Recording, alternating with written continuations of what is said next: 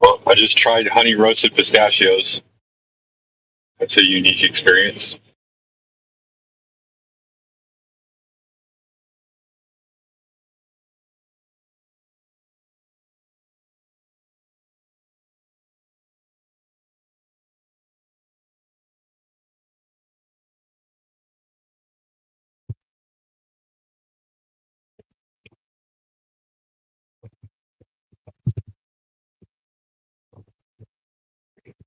Surprised you don't have any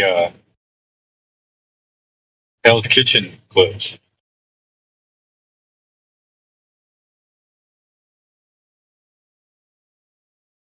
Hey, old Haas, what's up with that Wheel of Fortune moment? I'm guessing that was live on TV.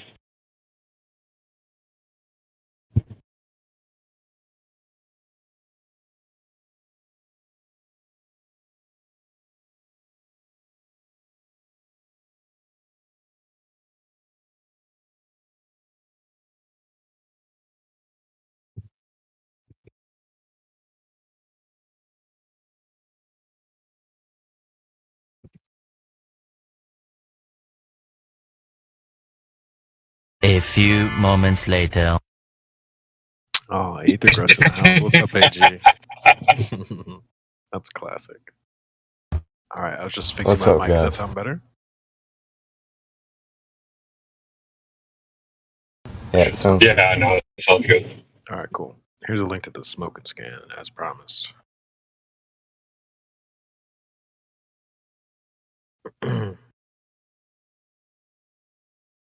I think I'm going to solve it. All right, go ahead. Okay, the Earth looks pretty flat to me. Yeah, that's it.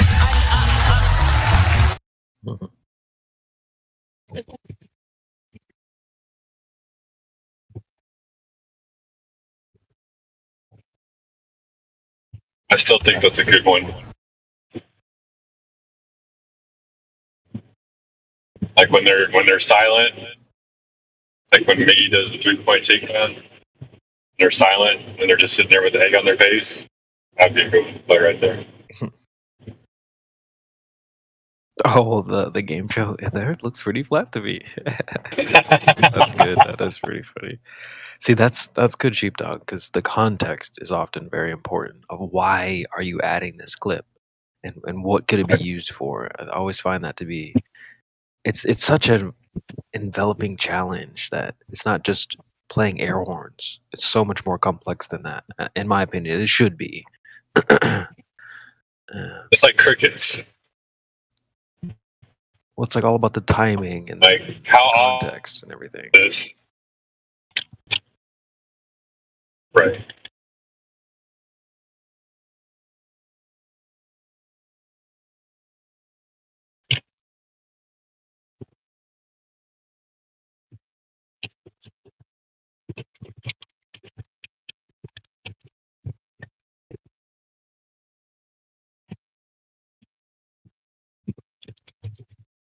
See, what I'm going to do is take clips like that and start organizing them in one place that anyone can go and access, especially for those who use the bot a lot.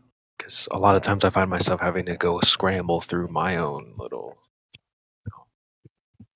phone history through scrolling and scrolling. Like, oh, I know I have a clip somewhere buried. So like, maybe I'm going to start organizing them in my server. So you guys are welcome to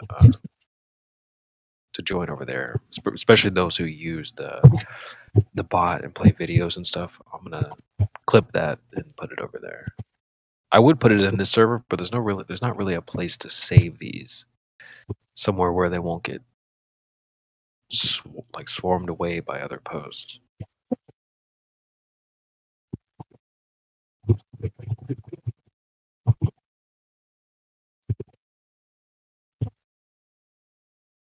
I'll grab a link for y'all.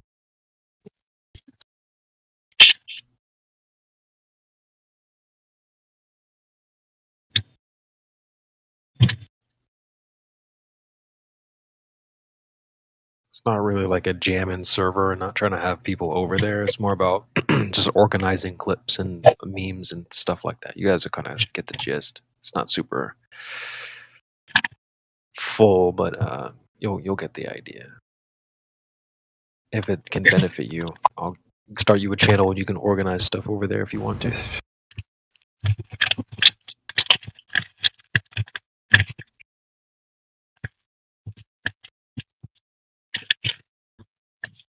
I find it helpful every once in a while. I'll be like, dude, I need this meme real quick. Let me just jump over to the server, copy, paste, good to go. So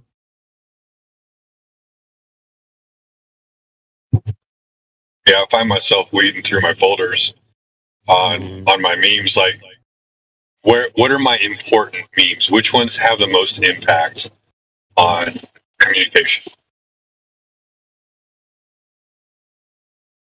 yeah, it's good to have them organized. Like however you guys do them, throw your recommendations out there. But for anyone that doesn't have somewhere to store your files or whatever, you're welcome to use my little den that I've put together. And So, if you need a channel or whatever, let me know. We'll just fire up a channel for you.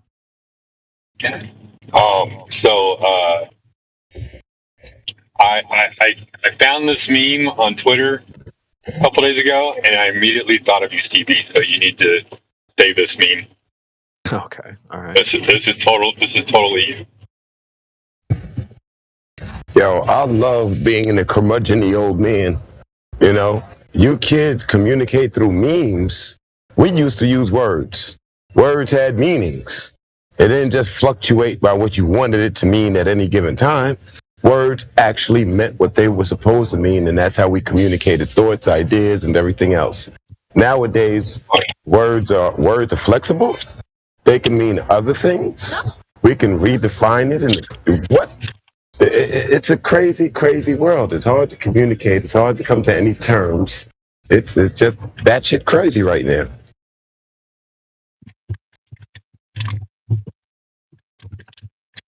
You know, I mean, when I'm training people at work, adults, these people do not read. They're looking at pictures and they're expecting to be able to tell what to do from looking at the pictures. And I'm not asking them to read a whole lot. We're talking a paragraph, 3 sentences. And that seems to be difficult work for most folk these days. It's crazy.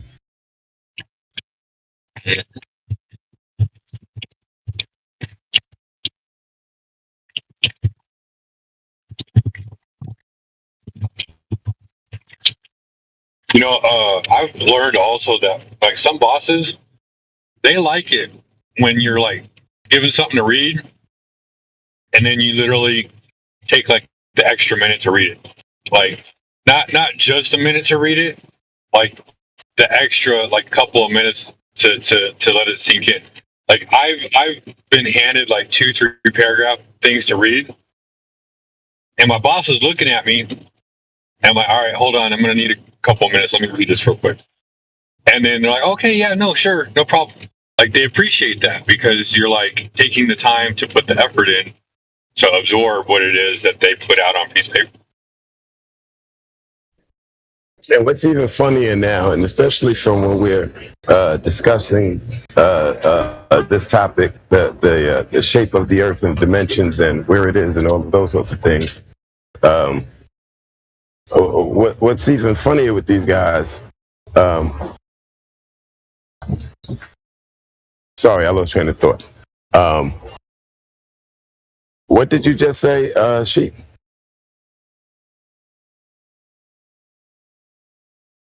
Sheepdog?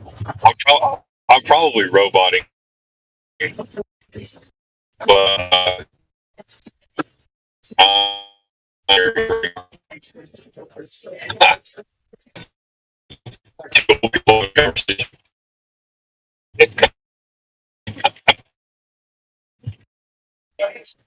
In any event, reading is fundamental. And just because you can recognize and pronounce the words on the page, don't mean that you're comprehending what you're reading, which I find a lot with people who come into these servers that have discussions, and then they're going to Google to research answers, and they're reading the words, but they're not comprehending what they're reading in any way, shape, or form.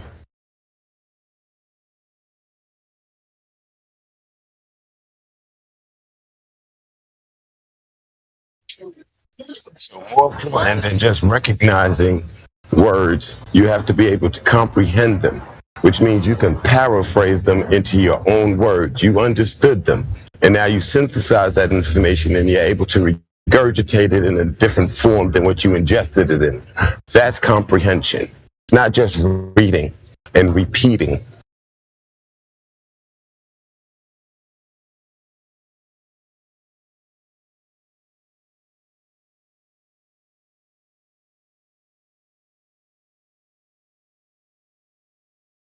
It's like, how did we lose that aspect? I mean, I don't understand where it's just reading now and there's no comprehension involved whatsoever, hardly. It's crazy.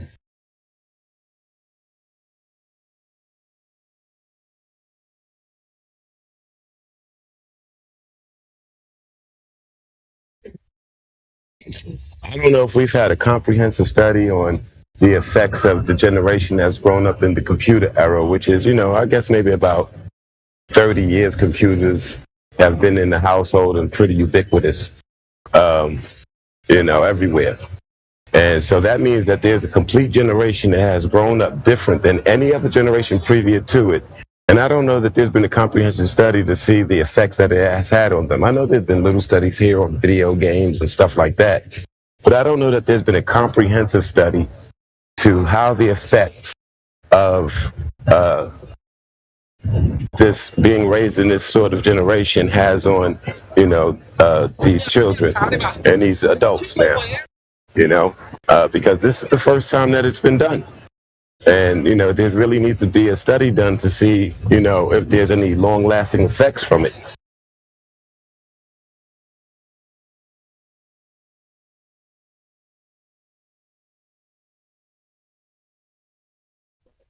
Let us not forget that this internet is brought to you by DARPA.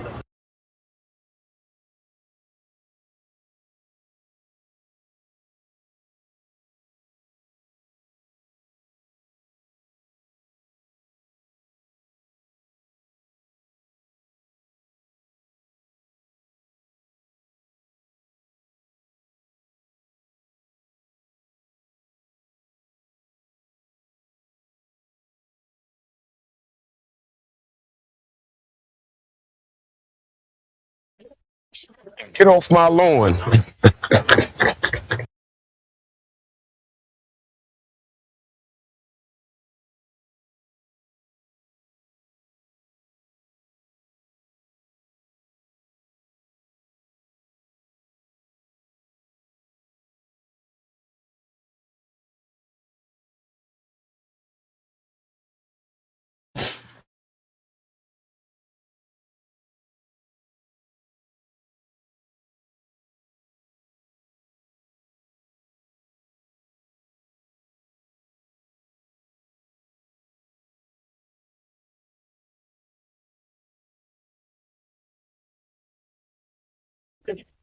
Why do I feel like Public Enemy?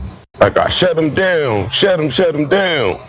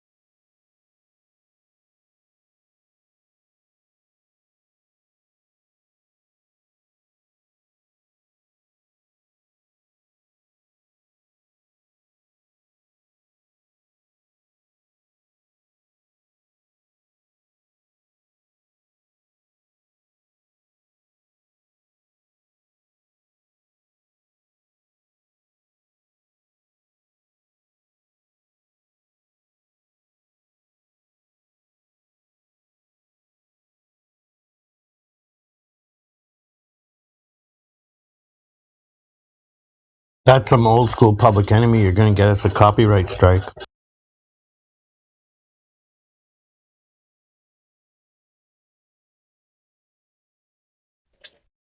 Fortunately, I sound nothing like them. Imagine, eh?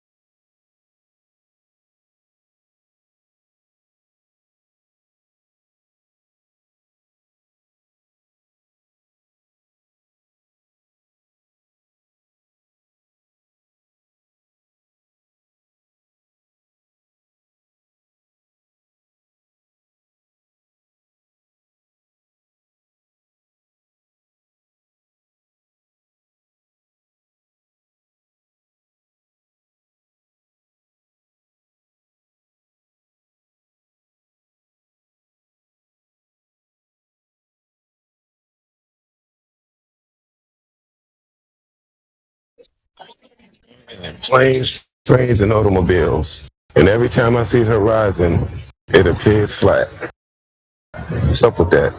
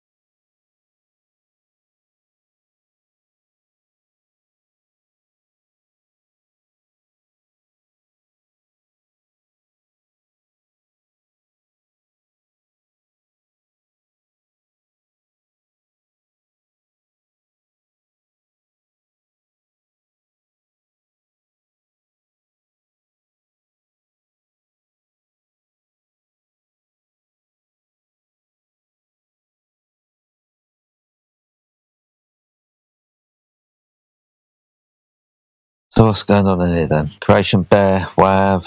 Well, Wav's deaf, and there's no point talking to him. What's up, Creation?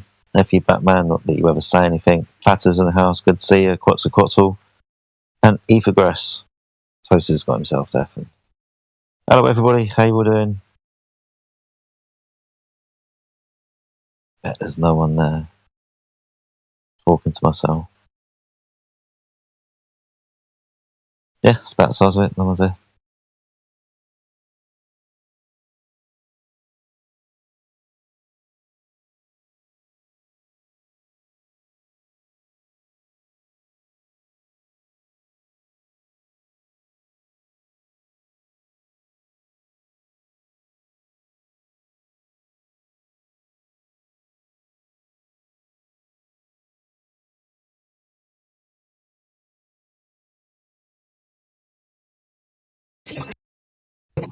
Well, nobody's going to talk to Jedi. How about Robot Dead or Dave? My robot What's up, Dave? How you doing, Dave? You good?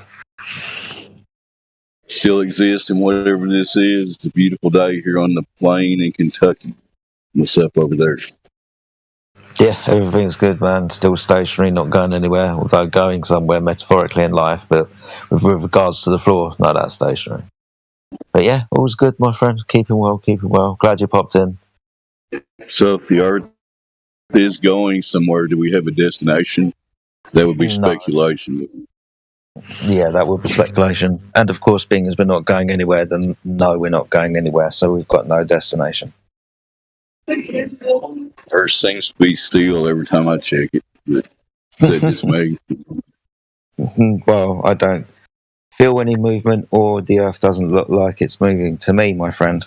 The sun seems to go across the sky, but that's about it. Well, We still have a massive amount of our human population, or whatever it is, that are still buying this heliocentric nonsense. You believe that shit, man? Well, I mean, no, I can't believe it, being as the flat Earth is really simple. But yeah, I can believe it, being as I've been indoctrinated and brainwashed since they appeared on the Earth. Since they were born. Programming's hard, man. The brainwashing is hard. So yeah, I can believe it. Most of those people, hopefully, you would logically think they just haven't actually investigated what we have and take an honest look at our actual reality that surrounds us, right? Well, yeah, but that's because everybody thinks it's a given, and I guess pretty much most of us did as well. The Earth is obviously a spinning ball. That's a given. We don't need to question that, right? It's just the point where we can question it. When we do start questioning it, when we start looking for the ball that they say that we stand on and live on, that spins in the vacuum of space, we don't find that anywhere. It's interesting, right? Some wise Jedi once said, if no container you have off gas will fuck. You still got that thing? It's out there somewhere, man. Yeah, I've still got it somewhere. Can't believe you remembered that. That is a great meme that I made. Yes. If no container you have off gas will fuck. Excuse my language. No, you're fine. I like the way that phrase come up as well. Just because I got frustrated with somebody, as you can imagine, explain it to them 4, 5, 6 times, and just getting to the point of, look, the gas is just obviously going to fuck off, isn't it? Yeah, and it seems to have stuck with me ever since. But it's true. Right. It is true, Dave. Right. Sorry, Dave, you roboted there. What did you say, mate? These people just assume there's some magical force called gravity that's up there just holding gas at whatever height that they think it is up there in the vacuum of space, right? That makes sense. Sorry. Yeah. You're fine, man. You're fine. You came in back right at the end and cleared that up really good. But yeah, you are right. It's interesting as well how they perform that magic trick with this thing called gravity and associate it to gas, because they'll pick something up like a ball or a rock and drop it and say all things go down. Yeah, not all things. Not the gas. Not the gas that's going in all directions, right? That would have to be included in all things. So yeah, when they say gravity, right, whichever one they're talking about, they're just talking about down. That's obviously not affecting gas then now, is it? So it's interesting how the brainwashing works. The funny part of that example is they're dropping something through gas that's going in all directions while they're dropping it. Mm-hmm. Yeah. Kind of take it for granted. Breathe in, breathe out, forget about it. It's just gas. It's all around you. Don't think about how it stays here in a vacuum whilst you're on a ball that's spinning, flying around that big light in the sky called the sun, according to this ball, 66,000 miles an hour. Don't worry about how the gas is staying onto that in an open system. Yeah, no, that's fine. Well, Jed, all that you just said makes sense as long as you don't logically think about it, if you know what I mean. Oh, yeah, if you don't question it and you just accept the information you're told from an authority and based all of your fantasy ideas on this presuppositionary idea that we're in the vacuum of space and we can do that type of shit, then yeah, don't think about it, it's fine. Why would you see the curve? The Earth is so big, but that shit went over the curvature of the Earth. Shh. Why would you feel the motion of the Earth? Because the Earth is so big and, it's moving so slow comparatively to blah, blah, blah, blah, blah. Yeah. Why even give any thought to this subject? Smart scientists get all this figured out, so I'm not even going to think about it, right? Don't need to think about it, mate. It's all been sorted out. This is what I mean. Say, given the Earth is a ball, everyone's figured it out. We know it's to be true, so why question the authority that are telling us where we are? They wouldn't lie to us about where we are now, would they? No, they couldn't do that now, could they? No, it is what it obviously is, isn't it? Yeah. What, flat and stationary? I said, is what it obviously is. Oh, no, it's a spinning ball, obviously. Because they said so. Crazy that anyone would lie about the shape of the Earth. It's ridiculous, right? Say that again, Robot Dave. I can't think of any reasons that anyone would lie about where we live. That's ridiculous. Mate, no, not many reasons. Quite a few reasons, actually. Control, power, hiding things, hiding knowledge and truth. Answering the bigger questions in our life, like where we are, why we're here, who created us, those types of things. Yeah, you're not hiding God from us. Yeah, no, I'm not doing that at all. Indio's here. Maybe he knows why they would lie. What's up, Indio?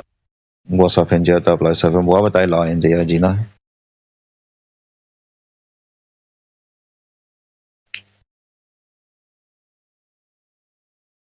Couldn't agree more. Because he wasn't ready to talk. I was trying to hand it off to somebody because I know I'm robot. No, you're fine. You're coming. Why do I get to easy questions? Why to easy questions? I like that one. Yeah, why do I get to easy questions? You gonna ask me what the meaning of life is next? That was that was number 3. Number 2 was what are you doing here? Good. How's everybody doing? Yeah, really well, thank you, mate. Really well. I thought I'd come in and see if we could liven this place up a little bit. See what was going on. How are you? I'm doing good. I'm just digging a hole, man. So, Just digging a hole. What, for yourself? No, for a guy. No, he he's too old to dig it, so I'm digging him like a hole to put like compost in.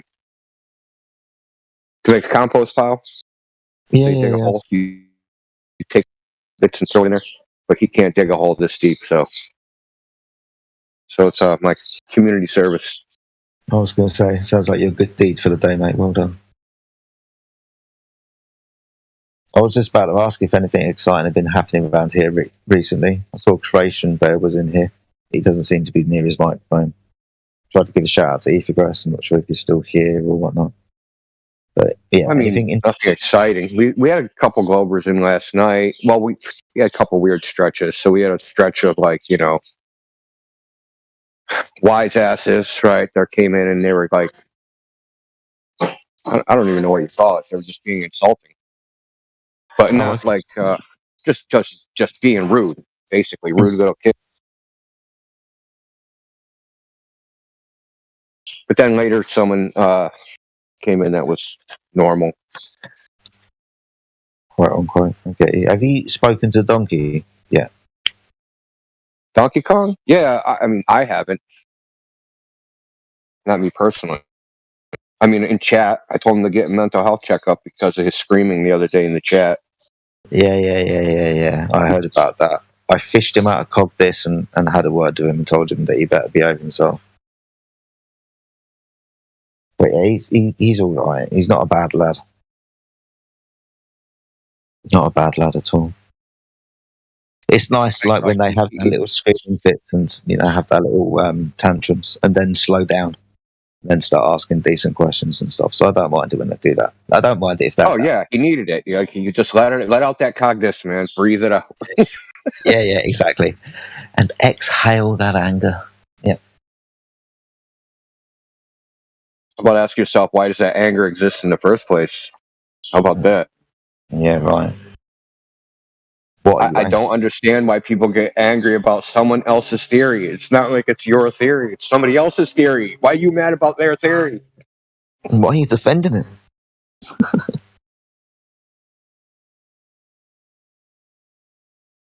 Yeah, it's mind-boggling. It's more mind-boggling to me that they don't question their own attitude towards it. Like, they're blind to their own behavior. It's like a big blind spot for them. Oh no, you could write paper after paper after paper on the psychological impacts of people coming to terms, or the journey and realization that the Earth is not a ball and it's flat. It affects everybody slightly differently, even though we see patterns, right? And we see that all the time. This person acts like that, and they all kind of act the same, or a category of the same. But yeah, it impacts everybody slightly differently, doesn't it? I like it. And I like watching them having to lie, and hopefully them realizing that they're having to lie, and then realizing that they are actually lying, and why everybody's laughing at them and how stupid they sound. Yeah, it's interesting. It's because they actually don't have, like, for most human interactions, people have defense mechanisms for them. Mm-hmm. But like this one, they don't, because they're in an echo chamber. So the globe is an echo chamber. Like they've never had to develop a defense mechanism for this topic. No. So when they're confronted, they don't know how to react other than like go into a spiral, out, scream into the microphone. Basically, do what a child does, right? Because that, like, if you look at it from like a social, an emotional and social maturity standpoint, when it comes to this topic, they're like children. They're still 5 years old, learning the Earth is a ball because there's a globe in the corner. Right? That's where their growth got stunted. They never went past that because they didn't critically thought about it after that age. So it's like you're talking to the 5-year-old them. Yeah, that's just a good way of putting it. Because it does get child right at the beginning. Yeah, definitely. I understand that. That's probably why it's so personal, right? It forms quite a large part of the majority of people's kind of psyche at a young age. It's very childlike, isn't it? Space and its fantasies. Yeah, well, especially like they probably thought the Earth was flat at some point, and then they got into kindergarten and they were like, no, it's a ball. And they were like, but teacher, no, it's a ball. Don't be a stupid sailor. You're not going to sail off the edge, dummy. Yeah. Get in line. Okay, well, exactly. I'll get in line. They will tell you that story, though. That's part of the trick, isn't it? A long time ago, stupid people thought they were going to sail off the end of the Earth, because we know now, smart people, that the Earth is a ball. So they always do that kind of trick as well. Stupid people. Long time ago, when we weren't smart enough. Because we're smart enough. Cavemen, dude. Cavemen. Yeah. A bunch of cavemen thought the Earth was flat. Yeah. Didn't know any better. I remember when they used to show you like cavemen, how they picked their mate. They'd bash her in the head with a club and drag her off by her hair. Yeah. Sounds pretty good for going back to that part.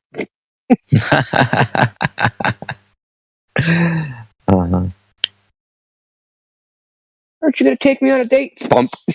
No. He was just going to wake up in the morning, though. Breakfast to me.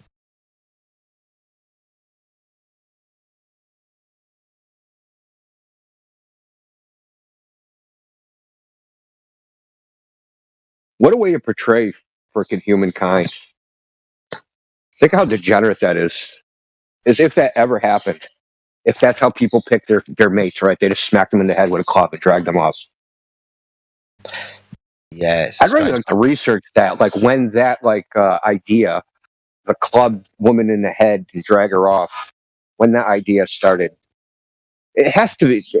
I guarantee some feminist created it. Probably. It's. The I mean, it's, beginnings of male toxicity. yeah, right. I mean, it's an interesting question because you do have that kind of cartoon image of that happening, right? Or a movie of that being depicted of this Stone Age era where, yeah, woman's being bashed over the head by a club. When did that happen? Why is that there?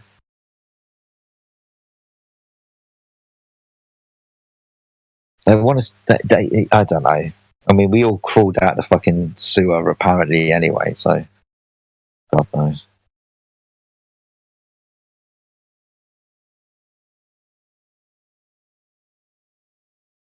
I guess they were clubbing women in the head and dragging them off in between building pyramids.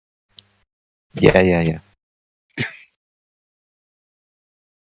My robot, and I got a question real quick about the caveman. What if Go ahead, no. Go ahead. what if two cavemen wanted the same woman? Was the first one to club her in the head, or how'd that work? Good question. Guess it's the guy with the bigger club. Okay, it's the guy with the bigger club. Surely, No pun intended. surely she'd want to be smacked around the head with the bigger club, right?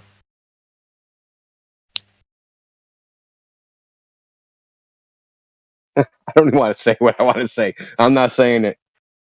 Go This on. is a family It's program. something. Very. But yeah, thanks for bringing it up, though.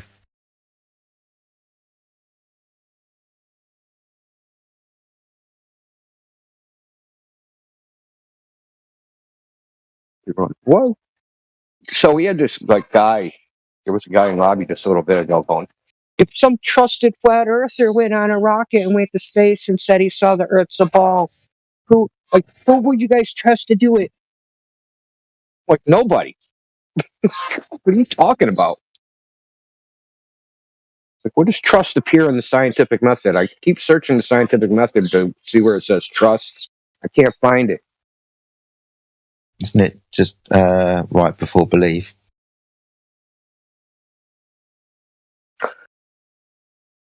Well, yeah. I mean, the idea that you would just think of the implications. Okay, Earth's a ball versus Earth's flat.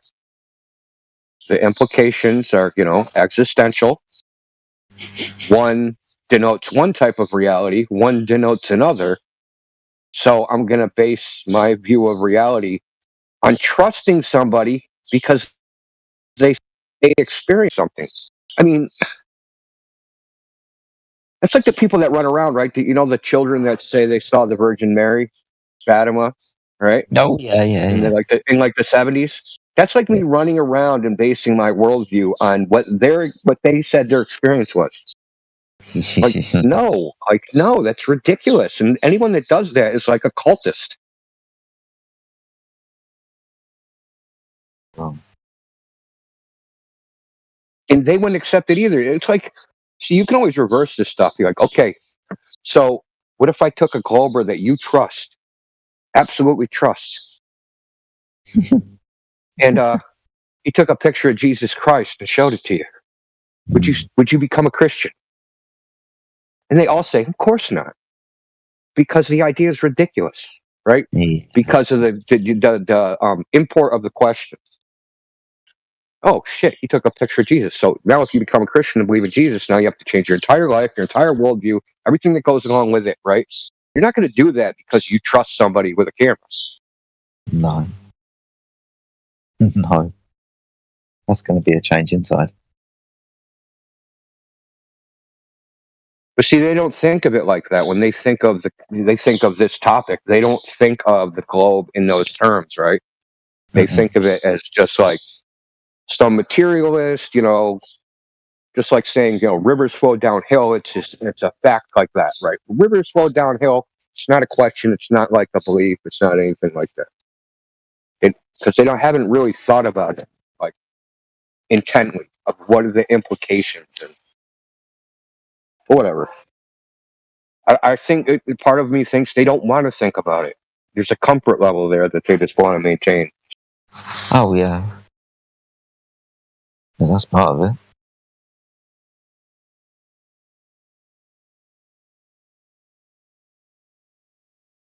Okay, but I'm gonna just listen because I got to dig this hole some more. Okay, mate. You can listen to me not say anything. Stay there, Dave. Occasionally jump in. You're metaphorically digging a hole like the Glovers do when they come in here and try to argue for the Glover. They just keep digging their hole deeper, don't they?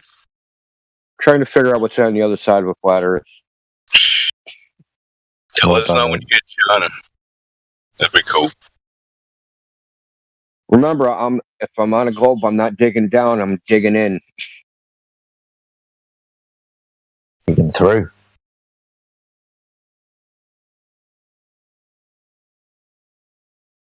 If you get past 7.8 miles, you beat the Collie Deep borehole. Go ahead and go. Yeah. I'm digging my way to some Chinese food. And I'm trying to get me some authentic Chinese food by digging a hole through the earth in China. Well, my mic's working, and in case there's somebody on YouTube that maybe just stumbled across this subject, whatever the case is, you're here listening, click the link, come in here and talk to us. We'd love to have a convo with you. Back to you guys.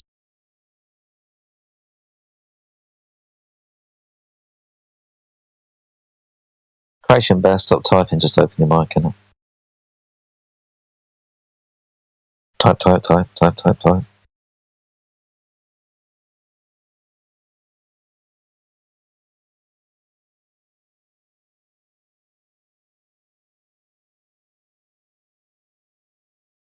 All we're asking people to do is come in and discuss reality. Is there an objective reality is what we need to start with. Hopefully you agree that there is a reality we all can prove to each other. Demonstrations. I'll shut up now. Creation Bear's making some food, and apparently he's got some stuff for me when he gets back. That's interesting.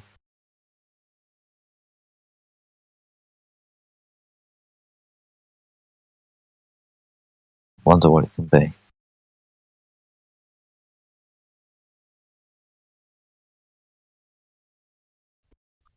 I bet Creation Bear's making a flat earth pizza. He thinks he lives on a pizza in space. Just kidding. It's probably making an edible flat earth model. It's making me hungry now.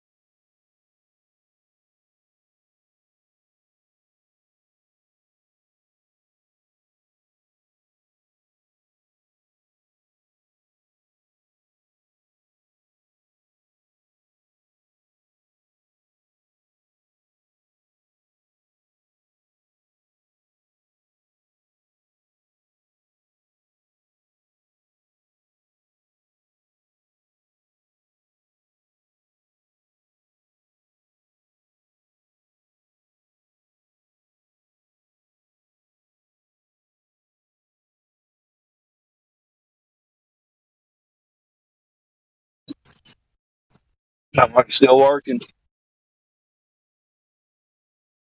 Yes, Dave. Yes, it is. I got a question for you, Jedi. What's that, mate? Pretend like I'm a new person that came in here, and my first question is, why do you think that you do not live on a spinning ball in a vacuum of space? Go. Why do I not think? Why do I think I don't live on a spinning ball in the vacuum of space? Because within that question, there are three physical claims to reality. One is a ball. I don't observe it. I don't measure it. Don't practically use it. That spins. Don't observe or measure any motion, and the vacuum of space appears to violate natural law. When we consider that we have pressurized gas that is adjacent but uncontained to the vacuum of space, and according to that natural law, then the gas would disperse into that vacuous space, because that's what gas does. High pressure goes to low pressure. The only way you can stop that is by containing it, and when you contain it, the consequence of containing that gas is pressure. We've got gas pressure in an open system. So yeah, why do I not believe the Earth is a spinning ball in the vacuum of space? Because there's no ball to spin and there's no vacuum. Thank you, sir. That sounded like a pretty concise and honest answer. I appreciate that. No problem, my friend. Hopefully somebody out there heard that needed to. Or not. Whatever, you know.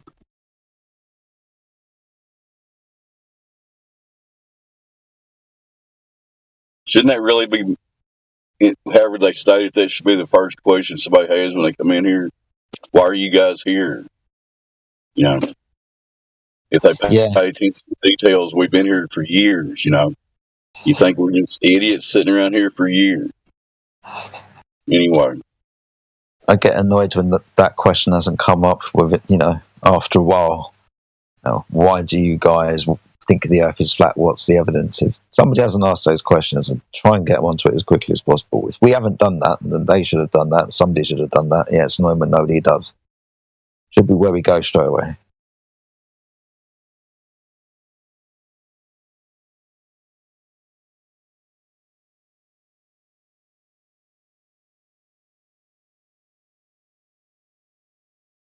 Yeah, you would logically think that would be a question at the top of their mind, you know. Some of them are just evasive. They don't really want to ask that question for whatever reason. I don't know.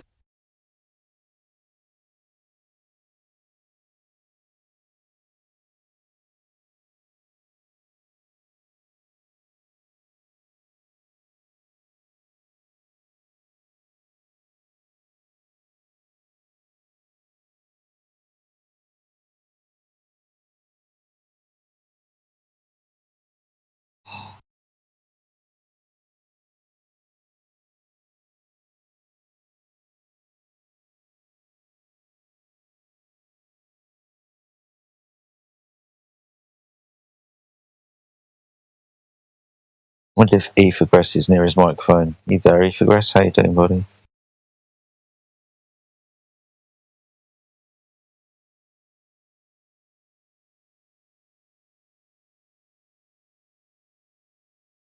Keep your secrets in.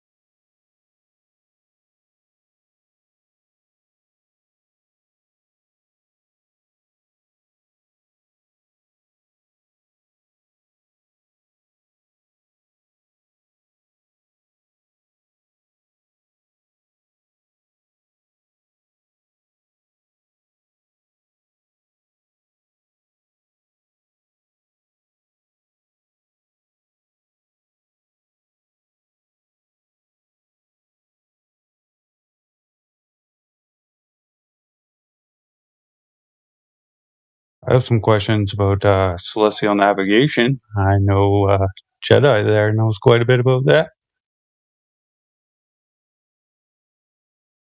What questions did you have, buddy? I've been watching this celestial navigation made easy. I think Indio posted it. I'm just kind of going through it, and he's showing like a ball and stuff, right? But what I was thinking was, wouldn't the point that you're trying to reach have to be at that 90-degree angle, exactly the same as us being on our 90-degree angle under the star? I'm saying, right? Right. Say that again for me, so I'm following you 100%, buddy. Okay, I'll post the video that I have. I think I know the one you're talking about.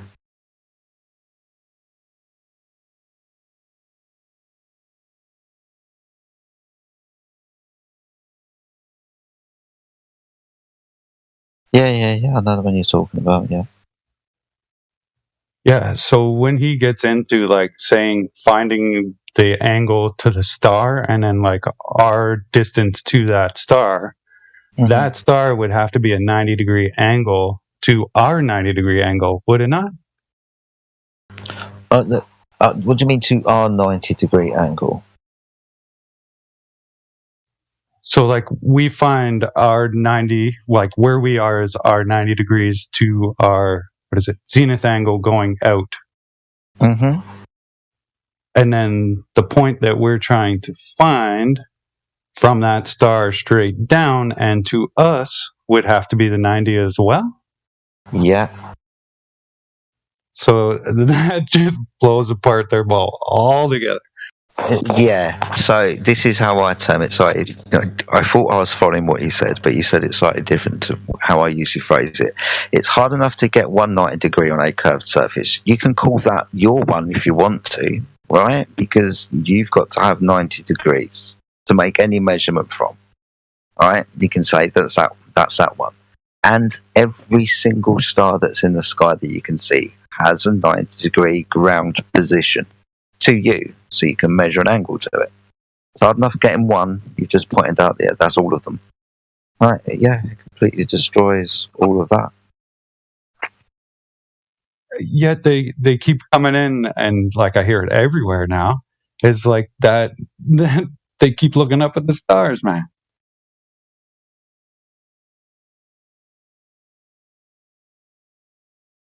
I know. Understanding this, it just kind of kills the ball. I mean, yeah, you're measuring angles to stars, but you're using that to navigate about the place. You wouldn't be using the tools to navigate if the surface you were navigating over was curved. It has to be flat to use it. Elevation angles to stars, mapping the stars, that was done ages ago, thousands of years ago. Then we used angle measuring devices, cartography and these types of things to map the world beneath the stars and navigate with the stars, the world that we mapped, all using angle measuring devices, all on a flat plane. Wouldn't have been able to do it on a curved surface. Yeah, like on a curved surface, the 90 degree of the star would be going way up over our heads, and ours would be going like right up to that star. Yep.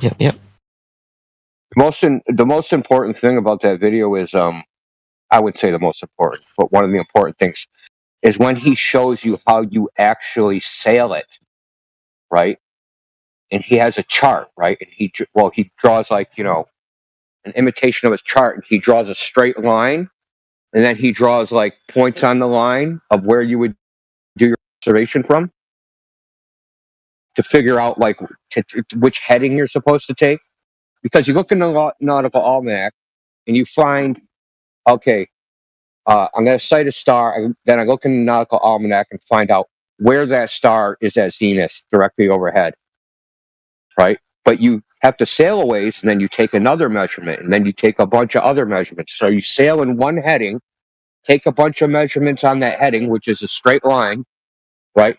Then you figure out, you draw the circle right around it of the distances, and then you take a heading off of that, right? So this is just a regular right-handed triangles. These aren't spherical triangles. These aren't anything.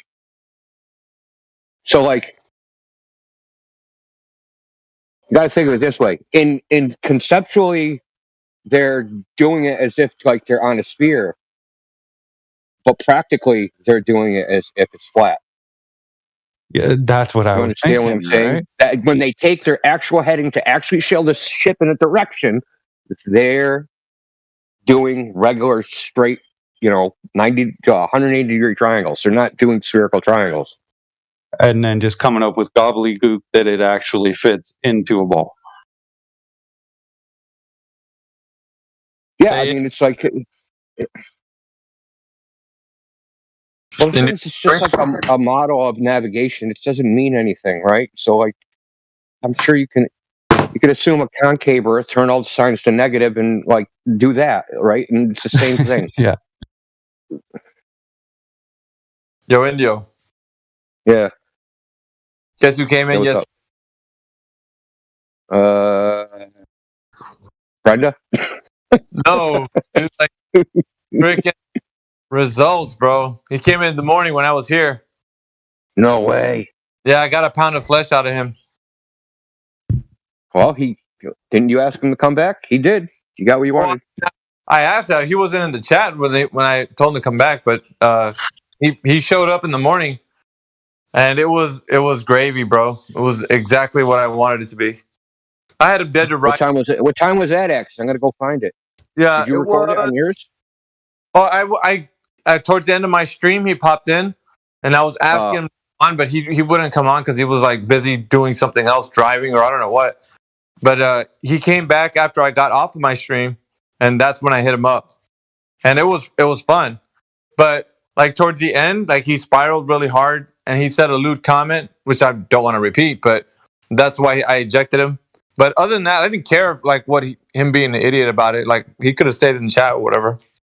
But he spiraled hard at the end, and he made this lewd comment, and I just ejected him. But previous to that, like it was wonderful. Like I mean, I got everything I wanted out of him, and I'm gonna put the live stream voice text what he put in there because you remember he was talking about his ring magnet. Oh, that guy. Yeah. The ring magnet guy. Yeah. Yeah, that's what he posted right here. Yeah, he belonged to me afterwards. After he did that, yeah, and he was mine. So basically, you got him to call you something nasty and break character. And he posted this. So, and I was like, oh, so that's why you say it's a ring magnet, because you're looking at the AE map. How did you provide evidence that the AE map is correct? Because you're talking about the entire Earth realm. So now how do you know how did you verify that? And then the dome that's in there, like all these things that you have, like you're done, dude. Like I was like, and because like he built his ring magnet presupposing that the Earth is already like the AE map. Exactly the way we see AE map is. Yeah, his goose was cooked, man. That was it. That's all I really needed. Sorry, isn't the thing about the azimuthal equidistant map that you have to use calculations because it's an azimuthal equidistant map? You have to account for sizes and so on, right? So depending where you are on the map, you've got to do a calculation. There's the orientation part of it. So I'll put it this way: like if somebody's saying that the sun is going in a circle around us, it's because they're seeing like either the globe or the AE map or just the celestial sphere in general. Okay. So they're putting to shape what the ground is like as far as like circle. So it's either circle or globe because of the fact that there's certain locations that they're mapping from like the stars and all that. Like they're using the celestial sphere kind of in a way. And then they're saying that because of that, the orientation is this way. But there isn't any map that can correspond with that. Because as you've seen, like, Mark Sargent wanted to do his AE map with the continents in a specific way. So was Antonio Subrat's. The Gleasons, they're all different. The continent sizes and the orientation, they're all different. None of them are the same. You see? Well, I mean, Antonio's map was supposed to. I mean, the purpose of it was to So the Gleason's map is a sun calculator, sun and time calculator, right? And the Gleason's map was supposed to, or Antonio was trying to like enhance that or augment it or like, make it better or more precise Yeah, than what it was. It's because when you're using the globe or the AE maps or anything to navigate by, you gotta account for magnetic declination and stuff like that. Otherwise, you're just not going to end up where you think you're going to end up. And so he I mean, you can't navigate the world with a map. It's just not possible. Like, like you can't navigate the Pacific Ocean with a map. Okay, like you just can't do it. There is no map of the world. It's not really possible. Not for navigation. It's useful for like the sun and stuff. Yeah, that's fine. But for navigation, it's not. It's not. No map is going to represent reality. It's just, and it would be useless anyway. There's no way to check it. Yeah, that's the part that I'm telling the people that are coming in here, because they're standing on these maps and they're advocating for the position of like, this is how it is. Then I say the simple thing like I tell everybody else is, how do you know that's what it is? How can you verify this thing? Like, that's important, right? Like when we're in here, we're being critical. Yeah, well, think about it, Miggy. Think about it like, okay, any map. I take any map and go from the tip of South America to New Zealand. It'll show some distance on the map. Well, how do I verify that in the water, right? Going across the water, how do I verify that distance, right? Water's moving around, so I can't gauge my speed. Like, how do you measure speed in a boat? Use a pitot tube. But like, if you're going into a current versus away from the current, you're going to get different speed readings. That's why they have air speed versus ground speed in an airplane, right? Because you're going to get one air speed based upon what the wind is, what the air is doing, and then you're going to get another ground speed. Then they also have to calibrate that for pressure, and then the pressure there can be up to like a 15% error in any given measurement, right? So like, these distances that are going over the water, they are not measured distances. It can't be. It's not even possible to measure. How do you measure the surface of a flowing liquid, dude? Like, that's not possible. It's a flowing liquid. Like, wouldn't that be the same for the air travel? Like trying to measure like speed, distances, like going from one place to the other? Yeah, the air is also a flowing liquid, right? Or a flowing fluid, right? So you're trying to measure the surface of a fluid or how far you went through a fluid. Like, it's not really possible.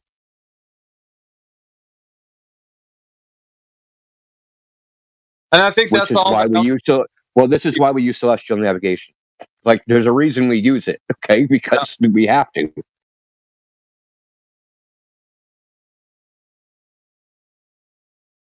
But it doesn't require a globe at all, because people did it before there were globes. So how did they do it? They don't require a celestial globe.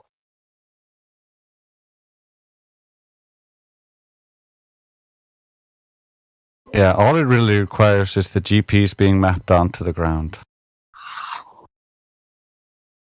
That's it, man. And where the ground is, the actual spacing on the ground is freaking irrelevant. That's if why a star's over someplace, you point yourself at that star and like, oh, I want to go to London. I know this star is going to be over London at this time. Okay, let's catch that star and keep sailing until boom, that star is over my head at that time. Hey, there's fucking London right in front of my face. Like, it's not really that complicated, and it really has no bearing on the ground. You're following up sky. It's pretty simple, and it says nothing about the ground at all.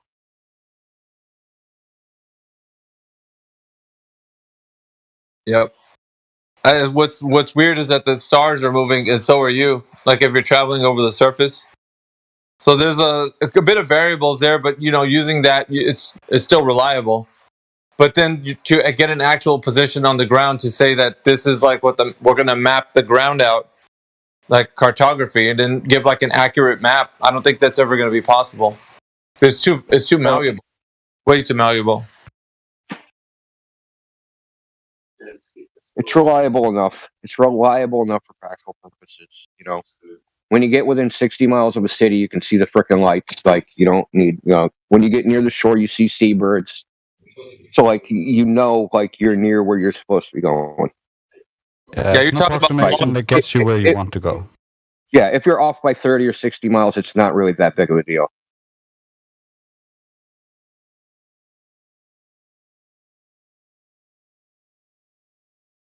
Yeah, no, I was saying it was great. The conversation with him, and then like I said, he didn't have much to say afterwards, and then I was basically just owning him after that, and then he stayed silent, and then he spiraled afterwards with that comment, and that was it for results.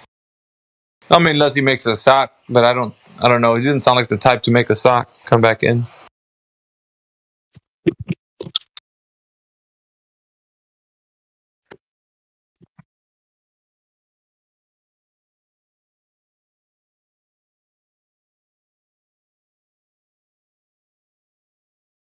Well, they're trying to create like what he was doing was but like this is a troll, right? So the troll is, oh, you have a, I'm going to tell you a crazy theory, and it's just like my opinion, and mine's just as valid as your claims, right? So they try to do a dual thing. I'm going to say something crazy. You have to respect my crazy thing because I'm respecting your crazy thing. But they're trying to create an equivalence between what they're doing and what we're doing. A false equivalent. Either you accept their crazy idea and they can laugh at you, or they can pull off that equivalence and they can laugh at you. Yeah, I mean, there's got to be a name for it. There's got to be some stupid name, or we should maybe, if there isn't, we should invent a name for it because we've seen it hundreds of times. False equivalents. It's that birds aren't real thing. That's all birds aren't real thing is, right? Yeah. Oh, we'll just say birds aren't real and they're CIA things, and like it's equivalent to what like the 9/11 and JFK and moon landing conspiracy theorists are, right? So they're trying to create that equivalence of like, oh, I have a conspiracy theory, you have a conspiracy theory, they're just the equal thing, right? No, They're what you're even saying is trying to make stupid. they're even trying to make it more retarded by like Australia doesn't exist and stuff like that. So they're trying to Yep, make it sound exactly. so retarded that like by proxy your thing is also really retarded. Well, the guy last night, his condescending tone, he sounded like a prick trying to like explain to us, like, you know what I mean? Like just his tone that he was using. As if he was like every single thing that you would ask him, he would be like, I think this is how the experts done it. Like he had no understanding whatsoever. And when I was holding him to yesterday, I was only on break time, so I couldn't hold him to it. But I was trying to get him to concede the fact that he doesn't know. But usually he was gonna weep out like about 30 seconds into it because he just wouldn't concede. So he wasn't going to. I just figured that out.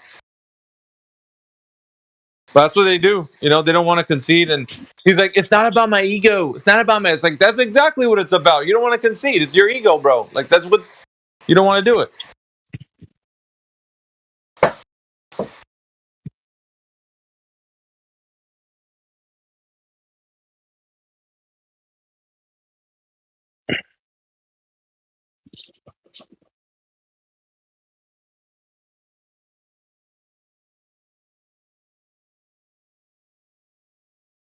He made the excuse that he had to leave too because it was real late, and he stayed like another hour after he said that. Yeah.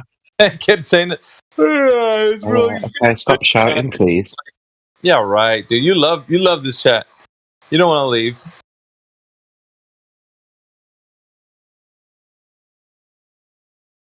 Yeah, we got him on Canagoo. He was really like putting his attention to here.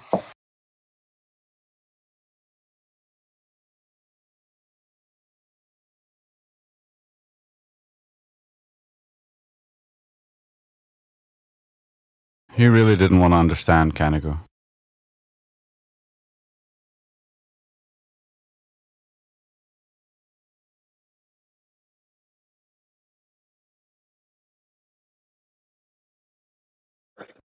Yeah, but he was implying imploring a lot of mental contortions when you guys were speaking to him. Well, I still think that you could see that little bit of a lander, but it's because of this high. And I'm like, he was just making excuses. He understood what you guys were saying. He just wanted to like make it seem like no matter how hard you tried, you're not gonna make this globe a flat plane. Not gonna do it. Just not gonna do it.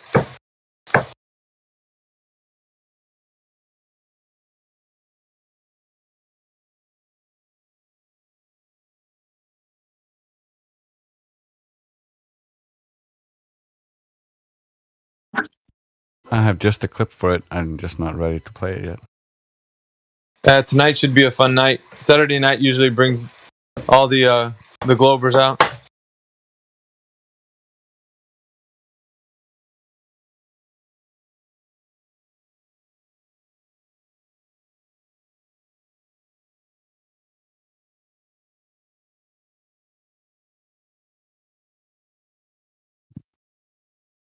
I gotta turn it into MP3.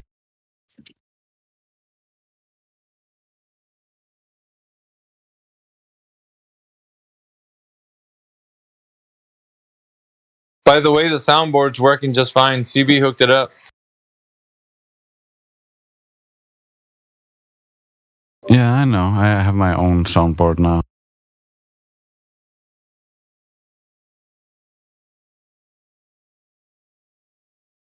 Yo, Indio, can you? I was gonna mention it also. Can you invite a soundboard bot that I think CB wanted to ask you about? There's a nice soundboard bot that has like a lot of sounds that you can add. Even I think it extends the clip from 5 seconds to like 8, I believe, from that bot.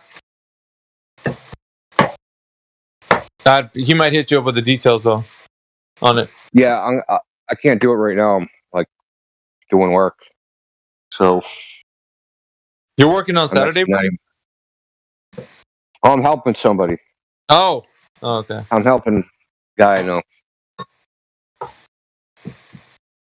I was like, Saturday? I don't usually think you work on Saturdays, but okay. Try not to work any day. Shit.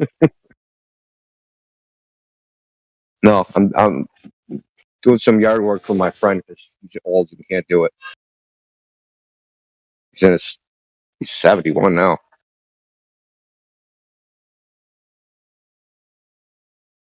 That's some good work. Well done, India. If you need help, bro, I'll go help you.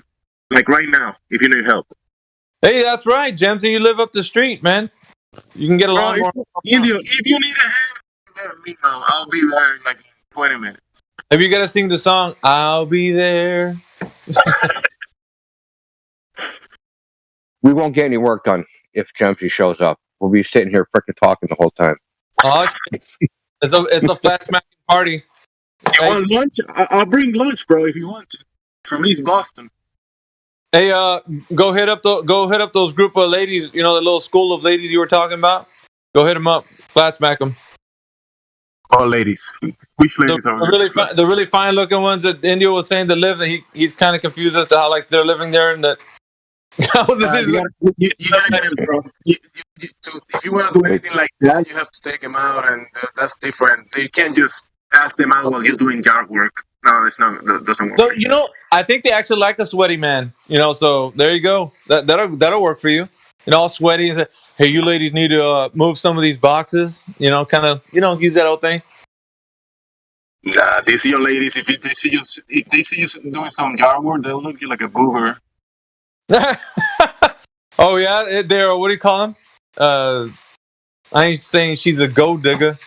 Oh, the real fine ones will see a man doing some work and they'll be like, "Yeah, that's the man right there." Those are the smart ones. Yeah, but you gotta lay, Jemsy, you gotta lay him on that old Puerto Rican accent, man. Hola, mijas, ¿cómo están? Yeah, they get pretty annoying when they start talking about that kind of stuff. Oh, can you say something in Spanish? Oh, sí, que tú quieres que diga. Stupid. Just say Rico Suave. Rico Suave. Well, you know what Indio's got working for him is his Boston accent, right? Hey, yo, get out of here. You know how we do it around here. Give me a cup of coffee. I'm Italian. Yeah. Wait a minute. Are you Italian, Indio? I'm just... No, not at all. Because you're a Kung Fu master, but I don't know, like, if Chinese, Italian, you know what I mean? Like, parents got a little freaky that way. I don't know. I got Native American, Scottish, and English in me. Good night. And he lifts weights every day, so you gotta picture that.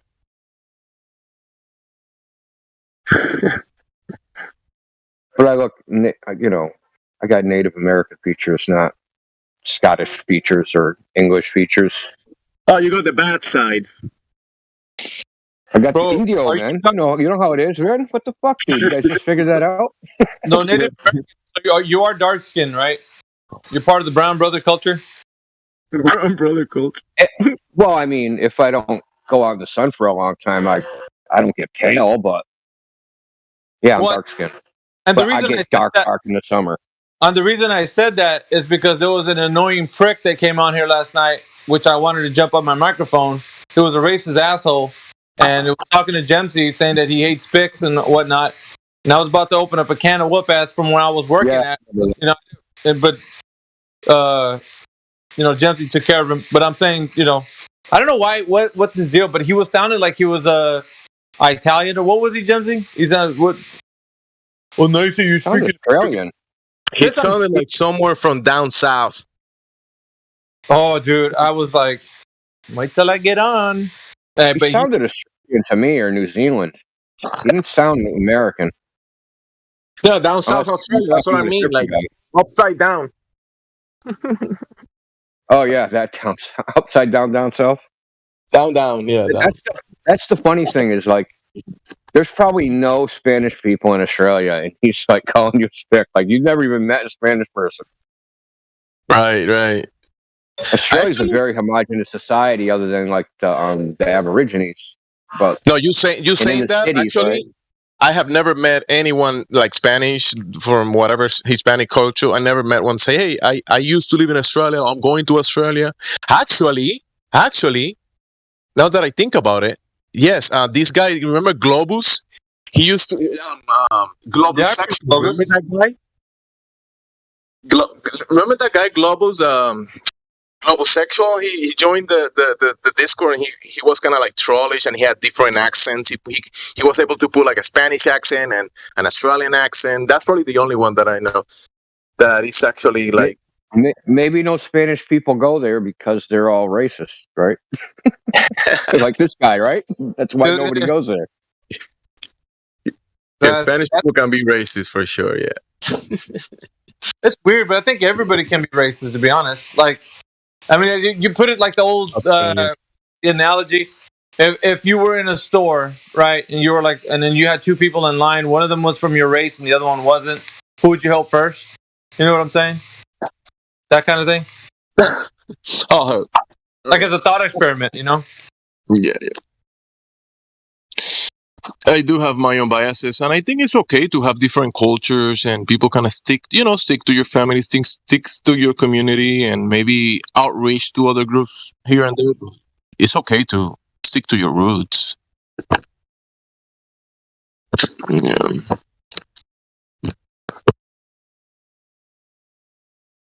What we got today? I'm gonna. Man, not too much happening, huh?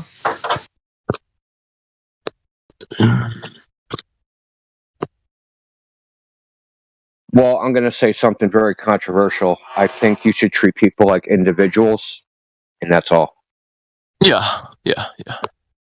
If you want to if you like, you like people and they just happen to be Spanish at the same time, like, fine. Like, you know what I mean? I'm not going to read anything into it. Unless you're like, I'll never hang out with a white person. Yeah, but you're too much. I know. Then I'm not going to read it. Then I am going to read into it if you come blatantly out and say it. In Puerto Rico, when I grew up, in Puerto Rico you have all kinds of people. You have whatever you can picture. I even have an Asian friend. He had like Asian parents and everything, but we never think about it like you were less than me because of you were different color or whatever. We were able to make fun of el negro or moreno, right? We will say things like that and just mess around with each other. But it wasn't like looking down or thinking that they were like, oh, you are some type of different race and we are better. That it was until I made it to the United States. Then I realized that people look at each other differently. Like here the racism and all that kind of stuff. People talk about it so much. That conversation wasn't like there wasn't no racism like you speak about it in the sense they do it these days. Just like you're saying, like individuals, we can as young people we can mess with each other for whatever reason, but it wasn't like racist like people describe it these days.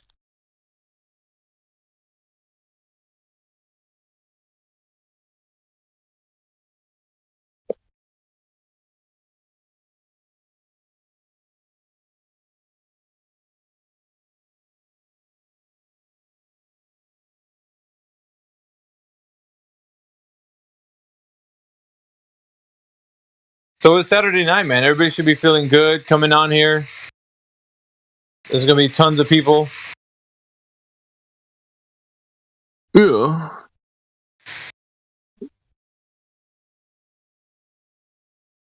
Did a lot of work yesterday. Today I'm gonna do other stuff.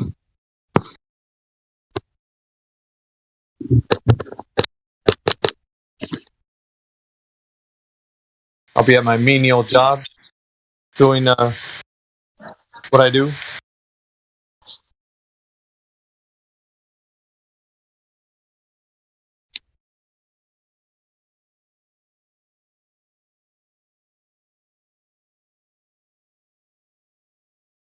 What's up? Oh.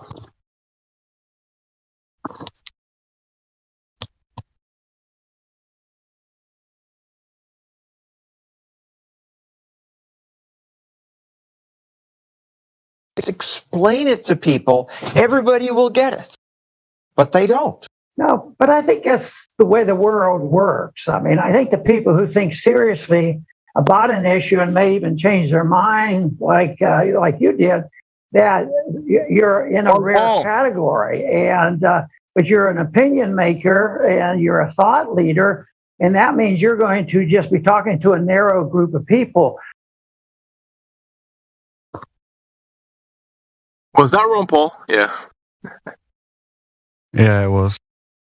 Bro, honestly, when you look at people that with integrity and good record, dude, this guy Ron Paul, he's definitely like in my opinion, like a good example for many people. As I think, like, let's say, if there's a need for politicians that to do some type of work, I think that's the type of guy that you want on that position. Someone like Ron Paul. Yeah, it's very interesting to hear him talk about all that stuff. I highly recommend listening to him. 100%. Hey, Drace, is there any Spanish people over there where you're at? Probably some, not many. I was wondering about that. I was meaning to ask you a long time ago, but now that we're on the subject, I was talking about it. So, yeah, I don't know. That's weird. You don't have a lot of cultures over there, really. Well, it's changing. It used to be very homogenous, and now we have a lot of immigrants. But it's not like you know what ethnicity they're from. They're all mixed and all over the place. I'm just saying because I don't think a lot of people want to live in the cold. Well, they don't seek to live in the cold, I don't think, but I could be wrong. Well, there's enough people that want to come here anyway, and our government just takes in thousands of people every year.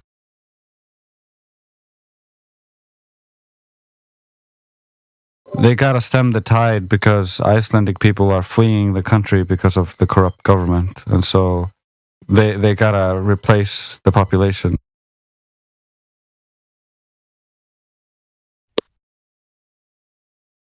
What's the benefit for living over there where you're at, Trace? Do people get stipends if you're living from out of the country and coming in there? I don't really think so. It's mostly just we have a very communist system or socialist system, so they can all go on benefits and as soon as they arrive, and yeah, it gets worse.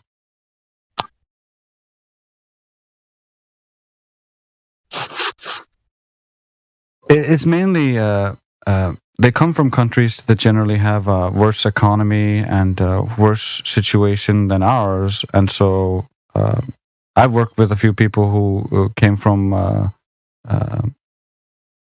I think it was Poland or Ukraine and places like that, and they will work here and then send all their money back and have a house and a family in their home country, but they will work here. Oh God, you ain't seen nothing then. So let me tell you what they do here. So like the Haitians, They're all here on benefits. Go to the food banks, like the whole damn family, and get a bunch of food, and they just save it up, and then they ship it back to Haiti. Yeah. Yeah, You ship it yeah, back to Haiti, and that's true. it's ridiculous. So, food for poor people, they take it and then ship it back to Haiti. Think about that for a second, how twisted that is. I mean, it ended up with poor people, right? But are they giving it away in Haiti or Yeah, selling it? I guess it's a more efficient, right? Yeah, They're they're selling it. probably selling it in Haiti. They're selling it. They have stores, man. Yeah. They got busted like I talked about it in this live stream probably like 4 years ago, because a bunch of them got busted. Wow, yeah. They busted a ship out of New York. It was full of like 54-gallon drums that were food. This was like This was going to the Dominican Republic, though, not Haiti, which is the same island technically, but it was going to the Dominican side.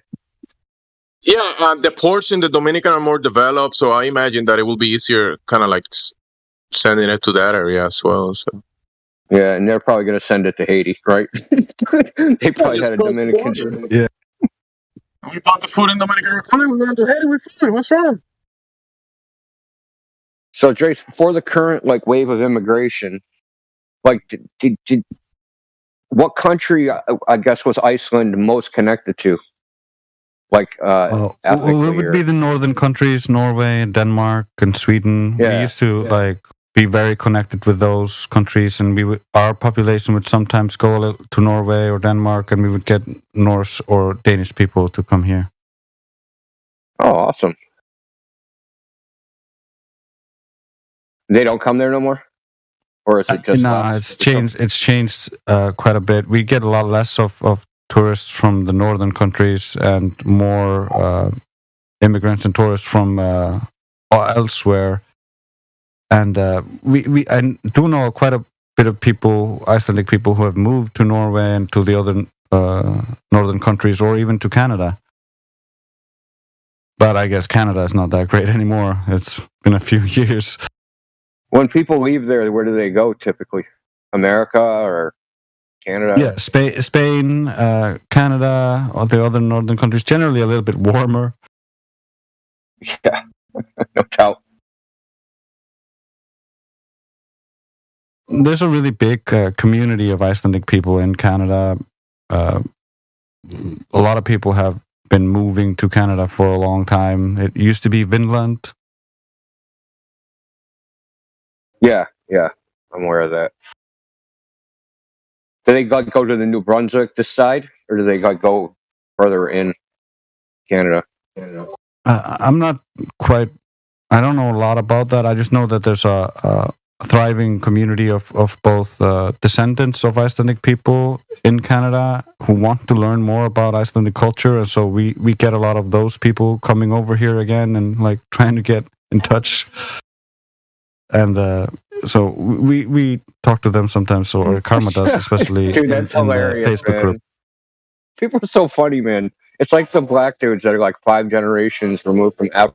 They're like, I'm going back to Africa to find my roots. It's like, dude, those people hate you. Like, what are you talking about?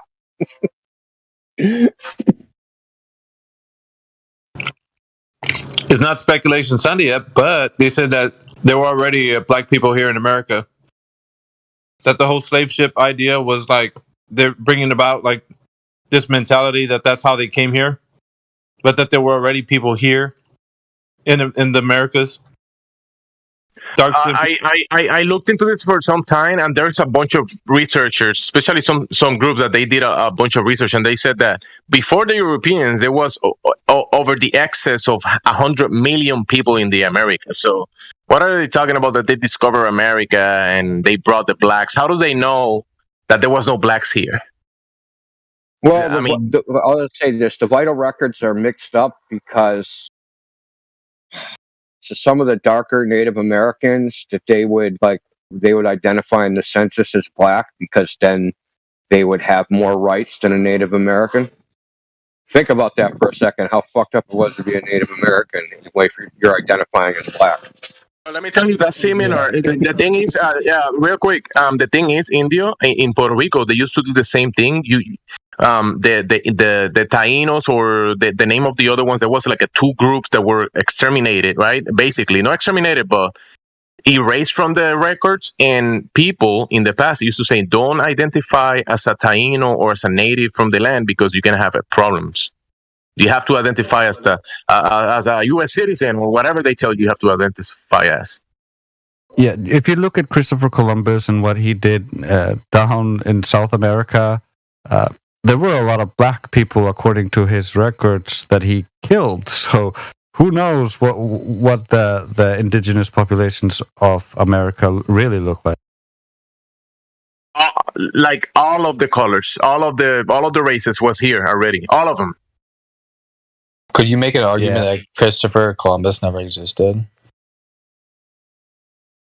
I mean, what will that do? Oh, he didn't exist. Like, sure.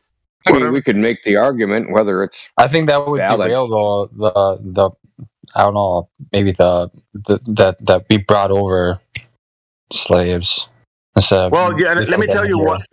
The first thing that I learned of Christopher Columbus was in school when I was pretty young. I didn't know any better. And the teacher told me that he proved that the earth wasn't flat. It was a globe. He proved it was a globe by traveling. That's what they told me when I was a child in school, my teacher. So, yeah, that's a cool story. My teacher said the same thing. Yeah, same here. And Christopher Columbus didn't discover America, dude. No, he's discovered America. Yeah, they told me that too. I think it's part of the Colombo family. That's like a rich family. No, there was Portuguese and Spanish here way before Christopher Columbus did. Yeah, but Colombia, the word Colombia is like it means universal. It's like it's one of really rich families. Yes, the Colombos. Yes. I'm pretty sure it's called the Colombos. But there was 100+ million here already. 100+ million people here. So what did he discover? It was a takeover. It wasn't a. America is pretty big, right? You know, this place is pretty big, right? Like when you talk about America, from the north to the south to the tip, from Alaska down towards Chile, that's a lot of land. From those 2 points, it's really big. Like when you think about Iceland, Iceland is bigger than Denmark, but Denmark has millions of people, and we are both like a tiny little part within a state of America. Here's something that bugged me always about the whole concept. If that was true, if there was already people here, and they came here in boats. Didn't you think the people here outnumber the guys in boats? Like easily, you could overtake them, like just by sheer numbers. I mean, that would just be like logistically impossible to come in as many boats to take over the entire United States of America, even if it was portion by portion. What are you guys talking about? You know what I mean? Are you talking about getting invaded by some other country? No, this is like almost Tartarian talk. It sounds like almost like it's leading to Tartaria. I just joined. Tartaria. No, okay. In Puerto Rico, they have these star forts that go through the coast, and this is that millions of blocks of rock, and we're talking miles and how many hundreds of miles that goes underground of the capital of this is a whole island, like an island next to the Puerto Rican island, right?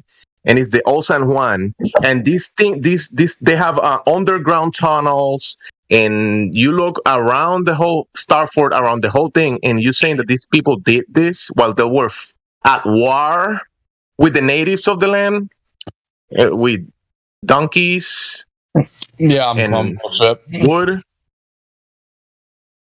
and they did this all over the Americas. You could go from North America to the south, and you're gonna find how many millions of miles of blocks, canals, all these structures all over the Americas, and the Europeans came from Europe and did all that.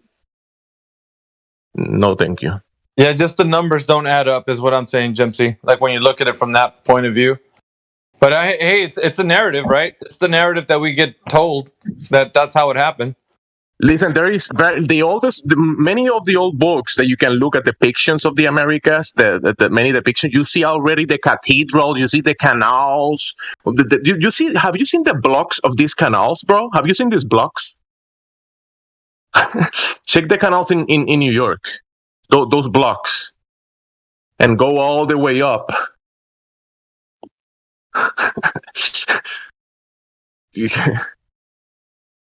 And they already depicted this stuff hundreds of years ago, while they were at war with these people, and they already had all these cathedrals, all this stuff all over the place. Okay. Yeah, hard to believe. The guy said right now that it sounds like Tartaria. Tartaria was a region of the world. It wasn't the whole world. The whole world is not Tartaria. Puerto Rico. I think you're talking about Puerto Rico, because in Puerto Rico I saw a lot of old structures, and that means that the whole world was conquered by Puerto Rico. Because we had all. What's so funny about Tartaria, or the idea? I mean, that was one nation. I mean, a big nation, right? A huge nation, but it wasn't the whole world. I'm talking to the guy that was giggling about Tartaria, like it was like a joke. Yeah, it was me, because you referred to it like the conversation we were having was like Tartaria. Well, it was leading to like Star Forts and Christopher Columbus and shit. Yeah. Did you understand the narrative? Do you understand the narrative of what's being spoken here? Or did you just interrupt and say that it's this just based on what we were saying? No, it just sounded like they were alluding to it. Not you. We weren't talking about Star Force until you started talking about Tartaria, and then Jimsy. Yeah, I did mention that. But that's me. Dude, whatever I said, take it on me, okay? I'll reply to whatever I said. Don't. No, I brought it up. I just shot it out there. So see if you guys opinions on it. And you did. You mentioned Star Force and all that. And then you add all of the structures that are under the soil that has to be digged up, and you add that up to the whole equation, bro. And it's even more than the stuff. I mean, in some areas you have a lot of structures that are underground. So yeah, add that up to, the Europeans did all this. Yeah, sure. Yeah, hey, it's the white man, bro. Didn't you know? And then they say, like, because I was talking about that earlier. It's like, imagine that logistically, if there was all the people that were here, how could that bunch of people conquer that many people that were already here? Logistically, that would be like an impossibility to get that manpower just to like take them over. They did it by they had poison blankets. That's the story. They had disease blankets. That's how they got away with it. The thing is that we are those people are our ancestors, right? And we are the today's generation of those people. So we're here, and we're still here.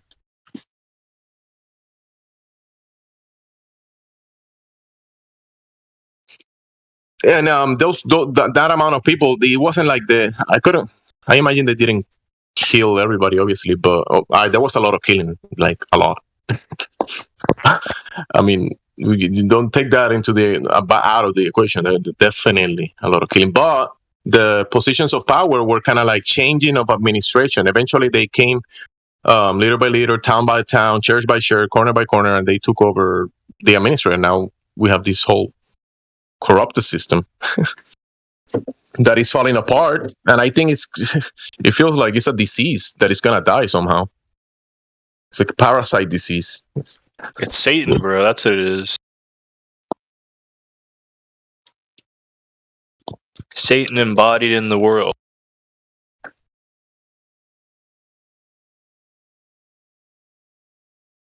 Well, that's your religion. Not all religions have Satan. Yeah, some form of evil. Sin's just a word. He's trying to describe A form of like, evil yeah. contracted into a group, A banded form of together. behavior, destructive nihilism Yeah, that thinking too. that will take you towards a destructive path. And without you even knowing it, you're like, yeah, I'm doing good. Killing, like, destroying your communities. Doing great. I agree with you guys. I'm just saying, for the audience's sake, because it's easy to misrepresent us as some religious, coming from a religious position. But eventually, I think that, I don't know. You guys sound like you're coming from a spiritual position, not a group religion. Well, decision making is based on kind of like a mindset, right? Or an environmental way of behaving and thinking as well, because we kind of like emulate from each other. We need food. We gotta get food. We gotta be productive. We do all these things together, right? But then you have kind of like I don't know. I'm just saying there is a manipulative way of operating. Like you can be manipulated really easily, and that's the way people operate, just based on suggestions. And you can do very bad stuff just based on suggestions. If you don't know better.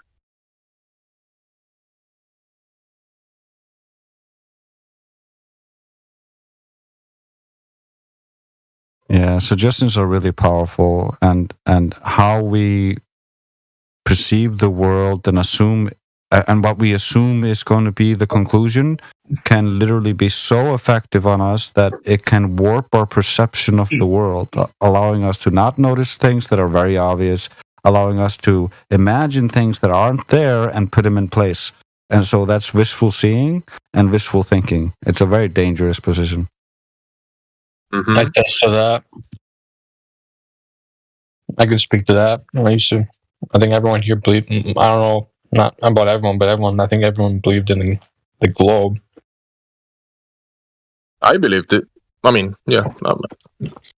I mean, that's what they told me. So I just by suggestion, just based on suggestion, I believed it.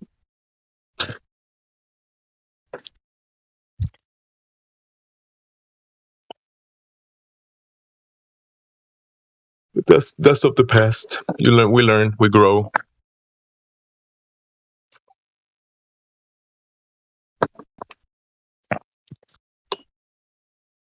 Any debates Globers roll in here, and you guys debate any of them recently?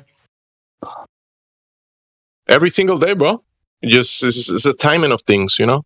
We can't. They come in and they start asking questions. Some troll, some really want to debate. And yeah, yesterday there was some good talks. Like if you tune in yesterday during like the nighttime, evening time, or even the morning time was good. If you're looking for some debates, there's a lot of good content. You just gotta find it. Or wait.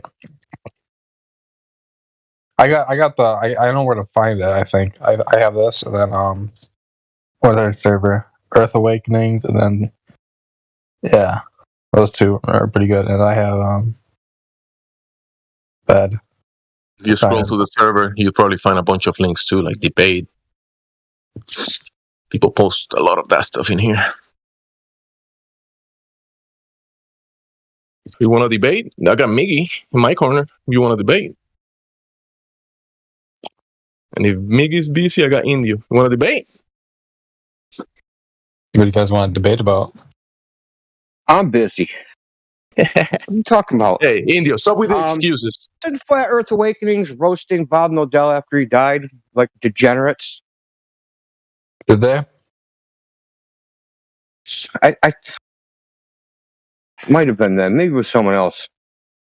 Or I just am a recent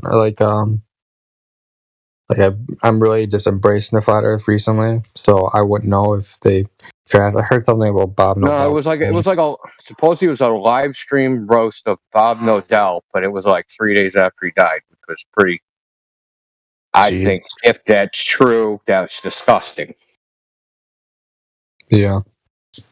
You don't have to make a freaking goddamn live stream saying he's greatest thing since sliced toast, then. But you don't have to. He's dead. It's not his grave Can't- either. Yeah, exactly. Can't He even can't defend come himself. back, talk back about it. Who died? Bob Nobel. Yeah. Is it Nobel? No Bob? doubt. Nodell. Nodell. I saw something about a post on one of the channels. I don't know who it was, if it was Eric DeBay or what. But I saw that he died. I didn't know that he got roasted. I mean, the most. I don't. That's what someone told me that Flat Earth Awakenings was doing a roast of Bob Nodell. It was like 2 days after he died. I mean, maybe it wasn't true. Maybe they never did it. You know, and if that's the case and that never happened, then I apologize. You're good. If it's true, then that's freaking low. Yeah.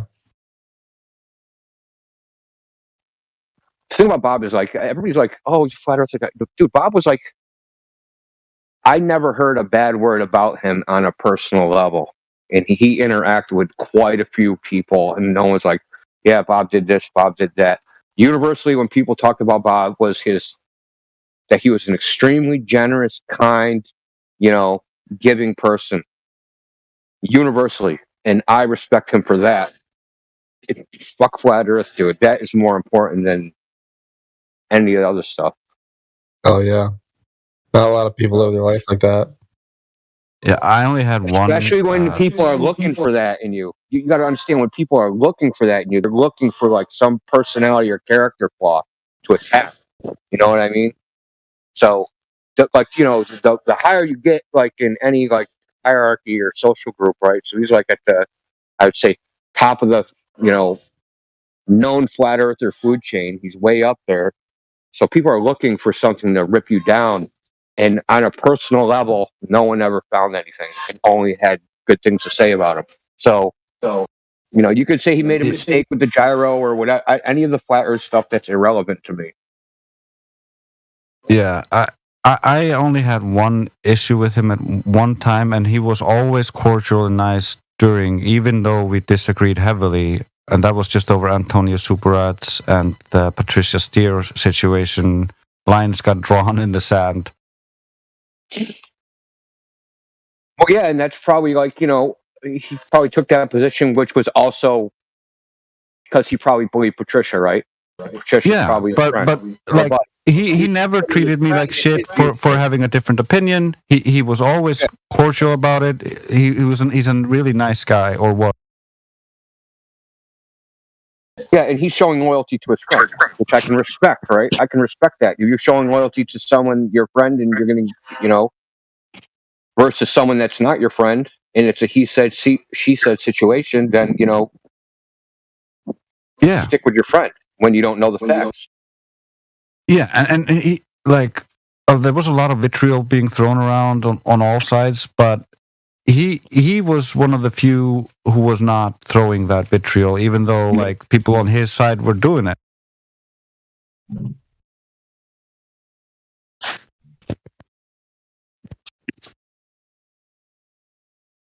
Yeah, that was a dumpster fire, interpersonal dumpster fire. Yeah. That's why I try not to talk about flat earthers. I don't want to get involved in anything like that.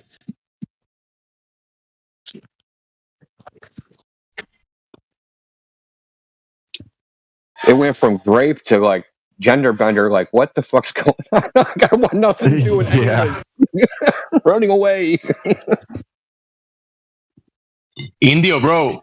I know you're working on everything, but in the next days, go when it's clear. Go to the sunrise in Winthrop, bro, and go to the hills in Winthrop, bro. Oh my goodness, like, bro, you gotta see the sunrise early in the morning, bro. Like around this area, East Coast, it's amazing. I see it every morning, reflect off the buildings through my window, man. You see it from your window? Every morning. I see the reflection in another building. You guys sun gaze? I sun gaze all the time, yeah. Ever heard of it? I've heard of it. I wouldn't recommend it.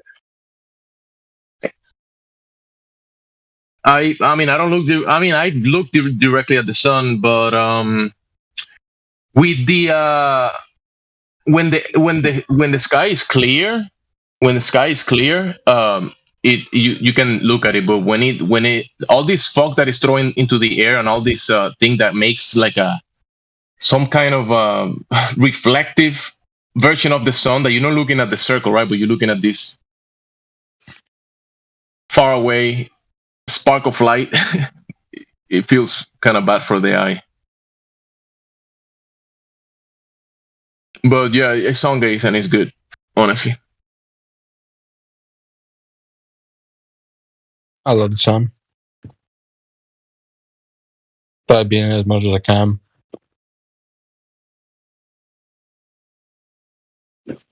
Keeps you warm. Well, not in winter. You need heating systems for that.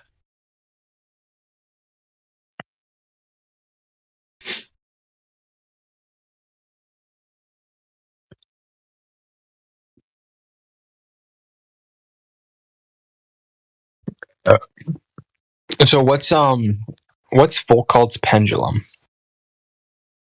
Is it Foucault? It's an occult device. And we call it like OCCULT? Yeah, it's an occult device. Yeah, that's what pendulums are. They used to be, back in the 1800s and 1700s, be considered a scientific tool for a little bit, or they thought it was. But then it got classed as an occult tool. They tried to use it to discern all sorts of weird things. I have a book on this somewhere. I tried debating some Clovers, and they just kept bringing up Foucault's pendulum. I think like the thing to come back with it. Well, I really didn't know how to come back with it. I'm new to officially talking or debating it. So is the way to come back it, is that to say it's not independent? It's not it's was it attached to the earth, so it won't work? Well, it doesn't work. That's the thing. It doesn't do what they say it does. That's the problem. I was thinking like, see, they'll just say counteract it with like processes with the sign of the. Well, what they'll say is the Foucault's pendulum processes with the sign of the latitude. That is not correct. You can get a Foucault's pendulum to process with the sign of the latitude, but it doesn't do it naturally. It does it if you keep trying. Right? You keep trying until you get it to do what you want. Okay. The trick bearded is basically to get the trick bearded is the trick bearded is to dig into their claims. When they say Foucault pendulum, like that's going to save them, you ask them, okay, how is it proving rotation? And you dig into their claims and you ask them to try to verify it, and then it all starts breaking apart. Then you can start throwing in. Then you can throw in the debunks that Indio is telling you about, for instance, because they've already made the claim, and now you can destroy the claim. If you have to make all the claims for them, it gets much harder. What's the end part of their claim as well? They're claiming that this device demonstrates two separate reference systems, the spinning Earth underneath the thingamawhat's-it. So that would mean, if their claim was true, then everything that was above and not attached to the Earth's surface would appear to deviate as you, the observer, continue to rotate on the Earth. That would mean also there would be a difference in flight times from east to west and west to east, because the airport would either be coming towards you or you'll be trying to catch it up, because they're demonstrating, so they say, two separate reference systems. Something we don't observe on the Earth at all, right? We don't observe a deviation in flight paths. When we watch an aeroplane from on the floor, that thing's going straight. There is no Coriolis effect as the way that Foucault's pendulum would tell us. Makes sense.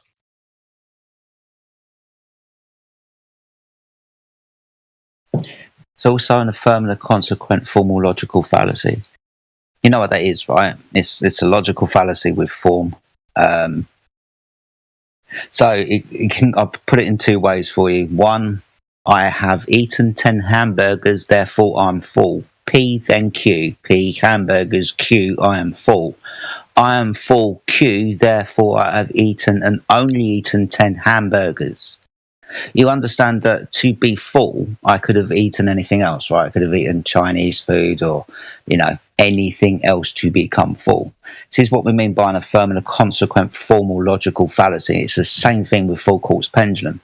If the Earth is a spinning ball, the pendulum does this. Pendulum does this. Therefore, the Earth is spinning a spinning ball.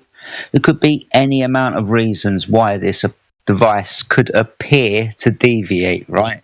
Whatever happens to it happens, but they isolate and only just say it is because the Earth is a spinning ball. So Would that be called begging the question? It's exactly right. A begging the question. The Earth spinning ball already exists. The way you can identify the begging the question fallacy is it's circular reasoning. He starts with his premise, the Earth is a globe that's spinning, and then he ends with the conclusion that is in his premise, well, the Earth is a globe that's spinning. That's a begging the question fallacy.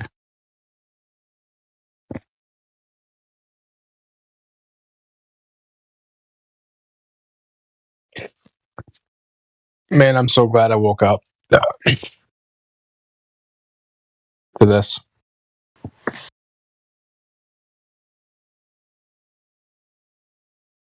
In Spanish, and even yesterday and today,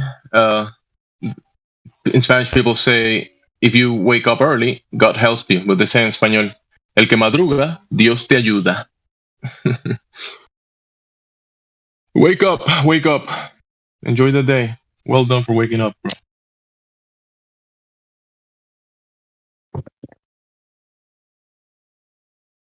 One of the biggest problems I think we have generally with dealing with people is this. You need to value certain things in order to get any facts in hand in the first place. I mean, any statement about facts relies on having first valued things like evidence and logical coherence, right? If you don't value logic, there's no logical argument you can give someone to say that they should value it. If someone doesn't value evidence, there's no evidence you could give them to say that they should value it. So epistemology sort of bites its own tail. And yeah, they if they are not willing to look at the evidence, you're not going to get them to accept it. If they don't have logic and don't accept logical conclusions, there's no logical argument that's going to work on them. They identify with whatever they're arguing. Basically, like Globers, they can't accept a flaw in their logic, and they won't change their position. They'll choose to. They'll identify with the globe. Because it's their identity. They'll just deny the evidence. They'll just say, no, it's not evidence. And then oh, no, it's not flat. Like, there must be something else that explains it. It's a ball. Yeah, that's why their answer is, what else would it be? So they ask you a question. You ask them a question, they ask you a question back. What else would it be? Like, okay, you want me to make up a story? That's what I ask them. I'll make up a story, no problem. And I'll have the same evidence you have. Nothing. Want to join my religion? But the thing about Foucault's pendulum is, like I said, it doesn't do what they say it does. Does fuck all. That's what it's called. Okay, fuck all. so you can go look. So Academy Pendulums, they make pendulums, right? Museum grade Foucault's pendulums, they make them. And you can go on their website and download the manual of operation. And it tells you that if it isn't doing it right, we have these adjustment screws that change the speed of the swing, right? Because it has a magnetic motor that's driving the swing of the pendulum, and adjust it until it gets the right precession.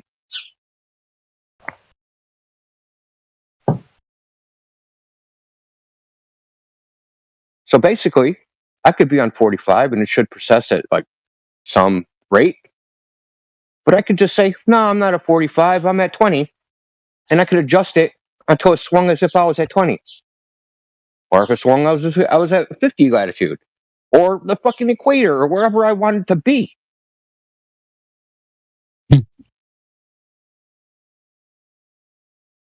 Indio, does it start swinging on its own, or does it? They have to start it up? Oh, obviously not. They have to start it up, obviously. Yeah. But it's driven. The motion is driven after that. It's driven with an electromagnet. Yeah, and the precession of the magnet, like.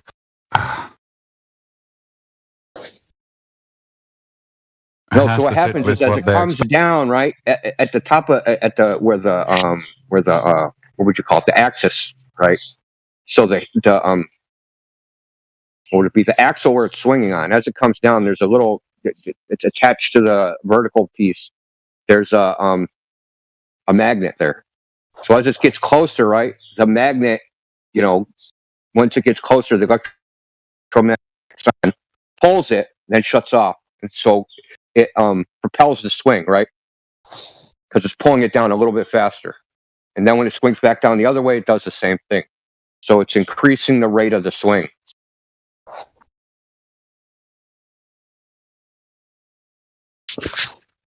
One thing I've just discovered was germ theory. It doesn't sound sound. Well, we're not allowed to talk about that anyway, so. Before we even get to that, let me. There's also another one. If you Google Foucault's pendulum South Pole, right? They set up a 4-story Foucault's pendulum at Amundsen Station, what they say is the South Pole. Their first measurement, their first try, they got 8 degrees per hour. The second try, they got 1 Earth rate rotation every 2.24 days, which is like 31 degrees per hour. And then on their third try, they got the 15 degrees per hour, declared victory, and stopped. So what is this called in science? This is called cherry picking and confirmation bias. It doesn't do what they say. And then, hold on, and there's one more piece of evidence. There's something called the Elias effect. Have you ever heard of this? No. So during a solar eclipse, a pendulum that's swinging, a Foucault's pendulum, they notice what's called an anomalous precession.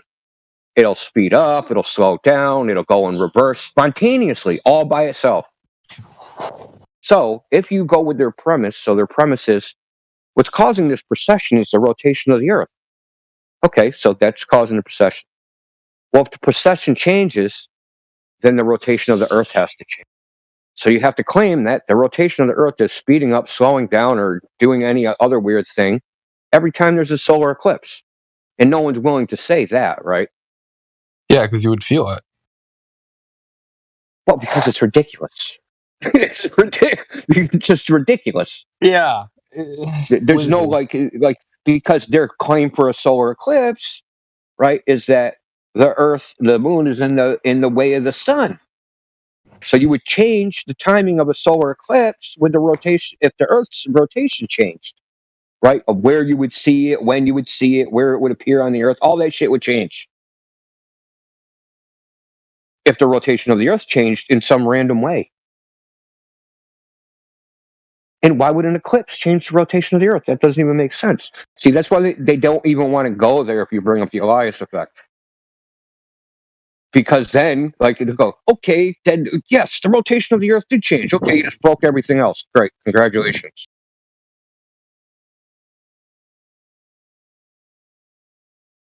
What's the effect called? And can you spell it out? Elias. It's Allias. In 2010, NASA was supposed to do a worldwide something like 11 sites that they were going to test this effect on. Whether they did it is unknown because they only did the press release so that they were going to do it, but no data, no published papers, no anything about it came after that.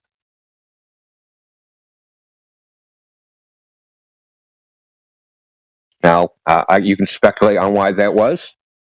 My speculation is they didn't get the result they expected. Oh, sure. Couldn't get it. And pretend it doesn't exist. Just like, when they're at the South Pole and they measure a 2.24 freaking per day Earth rate, they just pretend that measurement didn't happen, right? They just pretend it doesn't happen. It's a measurement error. The same with like the Cavendish experiment. When they get some anomalous reading, they say, "Oh, it's a user error. We're just pretending it didn't happen. You messed up. We'll just keep doing it over and over again till we get what we want." It's called the Texas sharpshooter fallacy. You know what that is? Oh. That one. Okay, it's like when you shoot a bunch of bullets at the side of a barn, and then you walk up to the barn and then look up to see where the bullet holes are closest together. Then that's where you draw your bullseye. Okay. Oh, really? Make you look like a sharpshooter. Wow.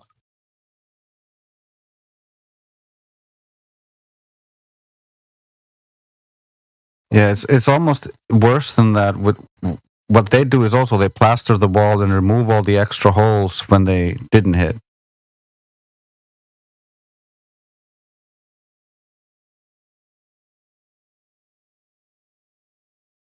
And then just draw the circles around the good groupings. That one has really good imagery. I like that one in particular. I think the name is very fitting. I hit somebody with that in the chat one time. Like, you just made that up. you just hold on to your seat, buddy. You're gonna learn something today. Yeah, the Texas sharpshooter fallacy. You spray a bunch of holes in a wall, and then go draw circles around those holes. And see, I hit the target.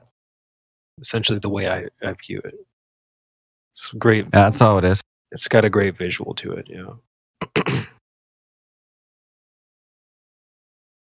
I'm just imagining a bunch of junk Texans just going to town on a barn. Hey, if you got two clusters and they're spread far enough apart, you can draw two bullseyes and say, "Look, I did it twice." It's two globes.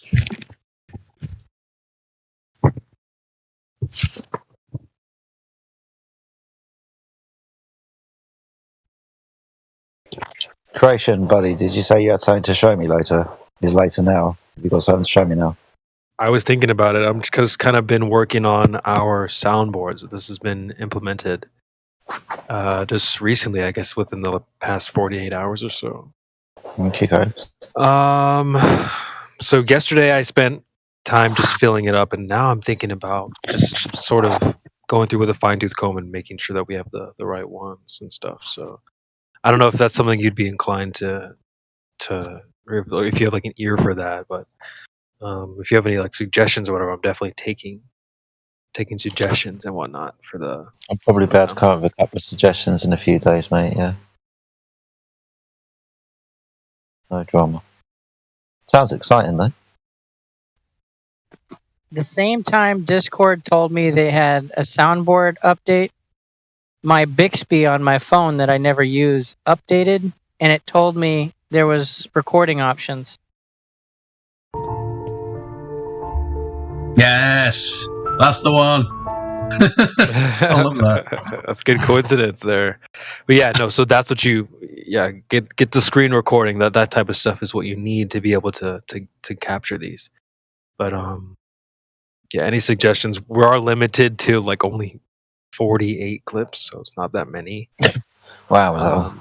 Yeah, so now we're going from like 400 down to like 50. So we'll have to sort of bump stuff off and put new ones on and so on. So just for anyone out there, if you have suggestions, I am organizing a place to store them all. I'm already getting some DMs. So, okay. But yeah, I'm definitely open for suggestions and stuff. But keep in mind, they got to be the best of the best. So. Yeah, 5 seconds of that music's not enough. It needs to be at least 30 seconds. I know. That's part of the pain I've been going through is like only choosing 50 and then only having 5 seconds. So the ones that are longer, like Michio Kaku, we're flying by the seat of her pants. Leaps of blood, like those longer ones. Sadly, I have to organize another project for that, which I do have an idea, but I'll have to talk to Indio or somebody about that. But yeah, I just wanted to let the panel know that we do have a little internal soundboard now. So the 1-for-1 board that I had on my iPhone, iPad, can now be shared with the panel here. So it'll be a select group of people, very special perms. But hope you all enjoy. I did spend most of yesterday setting it up, but if you have questions or suggestions, please let me know.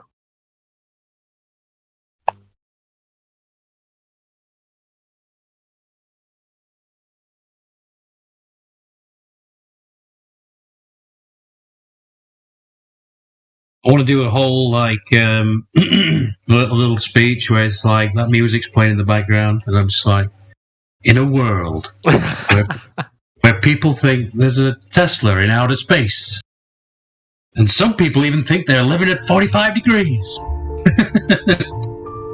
hurtling through a vacuum on the side of a ball. Yo, now I want to go to like woke servers, like the feminist flat earth server, and hear their cringe fucking soundboard. Wait, there's a feminist flat Earth server? Yeah. I want. Is it just called that because I want to go? I think the name is Feminist Flat Earth or something like that. I haven't been on it. I've never even heard of that. Or maybe I was on it and I got kicked off. Hard to remember. It's been around a while. I don't even know if it still exists, quite honestly. They used to exist. Imagine if you went on and you were like, suffragettes and all that stuff, and you just slowly implanting this thing where it were like, and then you can make me a sandwich. Joking, ladies, joking. Haram. Yeah, see, I wish they could expand it, because our servers boosted to the max, and they only give you like 50 slots. And you've already given me like 3 ideas I need to add. Someone says something wild. Yeah. So, Dude, how come I don't want to hear the good ones and I want to hear the bad ones? I want to go to some goddamn liberal server and hear their cringy soundboard, man. Well, from the one, I'm in a lot of servers. This is a new feature, and not that many people have one set up yet. So this is we're in like. Can you imagine what a leftist? Stages. Yeah, can you imagine what a leftist server soundboard is going to be? It's going to be like Hillary Clinton or something, dude. Oh my god! You're going to shatter that highest glass ceiling. Exactly. You gotta have the soundboard kicker in the pussy. Going when you go there.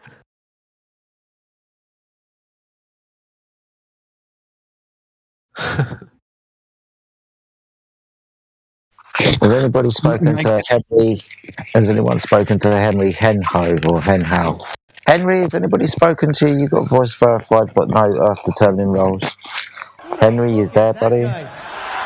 Yeah. Who the fuck's that guy? Hey, I got to split because my headset's about to die. So I'll be back later. All right, later. Take care. Adios. His name makes me think of the shop vacs.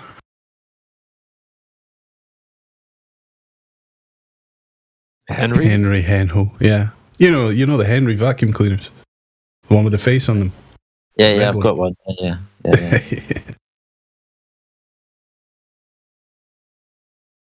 All right then, Henry. No worries. Just looking down through the server. Oh, hello. He can't talk right now. Nice little message. Thank you, buddy, for letting me know. Just noticed you didn't have any Earth determining roles. Maybe you'll tell us his secrets later. But Sorry about that. You're right, man.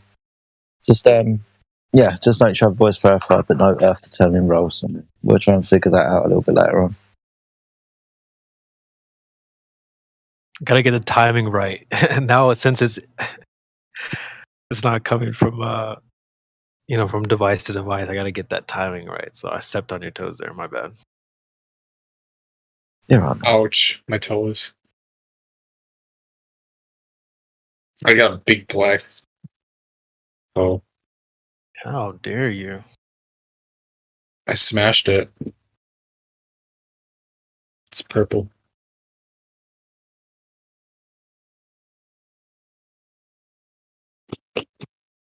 Yeah, so that's what I'll be working on in the background for the next. I think UFC is going to go live in about an hour and a half, so I'll be working on them on soundboard, adding clips, and kind of editing and stuff like that. So if you do have the role, I've given it out to some people. So and this only works on PC if you're on desktop, and if you have a specific role to use it. So, but if you're inclined or whatever, seem interested, shoot me a message or whatever, and we can. I think I'm going to put together a mini masterclass here pretty soon. So, just wanted to kind of announce that as well. Holding classes there, CB. Hold on.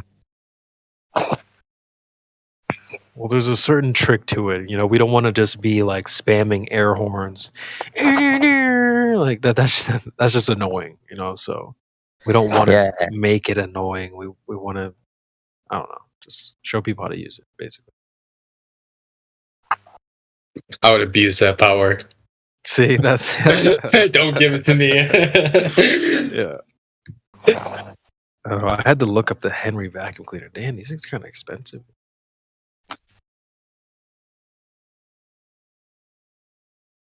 That's funny though.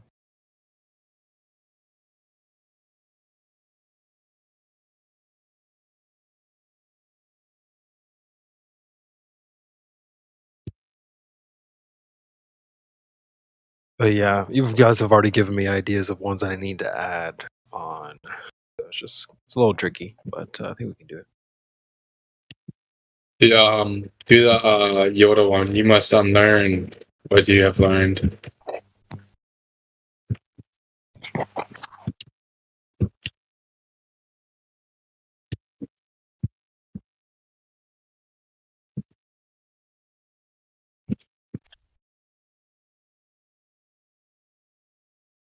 I always use a GIF of him when someone talks about a force. There's a funny GIF of him just kind of raising his hand, like, "Oh, you talking about a force?"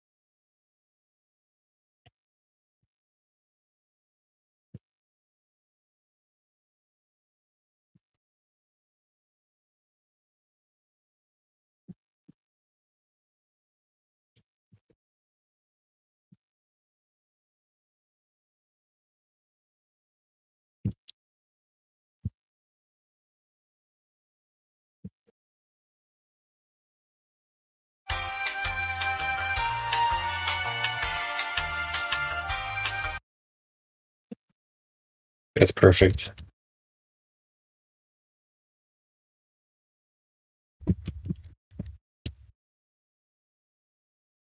See, Miggy Mayhem's jumped in. What's up, Mayhem? How you doing, mate? What's up, Jedi? What you up to, man? Just chilling on this beautiful Saturday afternoon or early evening. How you doing, my friend? You good? Dude, I came to work, but I was an hour early, and I was running upstairs like I was gonna clock in, and then I looked at my watch. And I'm like, oh shit, dude, I'm an hour early, so I'm now just sitting in the cafeteria, just like hanging out. I'm hanging out with a friend of mine that works here, and I was telling him about Flat Earth, and I was showing him the Discord and my YouTube videos and stuff. Oh wow, But okay. yeah, he's right here listening because I got everybody on speaker. But Oh, awesome stuff. How's he been taking it? What questions has he been coming up with? But he already like understands the flat Earth from the perspective. Like I didn't know he was looking into it. I'm putting him on the spot right now, but yeah, he's hanging out here with me. He's just eating, but yeah, I've talked to him and a couple of other people here, but yeah, it's pretty good. But we got some new people in here, don't we? Oh, I hope so, mate. I hope so. Let's have a look. It'll be a lively Saturday night for sure. Hopefully, I'll start coming in soon. I don't think I've spoke to Slithers, but I can check the chat history and see if there's anything. Cool. But welcome, Slithers. I don't think we spoke, so hello. Couple fresh faces. Kyle 108. I don't think we've had a conversation, so feel free to chime in. I think Dora's been chatting lately. I'm still kind of new to this server. Yeah. Are you still on the fence, Dora? No, I'm no way.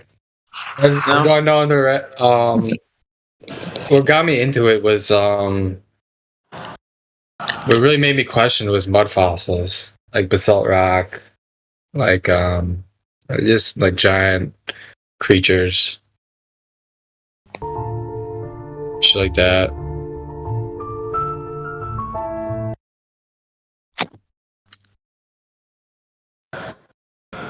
And I started looking into some stuff about Jordan Maxwell, talk about how we're owned by the Vatican through our birth certificates, maritime admiralty law and shit. And then all of a sudden I got recommended, I think, an Eric DeBay video. It's like looking at some of the videos, it's like evolution and dinosaurs don't exist. For the 100 reasons Earth is flat. And I'm like, what? No way. There's people that believe in this. Wait, but at that time when I was looking into it, actually I didn't say that because I knew the world was really strange as it was. Than it was. So I was like, all right, let's see what people are thinking about this. And it's like, whoa. Seeing some laws being magically broken, and seeing some footage of people allegedly being on the ISS with harnesses and people pulling on them, and bubbles in space, and good times.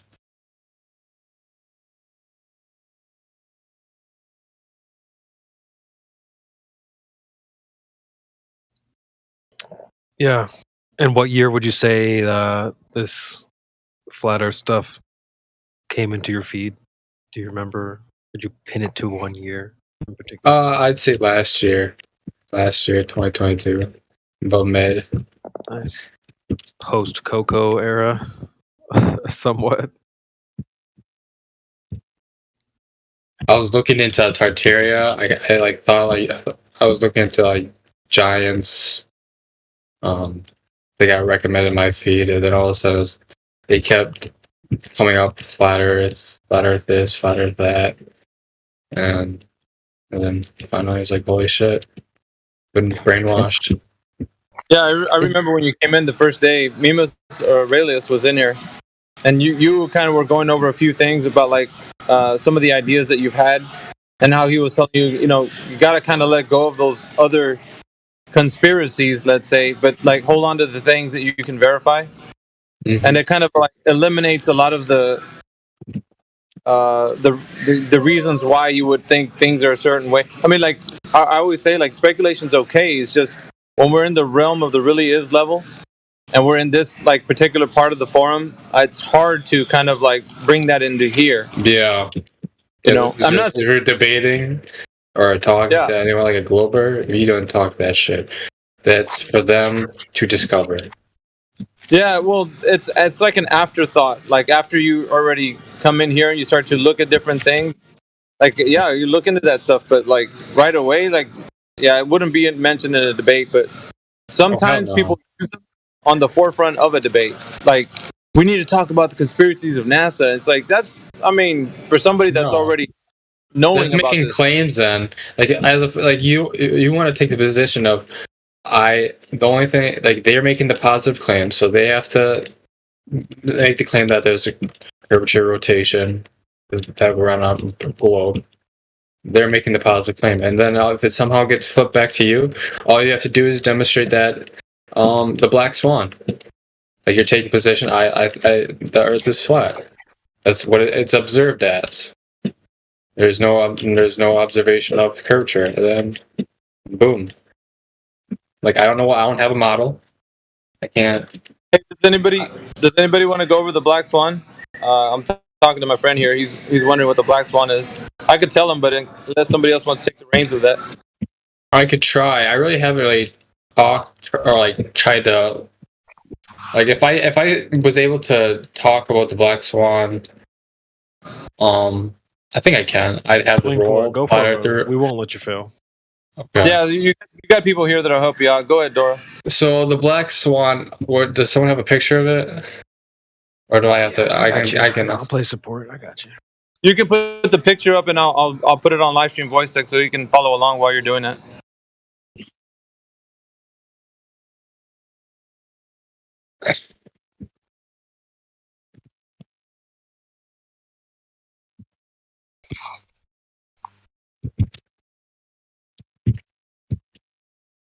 So the black swan.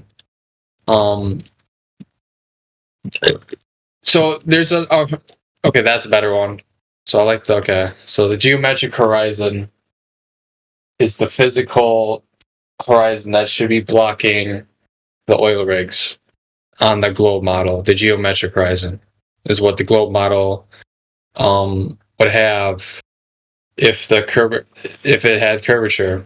We're going off of their radius, which is 3959, and their circumference is, I think, 24,901 miles. Is that right? 24,901 miles. Okay. So there should be from this observer height 1 foot. There should be the horizon should be before these oil rigs, not beyond the two oil rigs that are way beyond their geometric horizon of 1.22 miles. It's way beyond that. It's not before. And then they'll often say refraction, but they won't say any of the types of refraction. They won't say which 5 types of refraction is doing this. They'll just say refraction like it's wizardry. They won't demonstrate it.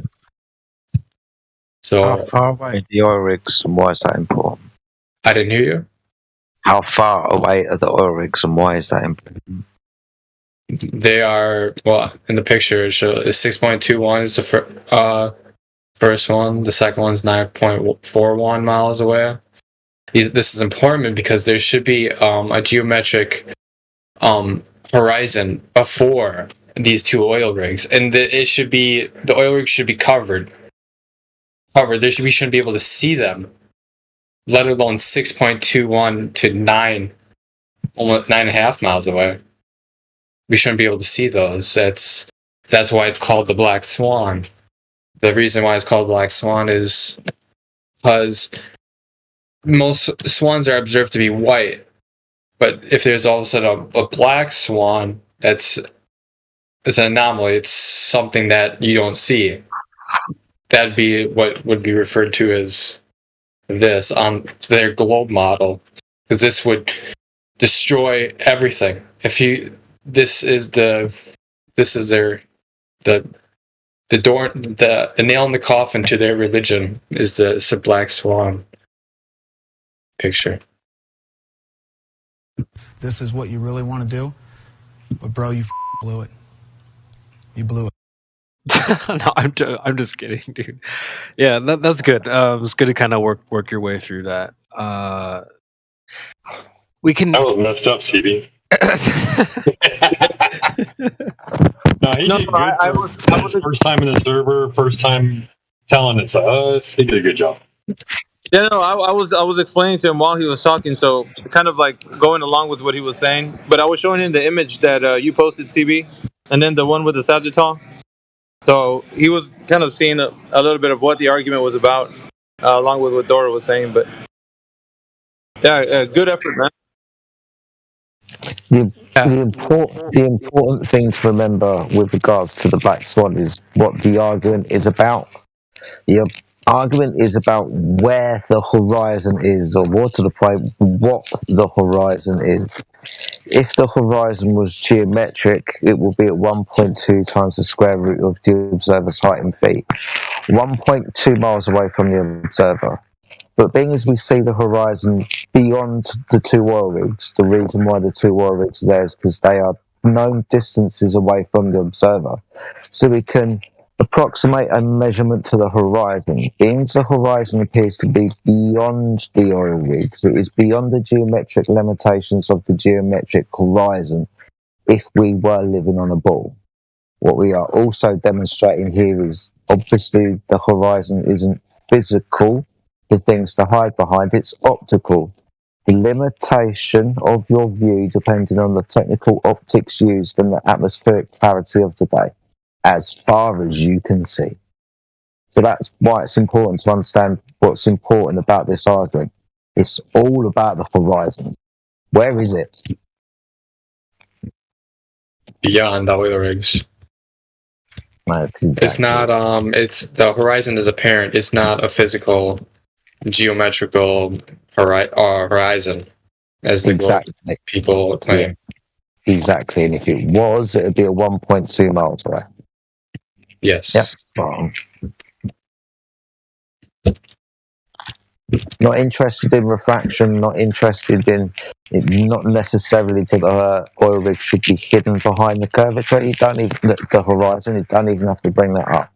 Just where is the horizon in relation to the known distances of the oil rigs? And then understanding that, you're free to go. You can point out if you want to, in between the two oil rigs right in the middle there's a little boat. Now the claim is boats go over the curve of the earth.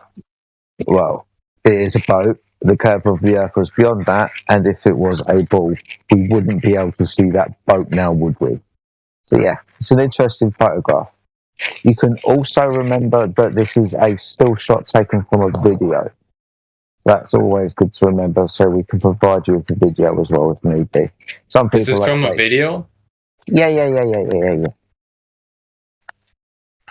So man went out, recorded a certain amount of time of him making himself this observation. This is a snapshot of one of those instances. I was is the FE core laser test, is that valid? Have you heard of the FE core laser test? Yeah. I mean, it's going back some years now, but yeah. I was when I presented that to I was on it was a Tartaria Discord talking to people that believe in the globe. I brought that up as a video that this shows that lasers there's no drop off. Like you can see lasers from another shore miles away without it's proving that there's no curvature. And they dismissed that and said it was that the guy that was at managing or messing with the lasers, they weren't able to get the laser focused. So where it was almost like a flashlight. They said that the laser was like a flashlight where it made a cone and spread, and it somehow was able to go beyond the curvature and still they were able to see it from some set distance on the shoreline. That's what happens. That's what happens when those guys have they're holding office in a specific server. You can never hold them accountable for what the things that they say. Oh yeah, they were high-ranking admins or whatnot in Tartaria. Yeah, like I knew it. And because they lord their office over you, you're never going to be able to hold them accountable. I mean, it's just like whatever, right? They say. Yeah. And that's I really didn't know how to debate it though. I'm still new, new to just learning all this. What's science and what's fucking not. Yeah. But you got people in here that'll show you the ropes and like how to go about it. But I would say, like, even if you know the argument very well, you wouldn't be able to hold them accountable, even if you knew it well, because they could obfuscate and say, "Shut up, you don't know what you're talking about," and then mute you. And here, it's like, bring the evidence forward if you have any. If not, then you're just wasting everyone's time. That's what happened. But like these guys, I brought up some videos of people using P900s, and then what they did to counteract it was basically a bigger dick contest. They brought out this like giant camera with a NASA logo on it, and like, we have one of these, and these work like compared to your little P900, and there is curvature, they said. And I'm like, okay, buddy. Of course. I tried to move on and then talk about, is there evidence of the core? Like how were we able to measure and know that there is a core to this globe model? Whereas they were bringing in shit that didn't pertain to it. They're trying to compare, like, I think, skyscrapers. And it's like, so how would you measure a skyscraper? You just get a really tall tape measure? I'm like, no. I said you would measure it in sections, like stories, and then you count how many stories were on that skyscraper. Same with like blocks, like a mile block on a road. You measure the blocks. What they said was it basically immediately fumbled, and then they tried to switch the subject back to the second law of entropy. I brought up the second law of entropy with them. And they were like, so gases, the pressure gets less in the atmosphere when you go higher, you go up, meaning there's less air up there. Then that means there's a vacuum. I said, you're presupposing, you're begging the question of that. There's still pressure up there. The pressure isn't gone. I asked somebody, can you demonstrate an example of where where pressure exists without a container? And like, they couldn't. They'll show you a picture. And do you know how you can? Do you know how you can also measure a tall building? What's that? The Pythagorean theorem. Okay. And that's dealing with a square, right? That's dealing with the right triangle. Yep. Yeah, 90-degree angle. Yeah, go Sheepdog. Sorry. No, that's all I wanted to say is that you can't have any curved sides on a triangle, and you're using a triangle to measure the height of a building. For sure. We also got Henry Henhow that's in here right now. Henry Henhow's VC verified. I don't know if he wants to say a few words, maybe introduce himself, or if he's been here before, if he's talked to anybody. Henry Henhow, if you're there, we'd like to chat with you, bud. Sorry to rain on your parade, buddy, but maybe about 5 minutes before you stepped in, I tried to shout out to him. He messaged me from the lobby saying that he was unable to talk right now, so he might be able to chat now, but give it about 10 minutes ago when I shouted him out, he wasn't able to speak. Oh, no worries. Yeah. Hey, I don't hear the clips that CB's playing. Is he playing any clips? Yep. I see the little thing flashing. I don't hear anything. That's funny. What is that? Jeopardy? The Price is Right. Yeah.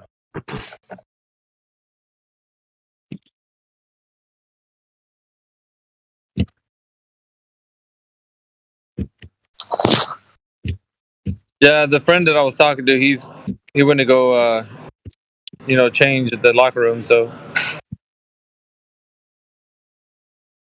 but I usually flat smack as much as I can in here, around here. But most of them just come to work and then leave, so ain't really much doing. But I get in as much as I can, though. I'll tell you that much.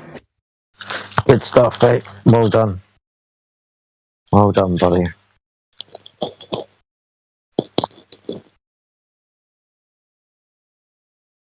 I was kind of fixing the aesthetics again because I'm trying to keep it updated. My screen for the live streaming. Do you still have your webcam, Chris? Yeah, still got the cam, man, for sure. Oh, here we go. You might want Here we go. you might want to throw some gel on your hair or something, man, so you can get on. Here we fucking go. All right. Yeah. When do you think about doing that? Whenever you got some free time, like this next week, I go into work late, so I want to see if we can kick up a few live streams, man. This next week coming up. All right, man. We'll stay in contact over. Yeah, we'll stay in contact over the next few days and see what happens for sure. Yeah, let's see. You know, you got a little stubble there. You know, I don't know if you want that. The good old English look. You know, clean shaven. I know you guys. Kind of grind my beard at the moment, mate, so it might stay where it is for a bit. Got a little bit of stubble going on, so yeah. The amount of grey I've got coming through my beard, though, man, it's outstanding. Makes me look so fucking old, I won't lie. I gotta say, the funniest part was when I brought up the core thing, and then they brought up skyscrapers. Like, yeah, building, man, they're done. Like, yeah, no, you touched the fuck. You built it. You like we've only what? How many miles have we gone into the crust of the supposed fucking globe? We haven't even been able to measure or construct the. We obviously didn't construct the fucking equator. Imagine building on a curved surface. Not possible. All you need to do is talk to people that build railroads or railroads for trains. People that build bridges, canals. Ask them if they account in their math for curvature. Be a big fat no. And in Tartaria, what they're going to do is they're going to say, well, here's all the examples of people explaining how they do take into account curvature whenever they build their bridges. And look, here's the one in LA. See the arch? And then they measured the base, and then they measured the top. And then the top is closer to each other than the base is. You're going to get the quick Google answers, which is... It sounds about right. It sounds about like what it was. They just say just quick things that sound like they would refute it. Like like they brought up the core thing and then like dug deeper into it and then they wanted to move on. And it's like, no, I got you. Stop trying to shift the subject. There's a flaw in your thing, and you should concede to that you had a flaw in your in measuring the core. Yeah, they don't ever concede. They just make up some more bullshit. That's their usual go-to move. When they're cornered, they just start making something up. Like, you just made that up, didn't you? No, really. This is how it's supposed to work. They weasel out of it because it's already a construct for the imagination. And then with that, you can just layer it with whatever you'd like. You know, so long as it sounds like it's plausible in that construct. Hell, you can say whatever, you know? That's how they get away with stuff. You know, they're never held to a point because in that world, anything's possible. And so, like they'll even deny 8 inches per mile squared. Like Professor Dave or Dave Farina, if you know him. Yeah, I've seen his channel. Yeah, he denounces it. He says anybody who thinks of 8 inches per mile squared is a con man. Like, and I've said this before, but there was a guy named Bob the Science Guy. He came into our server and he was actually showing us drop over distance with like over half a mile, using a theodolite. And I was telling him, I was like, "What equations you're using, Bob?" And he's like, "Well, we have to. We can use the 8 inches per mile squared." And we played the clip for him. And I was like, "So what do you think about that, Bob?" What Dave Farina said is that everybody who thinks the Earth is curving at 8 inches per mile squared is a con man. He's like, "Well, I think he's right." I was like, "So you're a con man, Bob?" He's like, "No, but I don't." That's what my priest said. That's my father. That's the priest. He told me. What I'm saying is they would want to agree with that idiot just so that they won't be contradicting the globe, you know, or the people that are talking about the globe. Yet even though the person's like burning down anybody who says 8 inches per mile squared is the way to measure the sagittal, right? So it's like, on the one hand, you want to agree with the Glober, but at the second time, you're going to get painted as a con man. So I guess he went down as like being a con man, I guess. And It was literally 4 against 1 when I was debating them. It was 4 Globers versus me, and I'm just a fucking scrub Yeah. trying to just trying to use like logic with them. And I didn't When know you what the get- hell I was talking about. But like, there's some clear flaws in their arguments, and I brought them to light.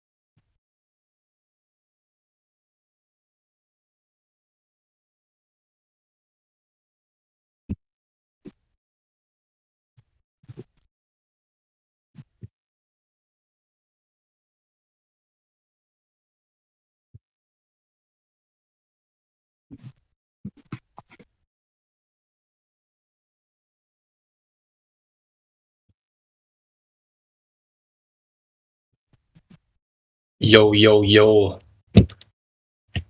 Check, check. You there, newbies? I'm here. Any Globers in the chat?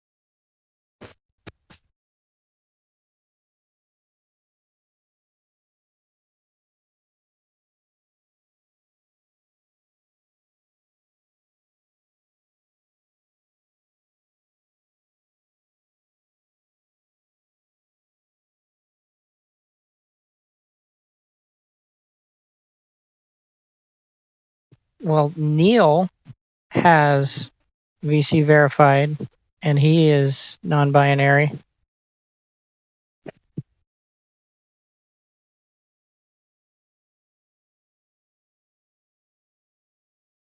Neil, is the Earth a globe?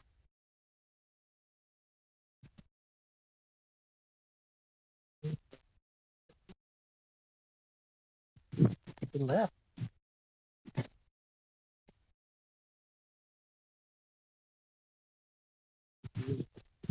No, he just left VC.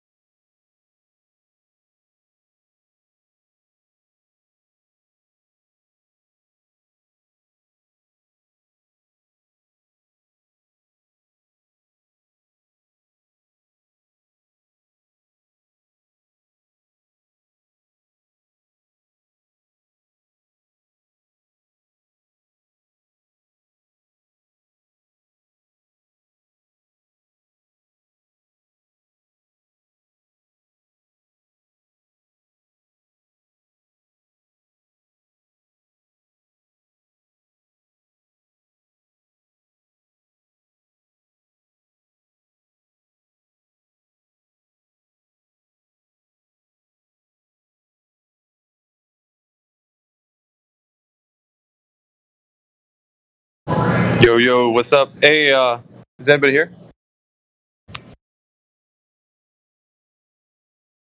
Hello, me. It's me again. Hey, what's up, Mayhem? Hey, Flatloid, do me a favor. My my actual real brother, is gonna join the server. His name is Dark Chaos. Just let everybody know that. Yeah, he's my brother. I was telling him about the Discord, so he's gonna be joining. I think today. He's downloading Discord right now. So if you see him, just I guess let somebody know. I just want to let people know before I have to go into work right now. So Sweet. Yeah, does he know about the Flat Earth? yeah, a little bit, but somebody might want to give him the lowdown, like or the rundown of how things operate and stuff. Sure. But yeah, I'll talk to you guys later. Sweet. Later, bro. Later, man.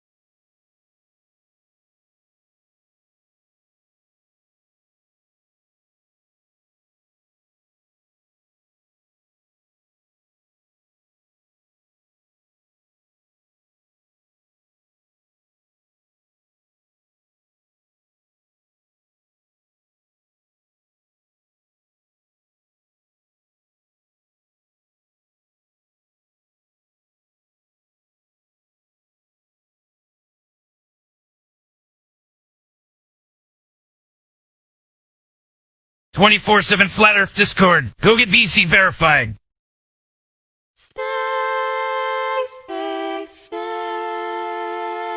Space may be the final frontier, but it's made in a Hollywood basement. Space may be the final frontier, but it's made in a Hollywood basement. Space may be the final frontier, but it's made in a Hollywood basement. Space may be the final frontier, but it's made in a Hollywood basement. Have you ever dreamed of going up to outer space? Or maybe meeting other beings from another place? Have you ever wondered what it's like on other planets? Then you watch a science show and come to believe you understand it? You feel empowered by the knowledge and you feel enlightened, listening to Bill Nye and Neil deGrasse Tyson. But then you wake up and you start to see the obvious. Life is just a lie and this whole world ain't what we thought it was. NASA's missions to the moon were never completed. They just filmed them in a room and people believe it. I used to wonder what it's like to be an astronaut. Now when I see them acting, I can't help but to laugh a lot. They give us cartoons and they claim that we live on a ball, but it's flat and it's not moving or spinning at all. Why you lying to us, man? That's something that we want to know. After that, you're gonna have to pack up all your stuff and go. Space may be the final frontier, but it's made in a Hollywood basement. Space may be the final frontier, but it's made in a Hollywood basement.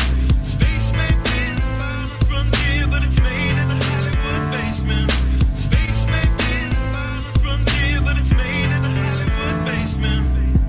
History has been rewritten by winners of wars, the Jesuit order, Khazars, Freemasons, and more. They pulled the veil over our eyes, and it's time to awaken. Through organized indoctrination, our minds have been taken. It's time we take our power back and we rescue our people. The Vatican and the bankers are like Resident Evil. They may have had the greatest plan that was ever concocted, but Illuminati never thought that they'd ever be spotted. They're manufacturing reality all in our heads. They tell us if the earth is flat, then we'll fall off the edge. But if it is a spinning ball, we won't fall off it then. And gravity is our imaginary magic friend. Why is water always flat when unmanipulated? Why are pictures of the earth computer generated? Why you lying to us, man? That's something that we want to know. After that, you're gonna have to pack up all your stuff and go. Space may be the final frontier, but it's made in a Hollywood basement.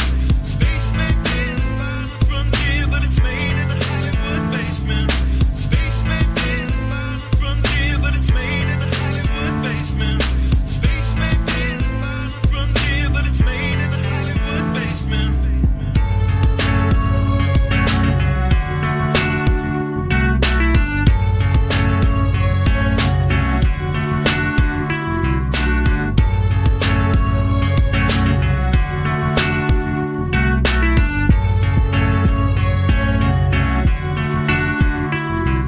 Space may be the final frontier, but it's made in a Hollywood basement.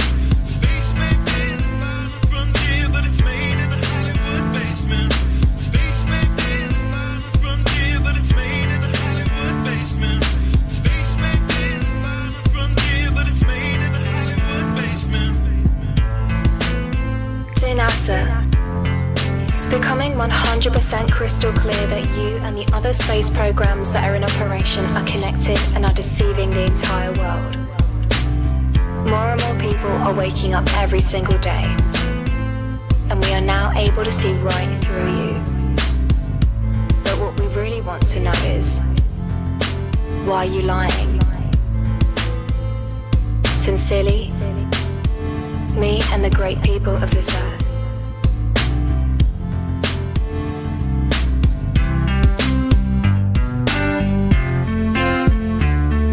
Space may be the final frontier, but it's made in a Hollywood basement.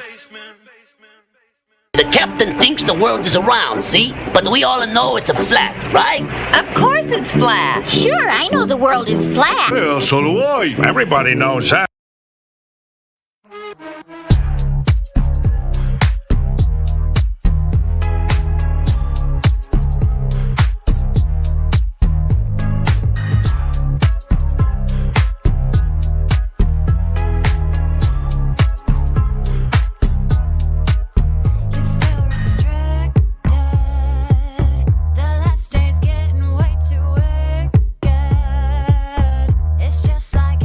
Books predict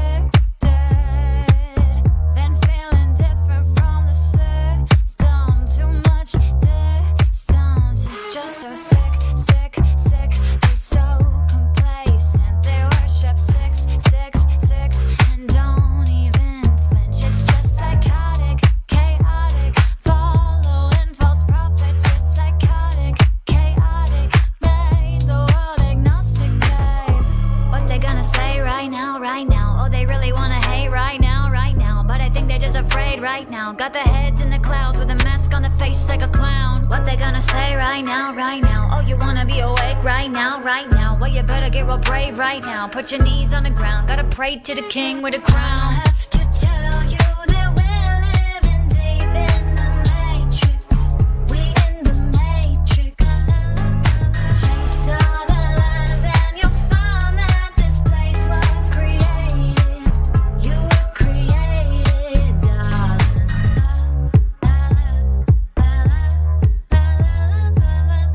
What they gonna say right now? What they gonna say right now?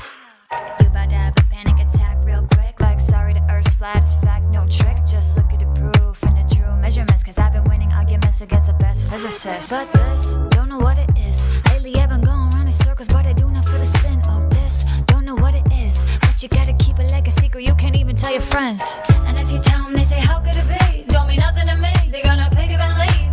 And if you tell them, they say, how could it be? Don't mean nothing to me, they're gonna fall back asleep.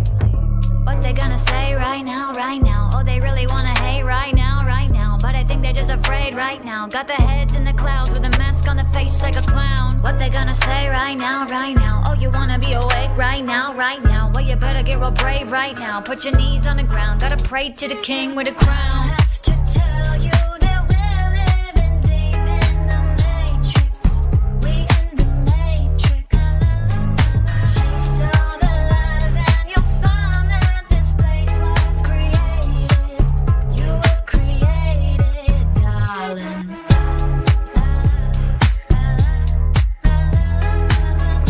What they gonna say right now? What they gonna say right now?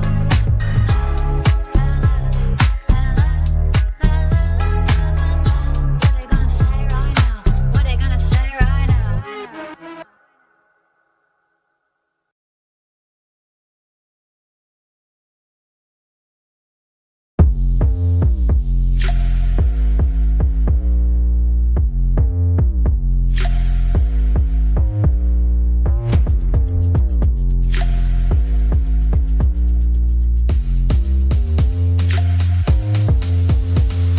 Chemtrails, massive shells, dollar bills, pharma kills to keep you ill. It's like this. It's like this. Tainted blood, no one's flood, pyramids, Masons run America. It's like this. It's like this. Godless healers and tricks. I'm worshiping the church, but they never listen. Genesis tell you why you live, and they pay the tithing, but they do not pay attention. Godless healers and tricks. I'm worshiping the church, but they never listen. Genesis tell you why you live, and they pay the tithing, but they do not pay attention. The latest religion. They got Christians addicted to paychecks and riches. They bought your submission. Money can't make the world go round, cause the earth, it don't spin, yeah. Money can't make the world go round, cause the earth, it don't spin, no, it don't spin. Never did, that was planted in your head, yeah. Money can't make the world go round, cause the earth, it don't spin, no, it don't spin. Earth, it don't spin, yeah. Money can't make the world go round, cause the earth, it don't spin, no, it don't spin. Never did, that was planted in your head, yeah. Money can't make the world go round, cause the earth, it don't spin, no, it don't spin. The latest religion. They got Christians addicted to paychecks and riches. They bought your submission. Money can't make the world go round. Money can't make the world go round. Money can't make the world go round, cause the earth, it don't spin. Money can't make the world go round, cause the earth, it don't spin. No, it don't spin.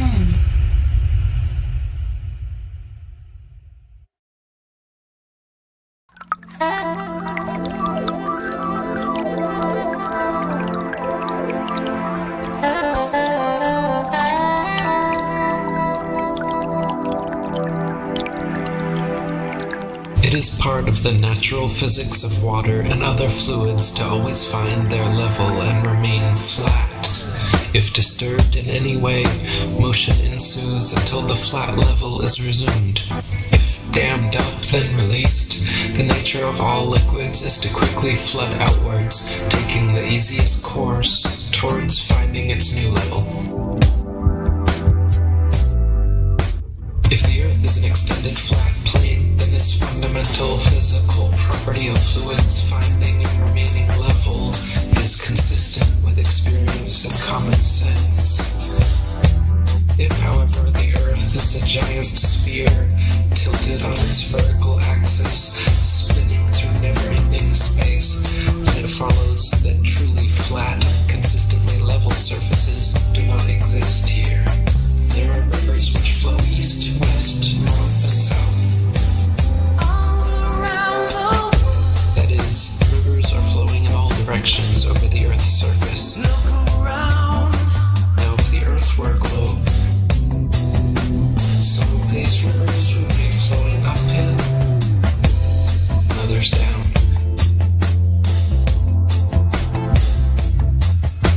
Some of these rivers would be flowing uphill,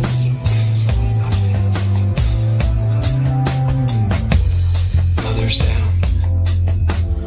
Rivers do not flow uphill.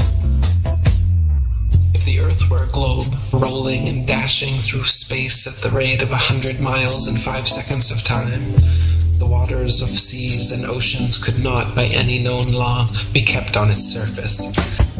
Whenever experiments have been tried on the surface of standing water, the surface has always been found to be level. To drop the theory which supposes a curved surface to standing water is to acknowledge the facts.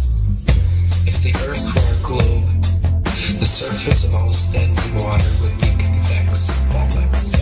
This is an experimental proof that the Earth is not a globe. There are rivers which flow east, west, north, and south.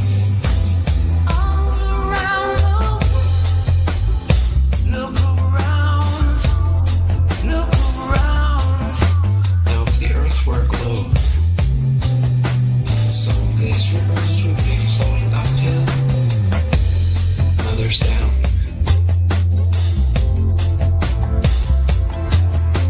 Some of these rivers would be flowing uphill, and others down.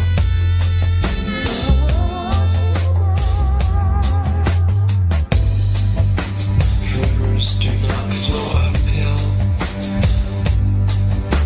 Hello, boys. Rivers do not flow uphill.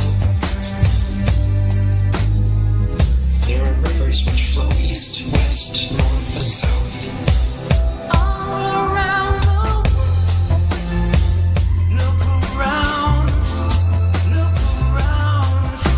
Now, if the Earth were a globe,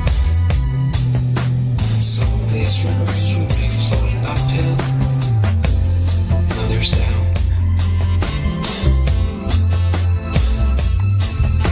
Some of these rivers would be flowing uphill,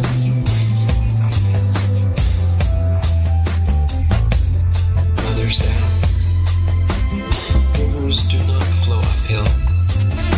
Some of these rivers would be flowing uphill,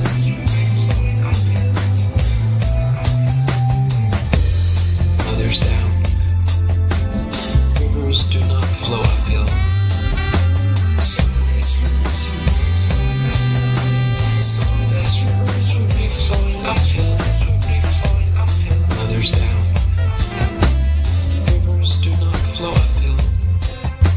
Some of these rivers would be flowing uphill.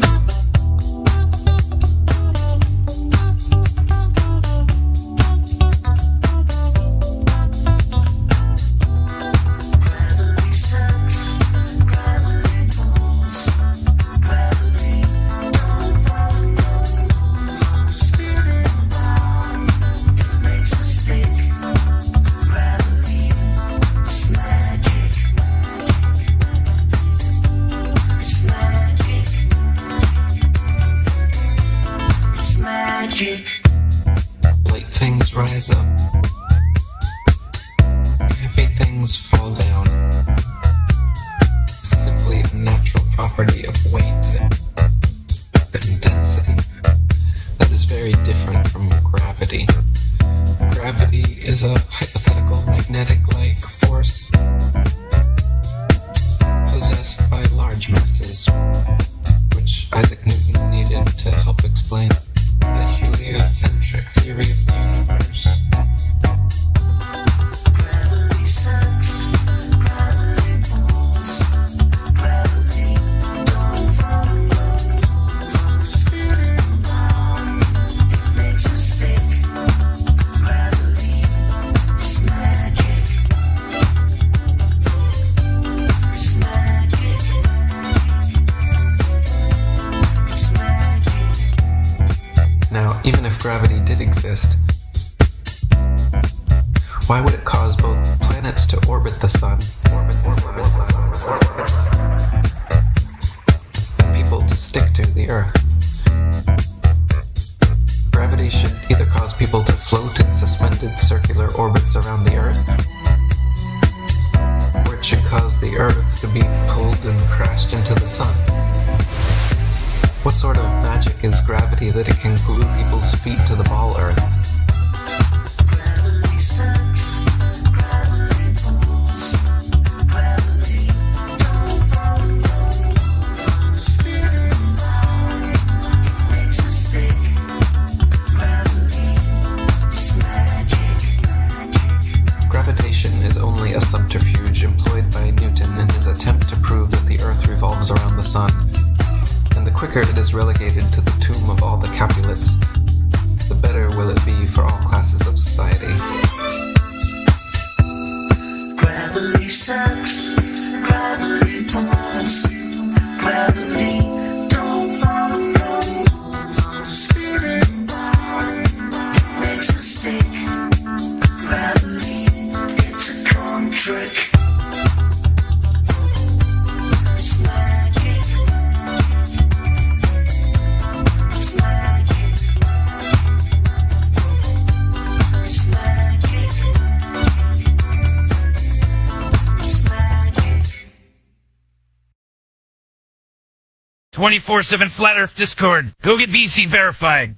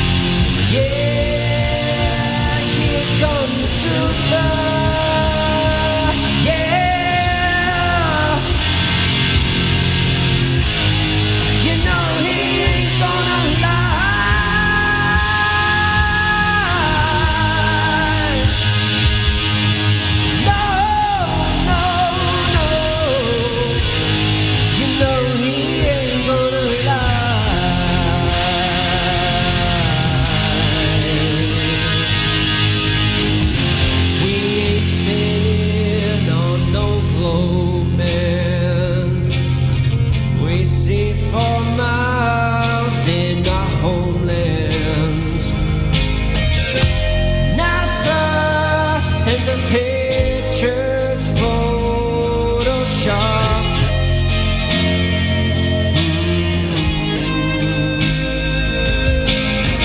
They feed us pills, can't see ourselves. Turn TVs off, seek bookshelves. Oh God, please, won't you help them see the truth?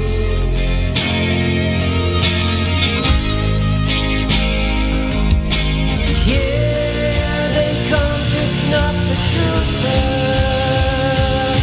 Oh yeah,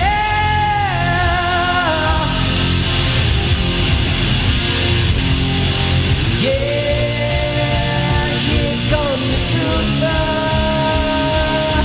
Yeah, you know he ain't gonna lie.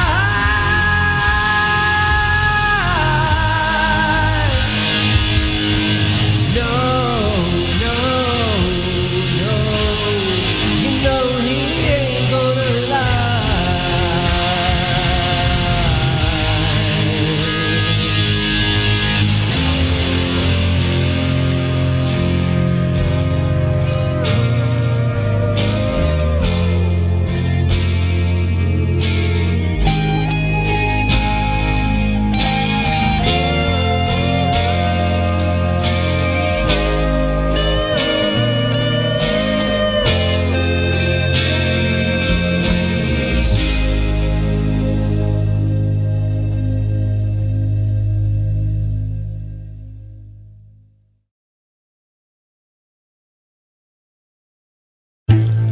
Welcome to the show where you don't know if it's part of the show.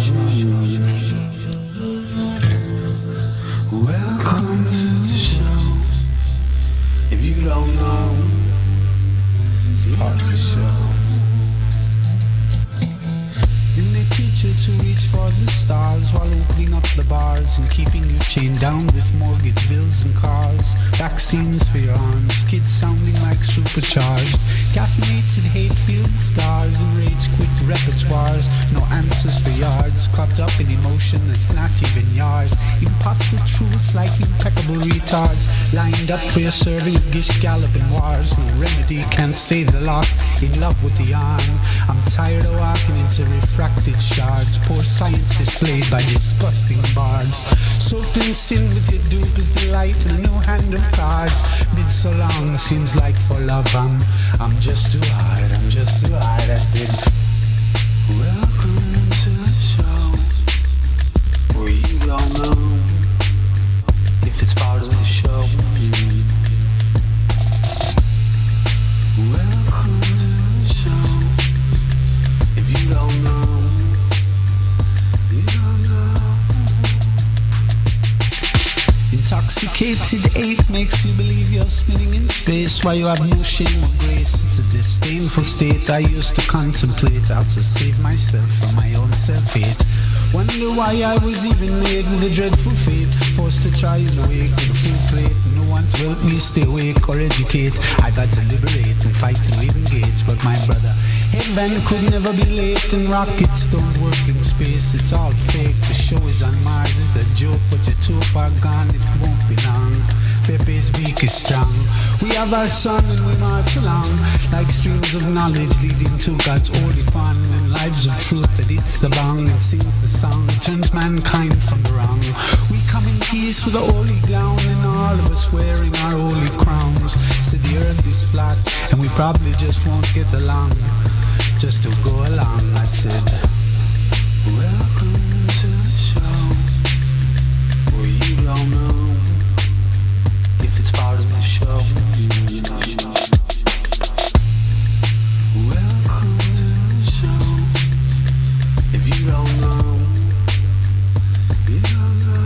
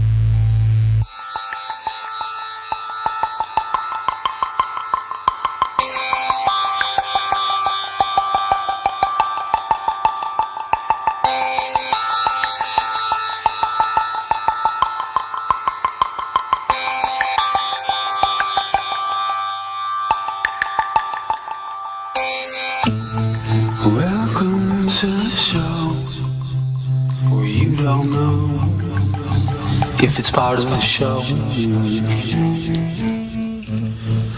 Welcome to the show. If you don't know, it's part of the show. Then they teach you to reach for the stars while opening up the bars and keeping you chained down with mortgage bills and cars. Vaccines for your arms, kids sounding like supercharged.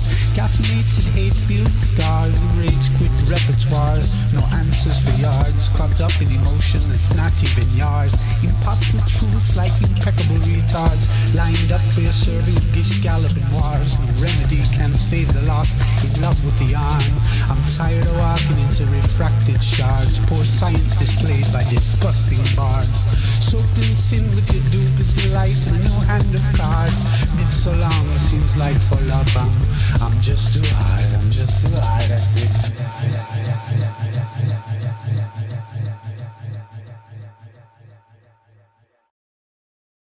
Clearing away stumbling blocks. Yeah, we're moving down obstacles. Water seeks to find level when stopping it is impossible. May as well say this is just like where's Waldo? Being born until the last, not your fault though. You still think you're living on a ball with your friends. Meanwhile 1,000 miles an hour. Never felt the earth spin. Space wizards claim that they landed on that moon, then destroyed the technology like a congress of baboons. Mankind became tools. Now everyone is oppressed. Took God out of schools. Now these fools need some new vests. Why do you think there are so many churches? When you make some things common, they start to become worthless. Why would they lie? So you would pay for your sins. So currency for eternity is what devil's stealing. About their father's business, still destroying, killing, and stealing. Now there's hidden knowledge, and you're living by your feelings. Reaction's just a product of external stimuli, but action's always something that you get to decide. Every action leads to reaction, and you can't even lie. Speaking of lies, did you know that's a means to deceive? Propagating the faith and orchestrating belief. Predictive programming on perpetual repeat. With scrying signals as you walk down the street.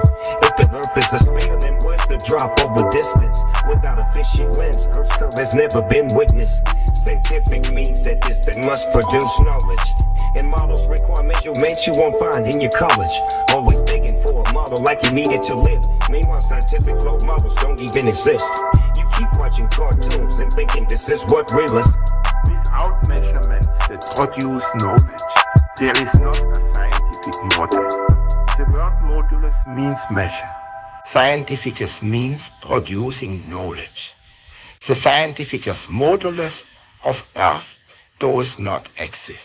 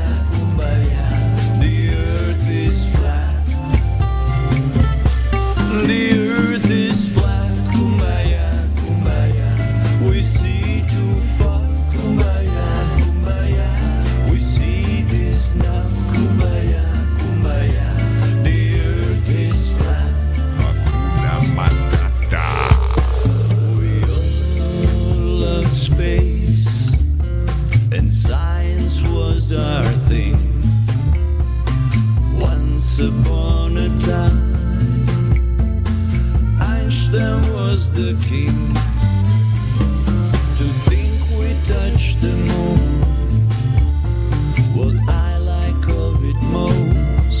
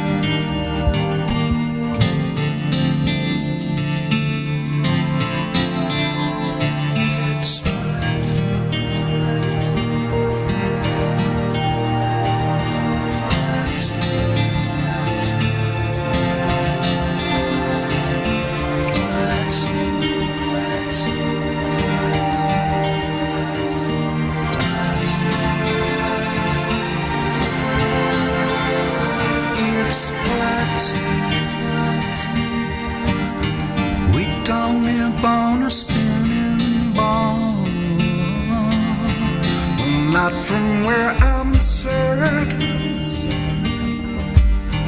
'cause I can't see no curve at all. I've waited all my life just to think for myself, just a little bit more openly. Now I've gone out far to be true, but my senses always knew.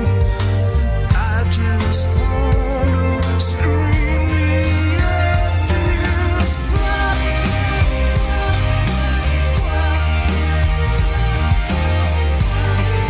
Open my eyes, no going back.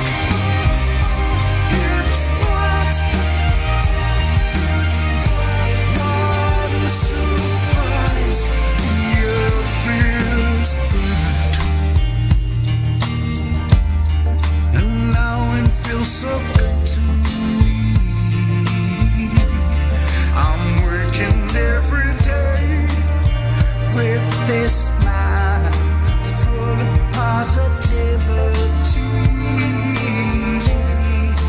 Waited all my life just to think for myself, just a little bit more critically. 'Cause now I finally found to be true what my senses always knew. I just wanna scream at this black.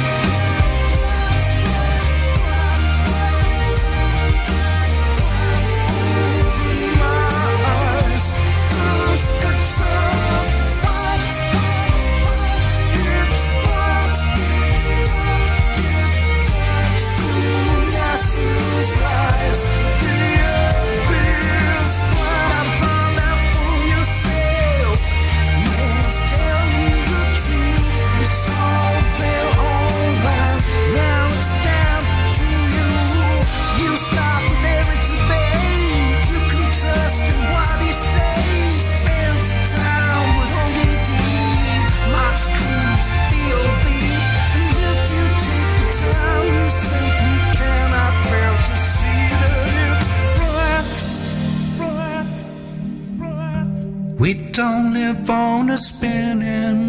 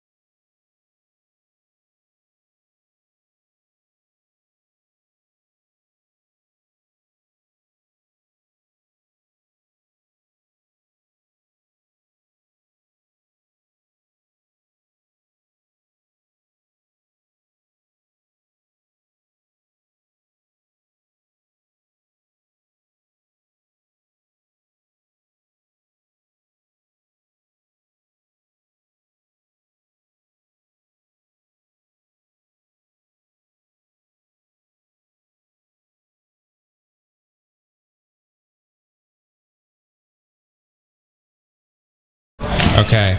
Zoe, favorite. What is your favorite thing about space? Go in there. Go in there. Because not many people have been there. It's nice to do something that other people haven't done. But you don't want to do dangerous things. You want to do successful things. And if it's new and different, there may be some things where something could go wrong. So you want to be prepared. This is a truism, and you need to remember. Prior, that's before, prior planning prevents poor performance. 4 P's. Prior planning prevents. No, it's 5. Poor performance. Space is something you got to plan. Scared. Were you a little scared about going to the moon or coming home again? Who's scared because nobody had been there? Because nobody has been there before? But people had gone up and down without staying in orbit. People, dogs and monkeys. People, Russian Yuri Gagarin. Then we'd done a lot of things, but we hadn't really sent people to the moon. So we did send people, and they went around the moon. Then we sent people, another crew, to go around the moon and then practice everything but landing. And then a very fortunate person with many things going right in my life gave Neil Armstrong, Mike Collins, and Buzz Aldrin the opportunity to make an attempt to make the first landing. And all of us want to succeed, and we did. And that's why I'm here. That's one of the reasons I'm here. Because I had the curiosity to want to tell people what it was like. And so I've written several books with someone else about what I've done, and then some children's books to help inspire. And now we've come to welcome you and others who read this book. Welcome to thinking, understanding, imagining what it might be like to get to Mars and then have somebody tell you all the things that are there that you didn't know. And these are books. And books inspire and get interest in people. Zoe, fast. Did it feel like the rocket was fast when it took off? It was very surprising that it was so gentle leaving. And it was a very smooth, slow rocket going up. And once we were in space, then we were floating around. But in getting there, the rocket goes faster and faster, and we're sort of pushed back in the couch. But the rocket sometimes doesn't work, and that's a very dangerous part. So when that part is behind us, then we have successfully gotten this far, but there are always things that can go wrong. But we are optimistic, and so are the people that built this, and that's good to have them really optimistic about what has been built. Don't you like to have somebody that gives you something know that when you pick it up and do something, it's not going to break. They test things. Flying. What else you want to know? Flying. What's it like? What's it like being in space with no gravity? Did it feel like you were flying? There is you would think that there is a motion, a movement when you look out the window, but it looks like the Earth is moving and you're just, it's like being high in an airplane, but much, much higher. And you're floating because there's no gravity. But that's just a description. There is gravity all the way out to the moon and beyond.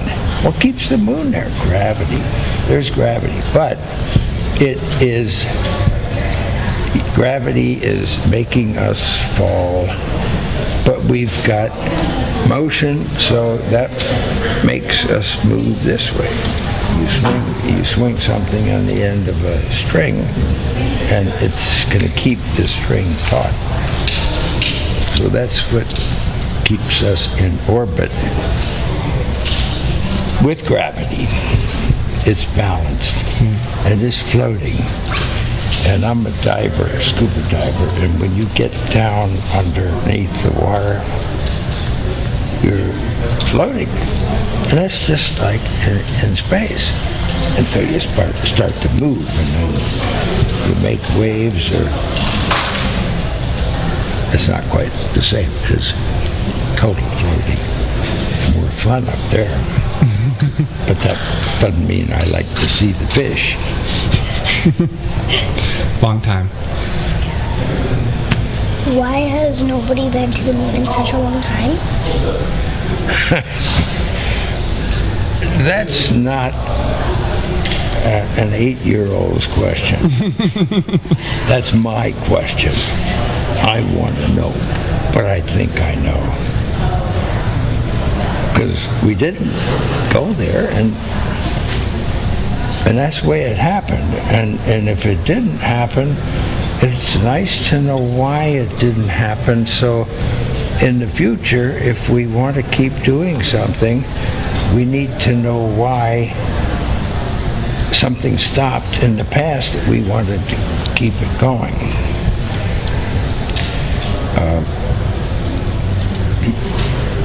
Money is a good thing. If you want to buy new things, new rockets, instead of keep doing the same thing over, then it's going to cost more money. And other things need more money too.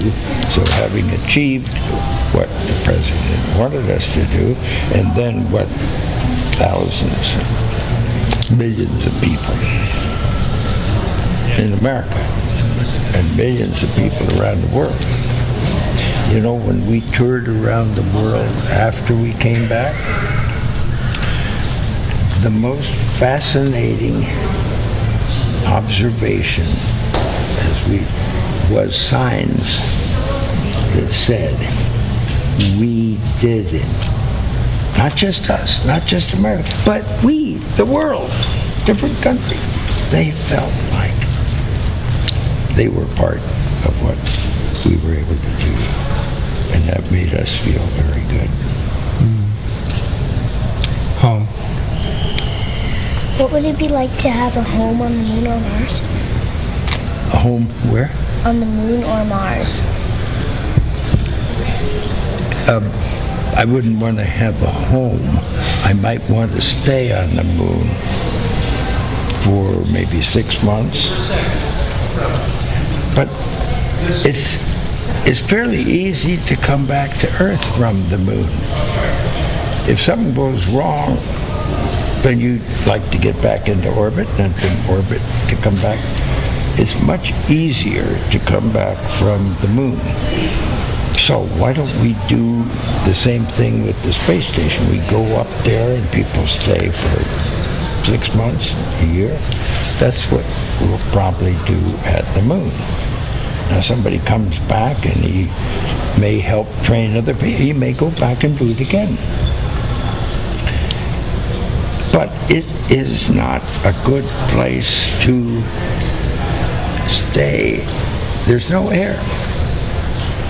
And it gets very hot in the daytime on the moon, because the daytime, when the sun appears to go, that takes 13, 14 days, and it gets very hot. And then the sun disappears. Now that's not what really happens. What really happens is that you're going around the Earth, and you're at some place and you're looking back at the Earth, but the sun is out here, and it's going to be cold, very cold for 14 days, because no sun at all, and no air to keep you warm, and no air to breathe, not much water. Without water and soil, kind of hard to grow things. So it's really hard to do things other than be in a spacesuit, go outside, and then come back in to a pressurized home. Not a spacecraft, but something that's bigger. So we'll do that. But it's not going to be as useful and as easy to get back if we're at Mars. Much more difficult, much more expensive, and way in the future, when you're as old as I am, we may want to be thinking about a growing number of people. And if you keep bringing people back, you're not going to have a growing civilization. So that's kind of the ultimate goal. Now, what will they do? Well, we have to keep interesting the people who are paying the bills, or they won't keep paying the bills. So it has to be a growing knowledge. Important. Why do you think going to Mars is important? It's because there's a mountain, and we want to climb the mountain and see what's on the other side. Curiosity. You see something and you like, what makes it work that way? And we want to know what it would be like to live somewhere. Well, we have to send robots, machines, and learn all about what's there before we send people. And then if we send people and bring them back, it's a long ways there, and it's a long ways back, and it's expensive. So if people would like to go there and maybe begin to build up a new settlement, like the Pilgrims on the Mayflower, that ship that went to Plymouth Rock. You know that from history? Yep. Not yet. First grade. Not yet. Well, they came over here on the ship and they landed, but they didn't go back. They came here to settle, to make friends with the Indians. That took a while. And 6. What did you want to be when you were 6? What did I want to... What did you want to be when you were 6? When I was 6? Oh, I thought you were 8. You're 6? Oh.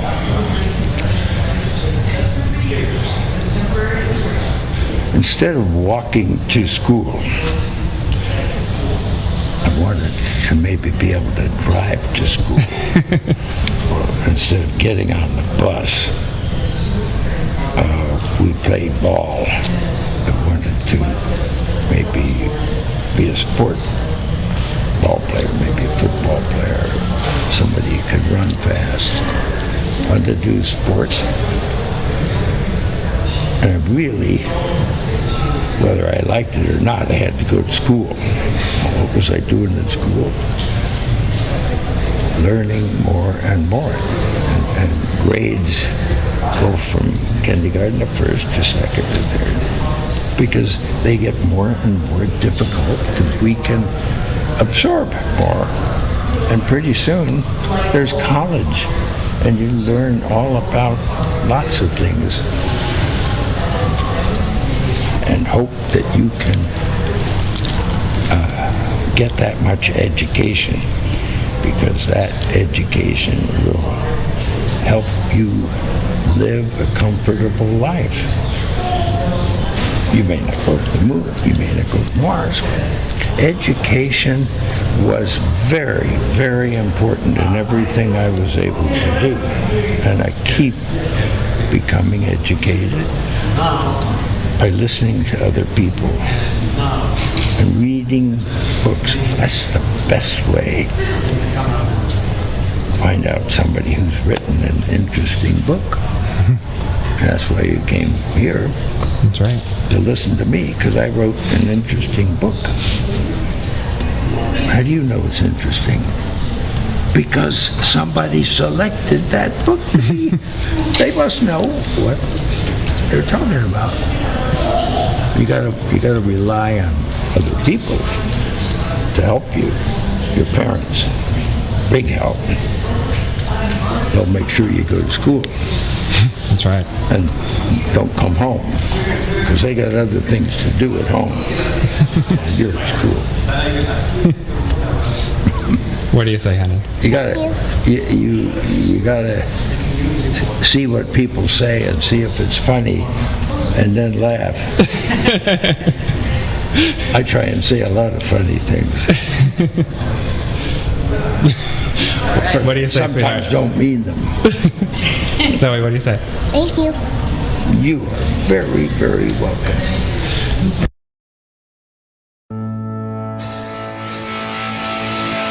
My friend, he's a Glober, he's a Helioa, he's all into rockets and he loves latest projects. My friend, he loves NASA, thinks he's in curvature, thinks he lives on a spinning ball, thinks there's a plethora of evidences, but his head's in the sky while mine's still on the floor, and he's made no distinction that the lights above are foreign to the terrain that we walk until we constantly correlate some.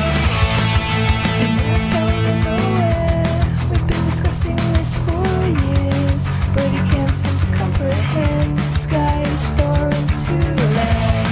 I say it's not tangible, and we don't really know what it might be, but he's seeing the spectrography, and he correlates them constantly. Correlation is not causation, but the best explanation validates it for you. Anything's better than home about an answer, so you find a speculation rather than being unsure. Correlation is not causation, but the best explanation validates it for you.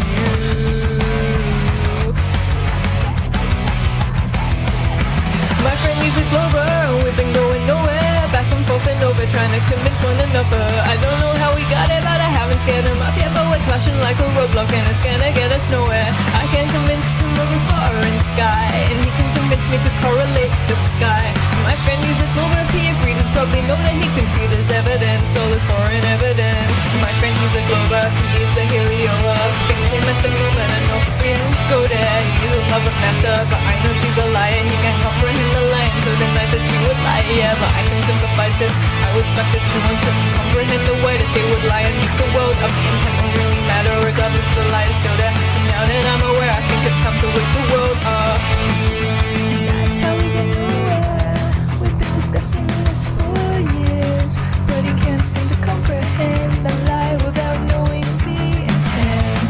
The reasons you can speculate, but you don't really know what it might be, but they don't admit it openly, so he dismisses it constantly. Comprehension is not a reason to dismiss the message that you don't like. Ignorance is better than knowing there's a liar, and the lie sits at the center of the work you admire. Comprehension is not a reason to dismiss the message that you don't like.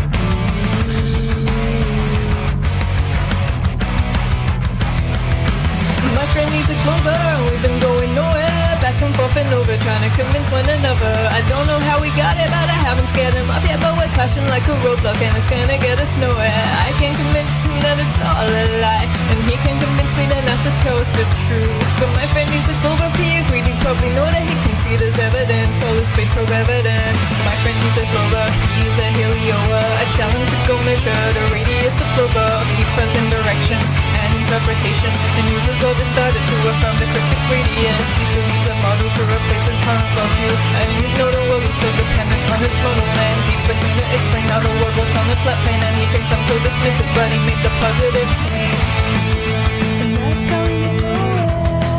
We've been discussing this for years, but he can't seem to comprehend. Now we've got a model, the earth still stands. I say you need direct evidence, so you don't really know what form it might be, but you appeal to what's secondary, like it's akin to the primary. Direct evidence is ultimately worthless if it won't hold up to the direct proof. It's what the evidence is subject to, and it'll shatter that which can't be true. Indirect evidence is ultimately worthless if it won't hold up to the direct proof. My friend, he's a clover. We've been going nowhere, back and forth and over, trying to convince one another. I don't know how we got it, but I haven't scared him up yet. But we're clashing like a roadblock, and it's gonna get us nowhere. I can't convince him a model has no need, and he can't convince me his proof is primary. But my friend, he's a clover. He agreed. He probably know that he can see there's evidence, all this globe of evidence.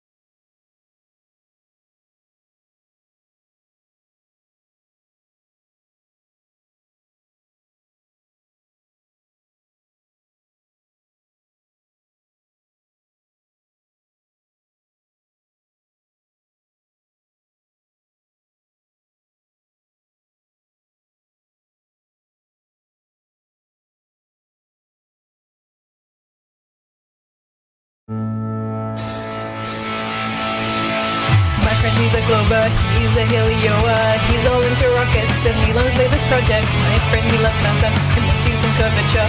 Thinks he lives on a spinning ball. Thinks there's a plethora of globe evidences, but his head's in the sky while mine's still on the floor. And he's made no distinction that the lights above are foreign to the terrain that we walk on, so he constant correlates some.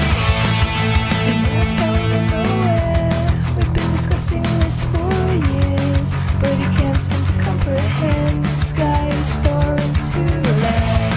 I say it's not tangible, and we don't really know what it might be. But he's seeing the spectrography, and he correlates them constantly. Correlation is not causation, but the best explanation validates it for you. Anything's better than home about an answer, so you find a speculation rather than being unsure.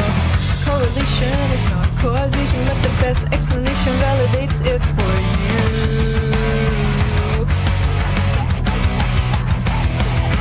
My friend, he's a Glober, we've been going nowhere, back and forth and over, trying to convince one another. I don't know how we got it, but I haven't scared him off yet, but we're clashing like a roadblock and it's gonna get us nowhere.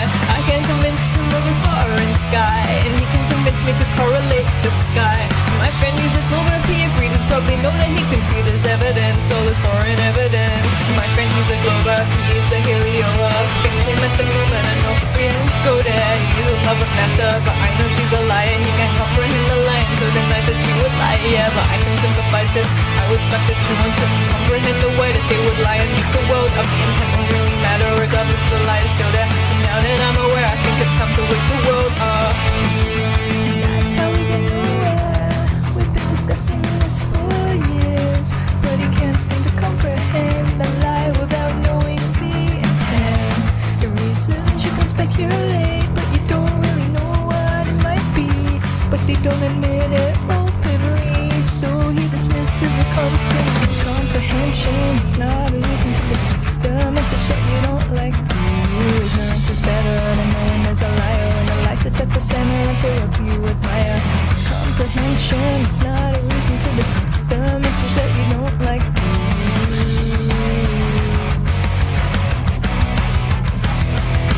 My friend, he's a Glober, we've been going nowhere, back and forth and over, trying to convince one another. I don't know how we got it, but I haven't scared him off yet, but we're clashing like a roadblock and it's gonna get us nowhere. I can convince him that it's all a lie, and he can convince me that NASA tells the truth. But my friend, he's a Glober, he agreed, he probably know that he can see there's evidence, all this fake probe evidence. My friend, he's a Glober, he's a Helioa. I tell him to go measure the radius of Glober, he present direction and interpretation, and uses all this data to affirm the cryptic radius. He still needs a model to replace his current worldview, and you know the world looks so dependent on his model, and he expects me to explain how the world works on the flat plane, and he thinks I'm so dismissive, but he made the positive claim. And that's how we get nowhere. We've been discussing this for years, but he can't seem to comprehend. Now without a model, the earth still stands. I say you need direct evidence, so you don't really know what form it might be, but you appeal to what's secondary, like it's akin to the primary. Direct evidence is ultimately worthless if it won't hold up to the direct proof. It's what the evidence is subject to, and it'll shatter that which can't be true. Indirect evidence is ultimately worthless if it won't hold up to the direct proof.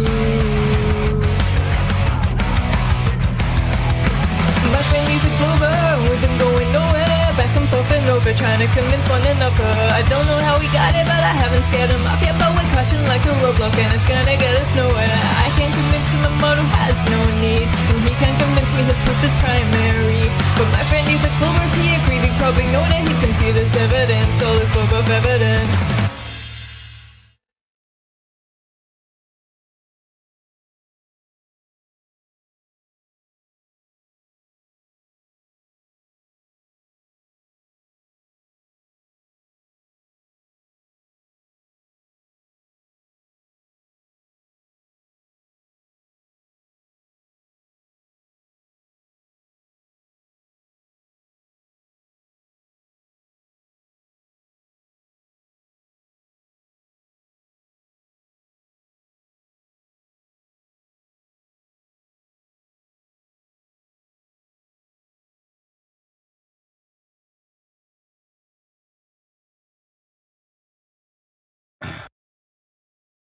Kitty chick.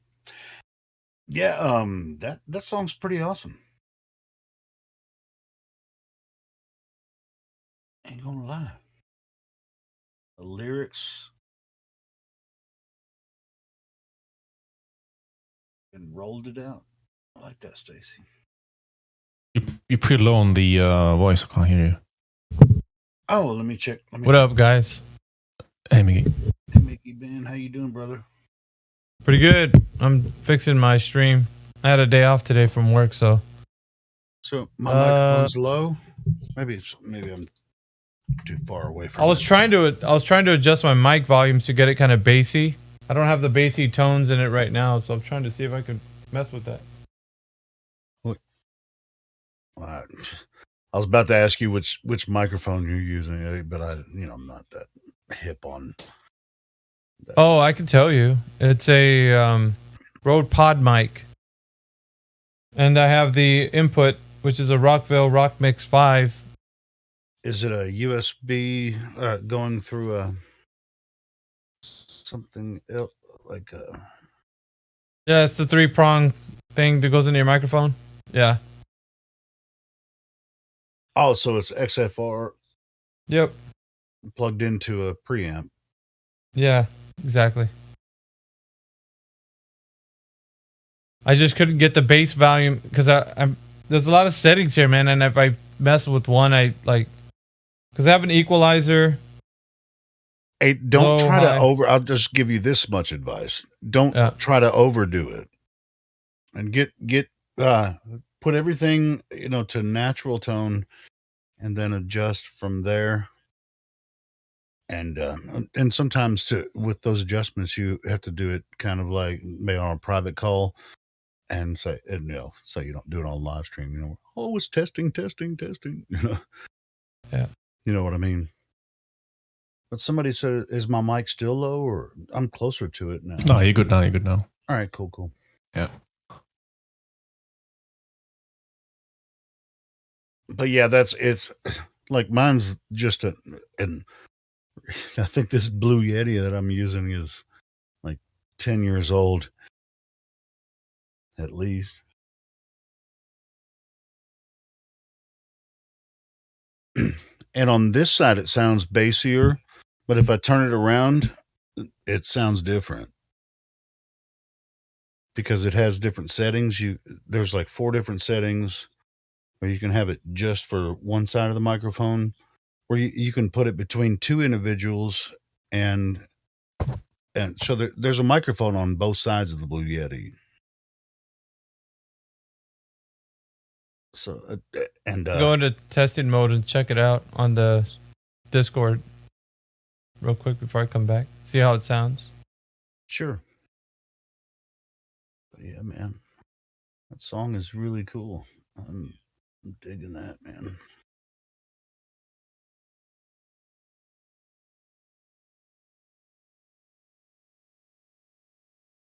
Definitely gonna go to her channel and subscribe.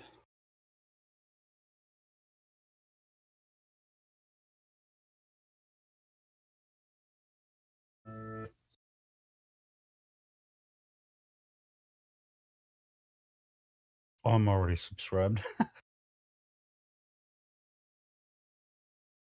She only has 26 subs. You guys hit that video and sub to Salt Lake Stacy.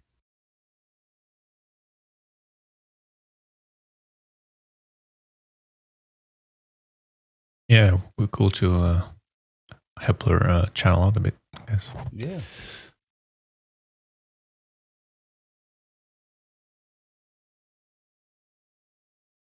She does good flat Earth videos as well, trying to debunk the globe as well. Yeah, I see that now. I'm looking at her video. She hasn't. I remember talking to her.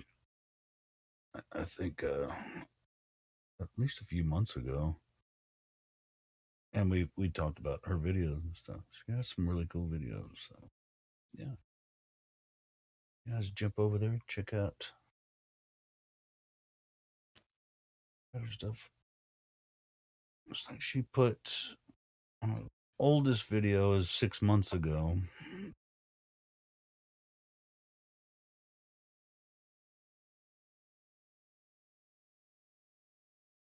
Salt Lake.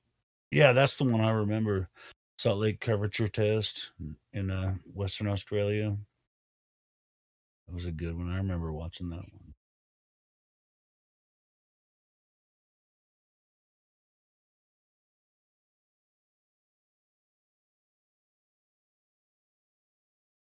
But I didn't know she was doing some music like that. That's cool. Those lyrics are freaking awesome. Yeah, it kind of caught me in a surprise, so to say. Yeah, me too. Different touch to it. That's cool though. Yeah, that's cool though.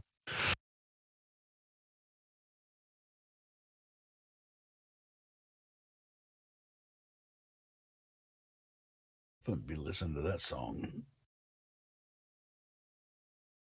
quite a bit more.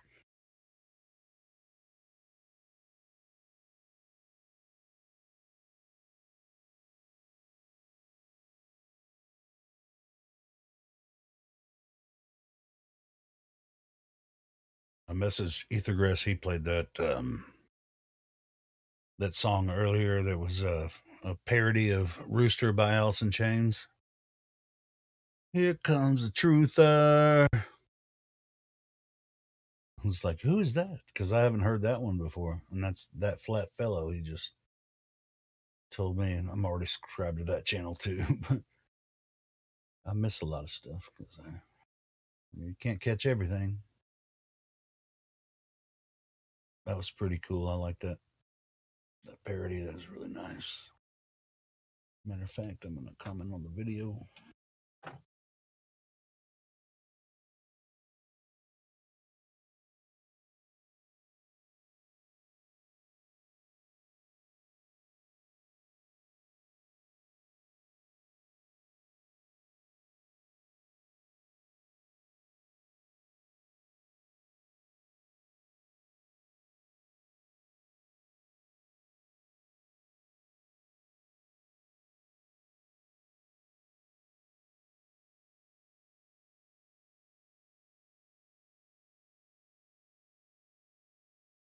Like that song by Stacy kind of, I want to say Blink 182, but I just said it, so whatever. Kind of gives me like that.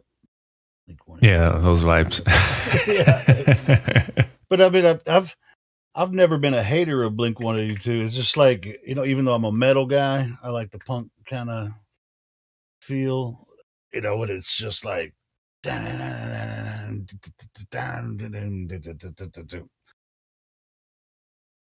I like the energy of it. It really just it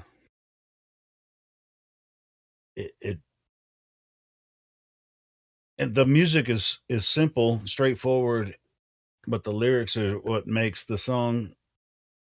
You know what I mean? With a simple 3-chord progression, the lyrics really drive everything. That's was so brilliant about Sex Pistols and shit. When you listen to that punk stuff, if you do it right, it works really good.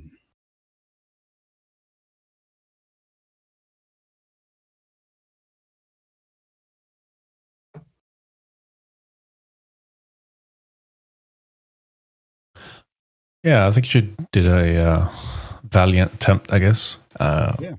I did feel like she could have raised her voice, like the output of it, throughout the music. Same. Yeah. Yeah, it was kind of low. I couldn't hear some of the words. Yeah, I think the vocals could have been louder. Vocals in the mix. Yeah, definitely. That's the only thing I have about it. Yeah, for improvements. Yeah. Mm-hmm. But other than that, yeah, good vibe. Nice punch to it, I guess. High school kind of energy, if you say so. Yeah. It's the only criticism I have is that she wasn't loud enough. That's all.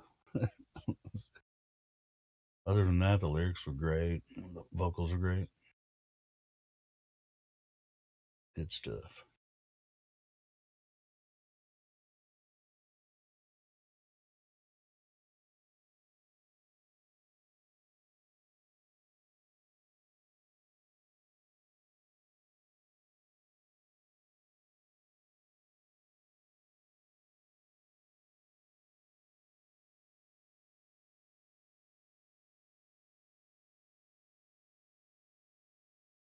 All right, how about now? Ooh, That sounds- coming in with that bass. That sounds silky, right? That sounds good. It doesn't have the fuzz in it no more. Yeah. Does that sound better? Yeah, that sounds Yeah. way better, bro. That sounds silky. There's no noise. Because before it was there was no noise in it. Like it was doing that. Now it ain't doing it. Yeah, I had to mess with the settings and You got some bass as well in there. Yeah, Do you adjust the noise gate too? I mean, make sure that any background noise, unless you're talking directly in front of your microphone, I mean, you can set the noise gate high, but not too high because then it can sound choppy. But just set it right at the right level so that as soon as you speak, that's when it picks up, and you'll never have any background noise that way. well, it seems like there was a major difference, and you guys could like pick it up when I was talking before, and like I'm talking now. So Yep. that's what I was going for actually. Yeah, it does sound better.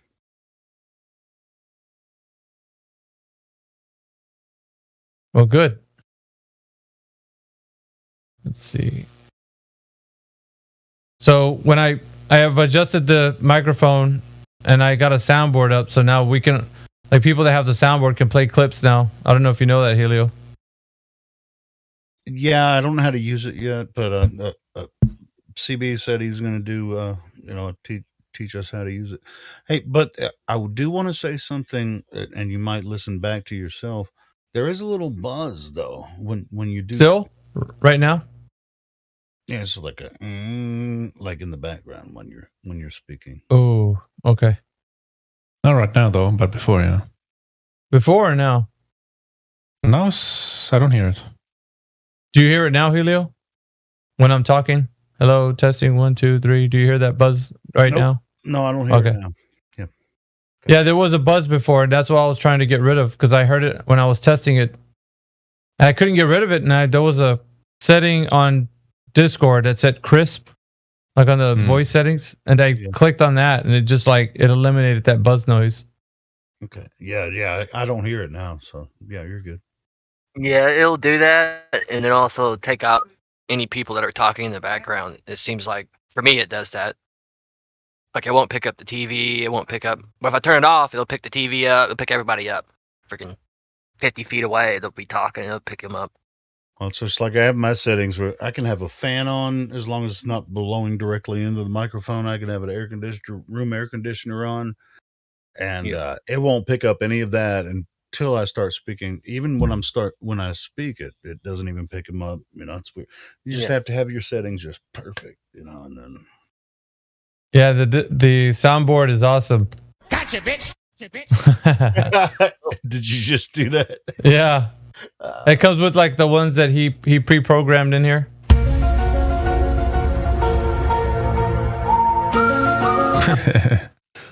That's the Discord soundboard? Yeah, this Discord soundboard. Oh, that sounds good actually.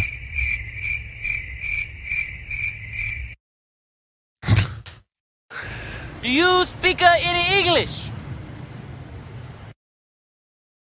So, What the hell did you just say? for the commands, do you have to type the commands somewhere else, or do you just? No, it is it's click button. So on the bottom, just like go straight on the. Are you in your PC, Helio? Yeah. On the bottom where it has like your on the bottom left hand side, you see where it has camera, where you want to share your stream, where you play games, and there's another one now. It says open soundboard.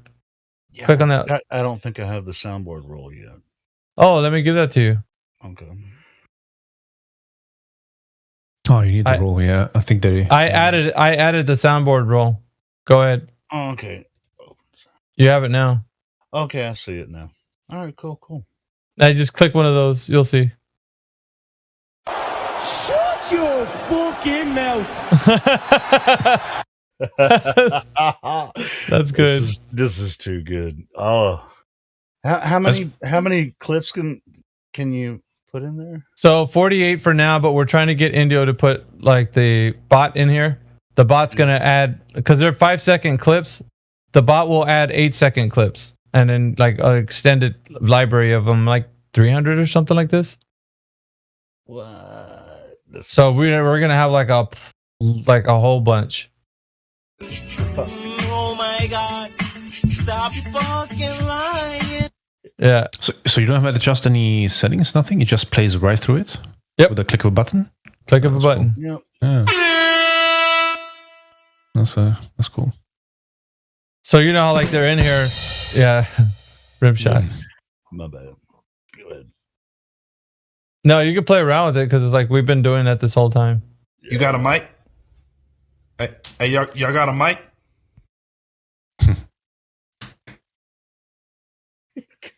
And this is when they're crying about their feelings.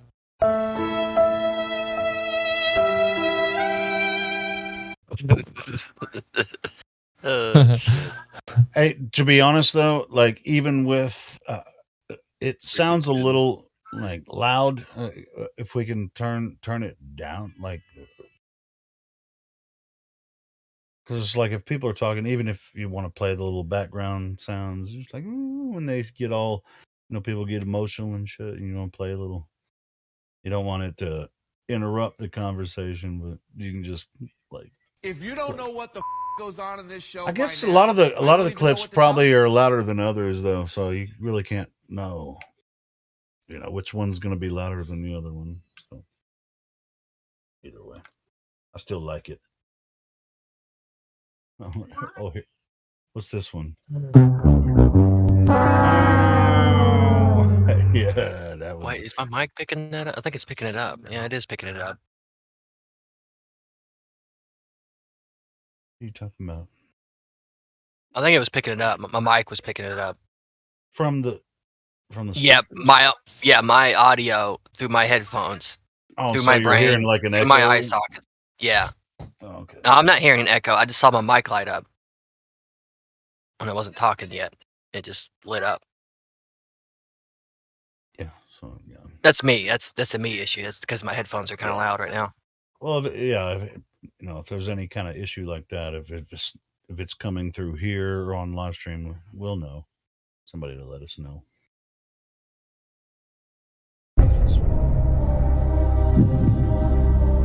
Oh, that's Who Wants to Be a Millionaire. Show me the curve. Yep. God dang, this is fun, man. This is Yeah, it's trying to pick it up. Gotta tweak my DB a little bit more.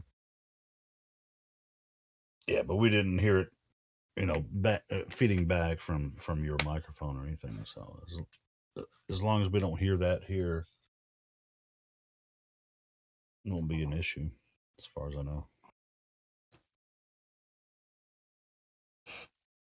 It's pretty cool. It is pretty cool. Cool. Oh, snap. Step back to reality. Oops, the ghost gravity. I just added one. I only put one in there. Hit the Spartans tab, the very bottom. Which one you added?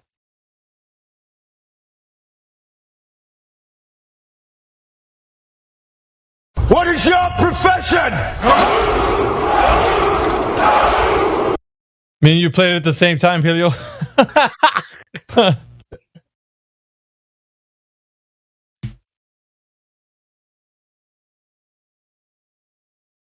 Yeah, it sounds pretty loud. Watch. What is your profession? Yeah, there's a static noise in the background of that clip as well.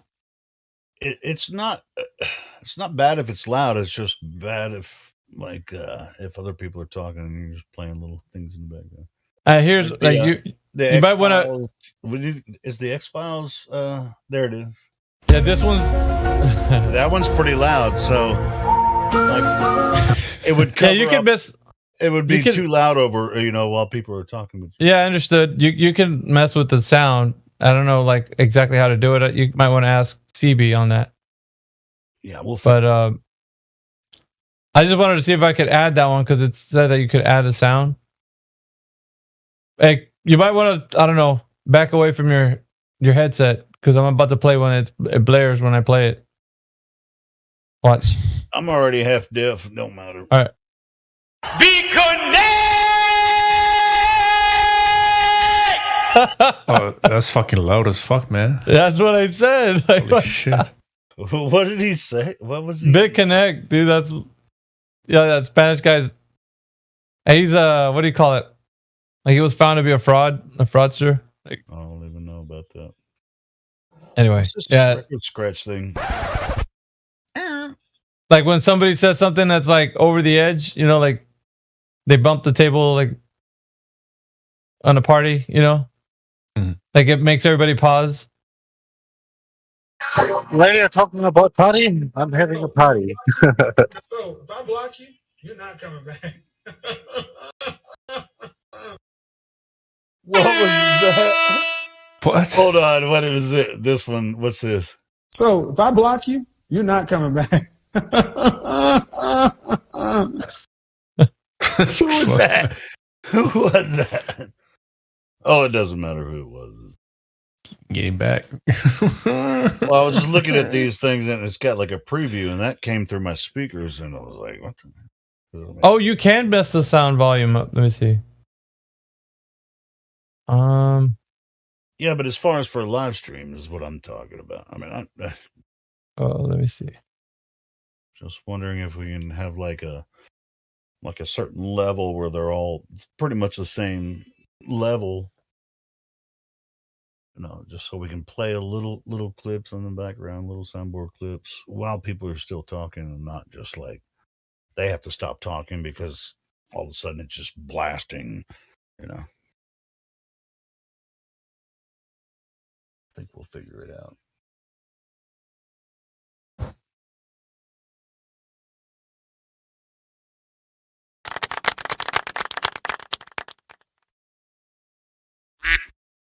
I love the cricket sound.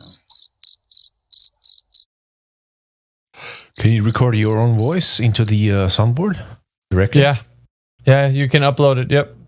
Yeah, Okay. you just use freaking Audacity or something, record it through your microphone, a little clip, and then upload it.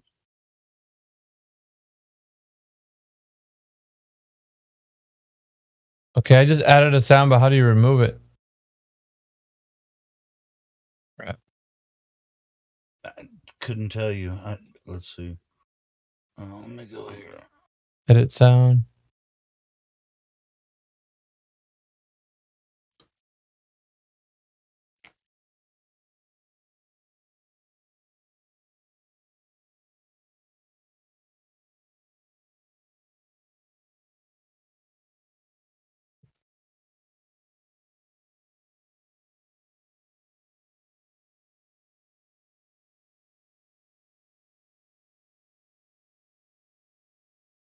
I guess I'll just leave it.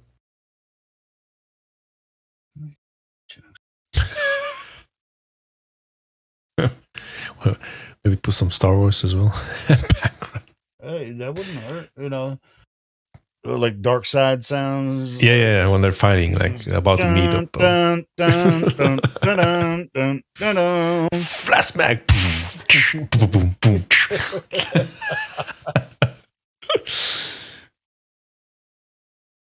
Wait, there's someone listening through my microphone? I wasn't even on, and you just repeated the song I just was playing. Lol. Oh, Mickey, you can go into to your server settings, and there's a soundboard thing there, and there's an option to delete the sound. I haven't tried to delete anything yet. It's in go to the Yeah, the drop down menu you made? Yeah, go to the top Yeah. and go to server settings, and there's a soundboard. Click that, and then it says it tells you. Oh, I see. Yeah. Yeah, I get it. Okay. And there's an edit or a little X. Oh, I get it. Yeah. Yeah, and you can delete the that clip or whatever. I haven't done that yet, but it seems like that. I haven't even tried to do it. I don't know what the edit means. Maybe you can just edit the text and stuff, or you can even change it to another sound with the same name. You know?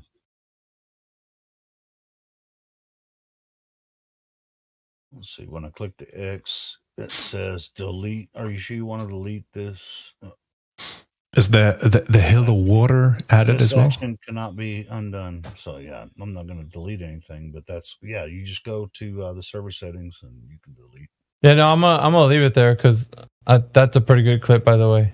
Yeah, it's all good. Is the What is your profession? why is that static noise in the recording? Is there a static noise? I don't hear. No, it. not your mic. No, not his mic. The clip he's playing.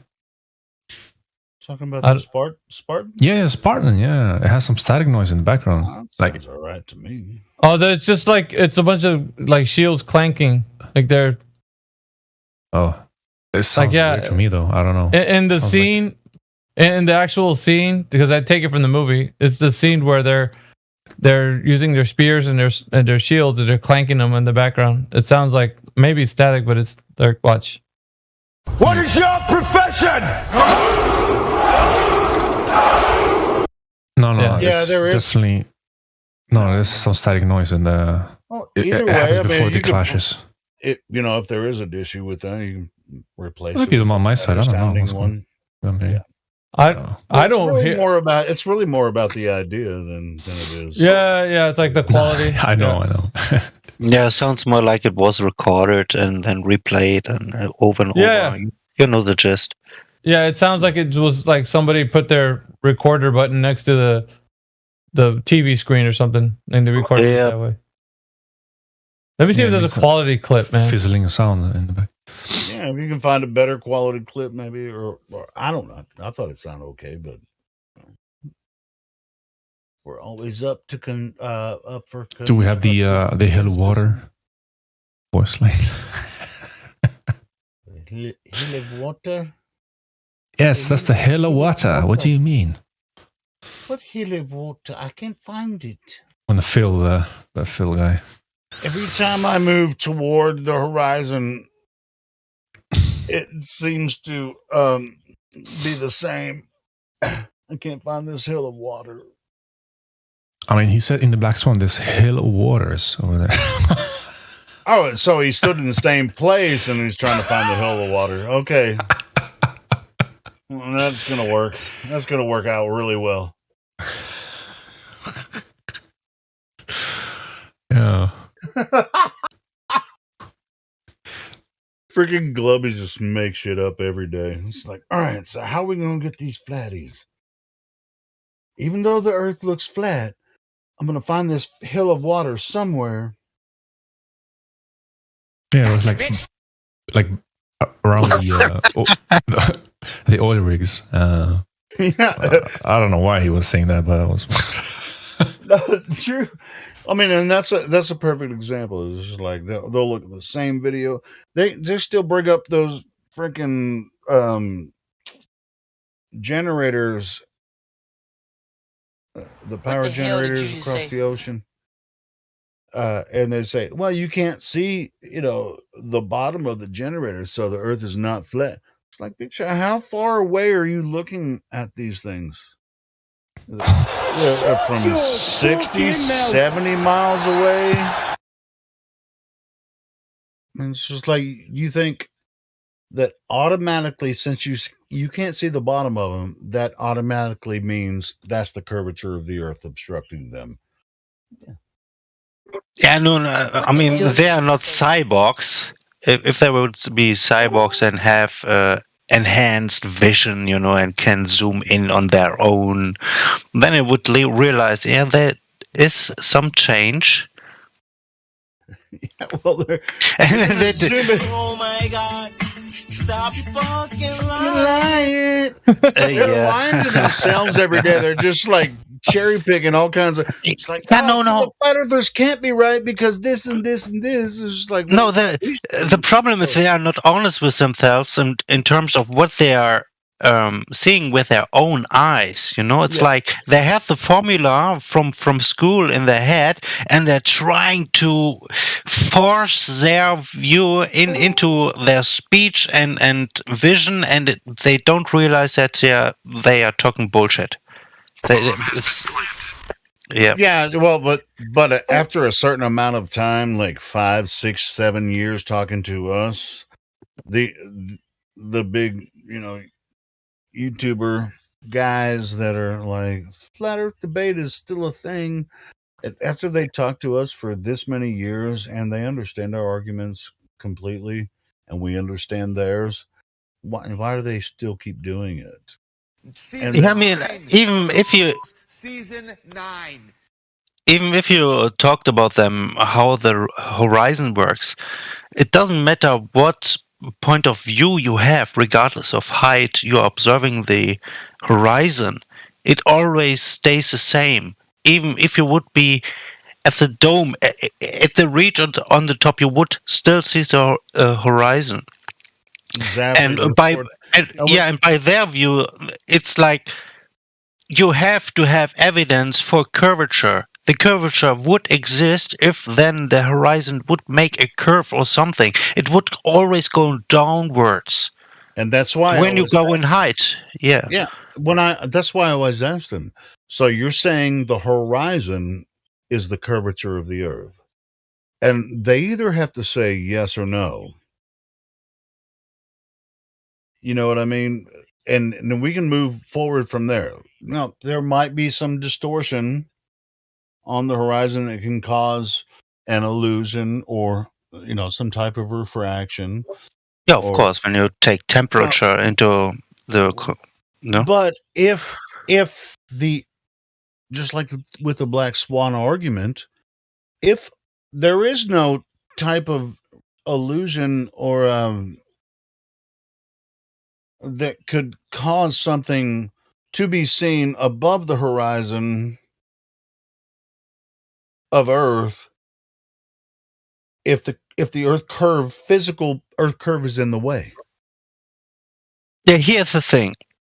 If every element takes some approach to the way light is bent in terms of gases, like oxygen makes a straight horizon, then the next element in gases that floats above oxygen would make a slight difference in this. Then they might have convincing arguments, but it still doesn't work because it doesn't matter what height you are on. It's still the same. Well, they're making arguments that nobody's ever, especially scientists, don't claim that stuff. When you have a mirage or an illusion, near the horizon, those descriptions are quite defined. How how it works, like with looming, and in many different situations. I mean, looming, you'll have a boat that looks like it's just floating in the air.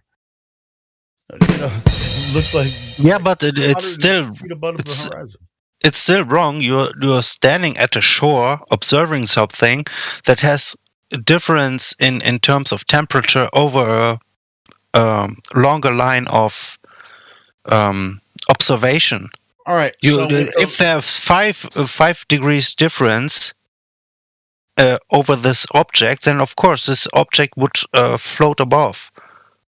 All right. So is there an opposite of looming where it's just like where looming looks like the boat is floating in the air, and obviously the boat is on the water, but it looks like it's floating in the air? Is there an opposite of looming where it's under the horizon but being lifted up? Is there a description for that? No, my description would there's a difference in temperature. The temperature determines the kind of looming that is happening that There's many causes. different factors, not just temperature, but the only reason I'm saying that is because it's like looming. Oh well, obviously it's it's looming. That's pretty well defined. But tell me why you think you can see Chicago 50 miles away, shore to shore, and the Earth curve is in the way, but it's looming up from behind the horizon. That's a different type of looming. I mean, there is no such thing. Again, I would come up with temperature. you have to know the temperatures that are at those certain places, and you have make difference of. Obviously, you cannot make every mile or so a measurement, because you have to hold a whole lot of a team to distinguish of what type of magnitude is being applied. What if someone were to travel from across Lake Michigan toward Chicago? They could see Chicago from one side of the lake to the other, and then they took camera footage, traveled toward Chicago, and could still see the same Chicago the entire time. The whole city of Chicago, with no hump of water in the way. It's almost like somebody probably did that. You guys remember who did that? Yeah, I guess Rob Skiba. Yeah. It was Rob Skiba and I can't remember the other guy's name. But yeah. They went on a boat. They left from the eastern shore of Lake Michigan and captured the entire city the entire time. They weren't going over the hump of Lake Michigan because the lakes are flat on the surface. Yeah.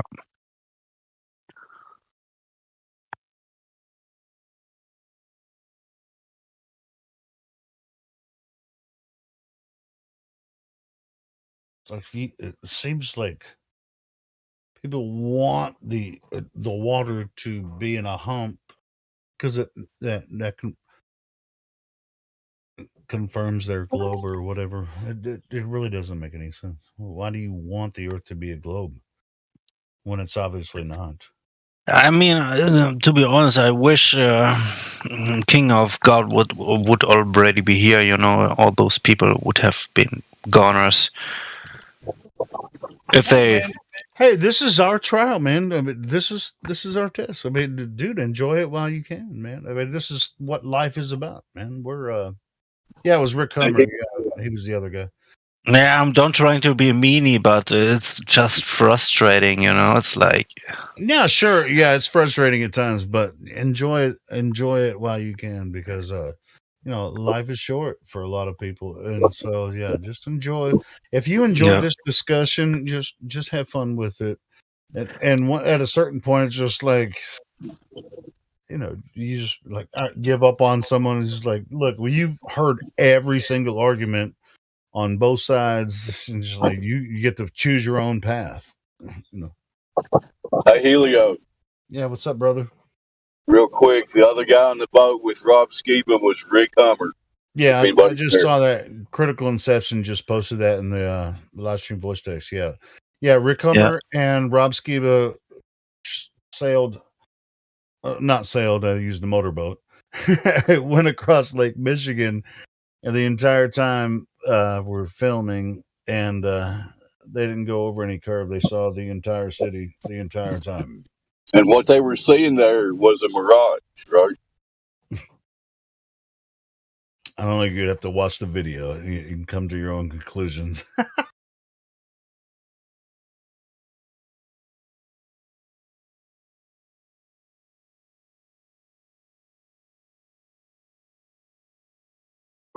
yeah, and I mean, even the experience that people have made with the lasers and such, it's all also the same.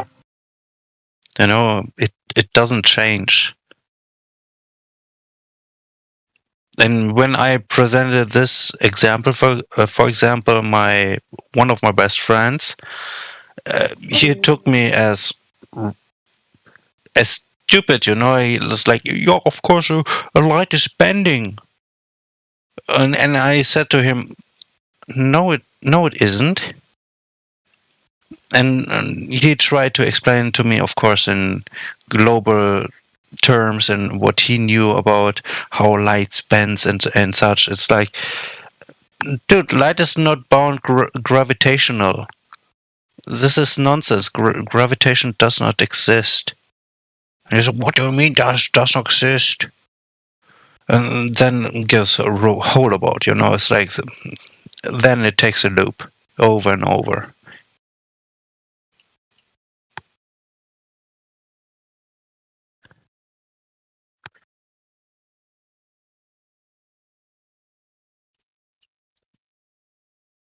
Like water's not bound to gravity. Gravity does not exist. I hate this word, gravity, dude. Hey guys, Rob Skiba here. Yeah, oh, I like this voice, dude. Yeah, I'm about to post a video of when him and Rick went across the lake. See, I back my shit up. When I say something, I try to. Not that one. We already.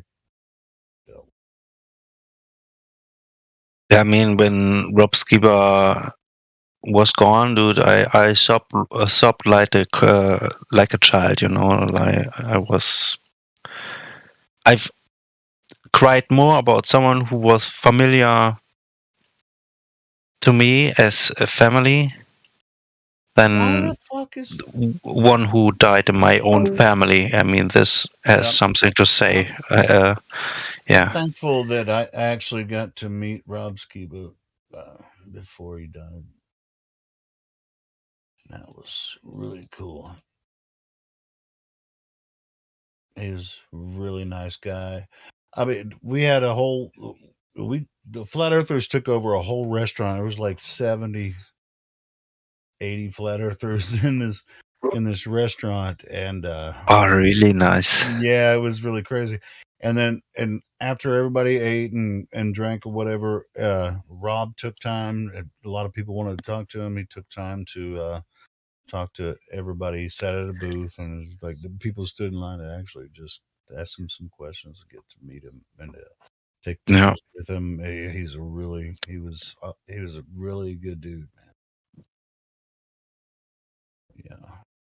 Let's see if I get this link right this time. I mean, he was down to earth, you know. It's like this makes no sense. Why does it keep that link? I'm copying and pasting from the same. And then post a different link. I'm trying to post the video that him and Rick Hummer made, but it won't let me for some reason. It keeps posting that Buzz Aldrin link that Are you copying from YouTube or did you have a save? It might be deleted or something. Could be. No, it's still on his channel. Let me try this link. God dang. That'll be it. Interesting. If YouTube found a way to block channels, even though it. Okay. It worked that time. Nice. Yeah, it was awesome. Hey guys, Rob Skiba here. Haha, there you go. That's a nice clip. Hey guys, Rob Skiba here. Yeah. He was so nice. When we were at that restaurant, I was at the table with him and a few other people, and the only reason I was able to meet him is because he happened to be having a conference in my where I live, you know, in my town. He was having a conference, and I ain't all about all the you know, like a lot of the biblical stuff that he's about, but do what it do. We don't all have to agree on everything, but we know that the earth cannot be this globe that they tell us about. And so I met him and his wife, and they were really, really, really cool. You know what really settled my point of view, even though I still knew that he was right all along, when he provided the evidence with Project Dominic. You know, when they launched nuclear weapons against the dome, and you saw then the mushroom spreading out when it hit. Well, it was like the wave on water. Do you have some solid real video evidence of them actually doing that? I mean, he has it on his Project channel. Dominic and Project Fishbowl, But do you have any real physical evidence of them ever? I mean, there hasn't been done anything in terms of science, of course. They No, man, I'm wouldn't talking show about that. science. You're saying they. A lot of flat earthers will say, "Hey, Project Dominic, Project Fishbowl, they shot nuclear weapons up and tried to break the firmament." I mean, that's a lot of flat earthers will say that, but I haven't seen any evidence that was what actually happened. I've seen it. Yeah, have you seen the videos? Literally, No, look, that's what I'm asking you. Post the videos and then I'll take a look. some super cold water. Okay, yeah, let me search it up.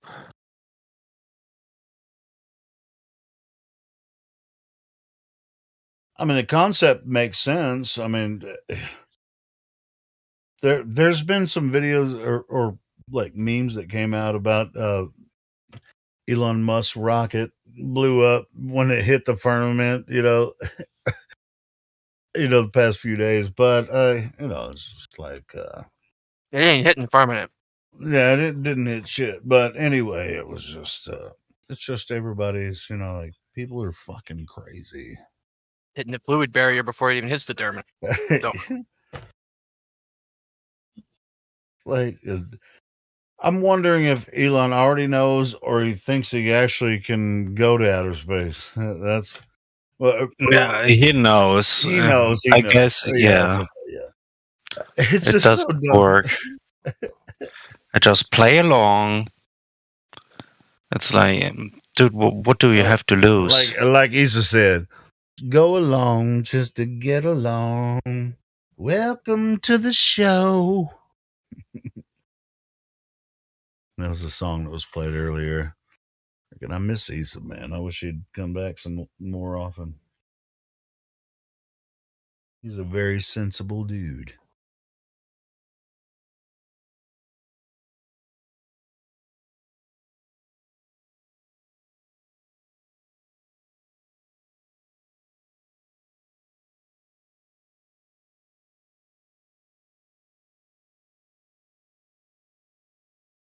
So what are we gonna do on Flat Earth Day here?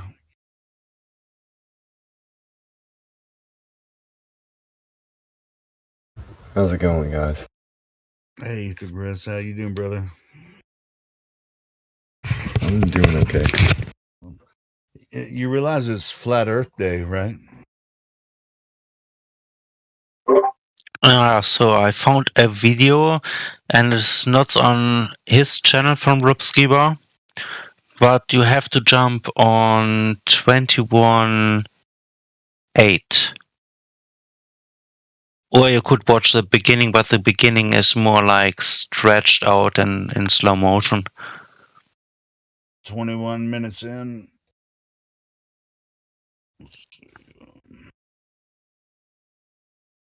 So they have footage of them detonating nuclear weapons.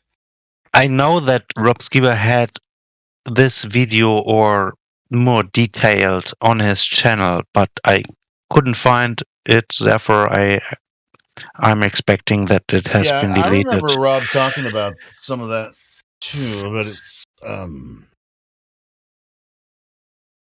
what I'm seeing so far at 21 minutes is CGI.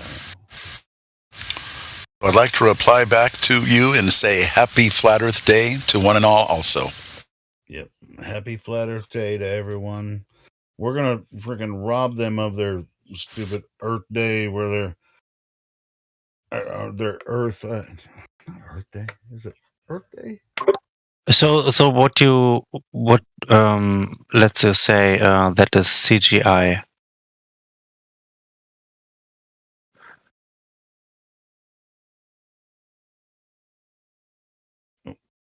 What? You're talking about at the 21 minute thing where Yeah. it's like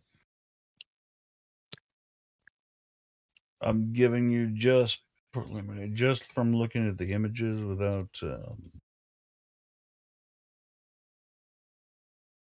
I'd have to hear Rob's summation of it. but I'm not gonna. I mean, it is his video. I guess it was has been saved. It's So definitely his video. But let's see. yeah, you can listen to it. Hey, I mean, I take my I'll go time. listen to it and then I'll come back. Okay.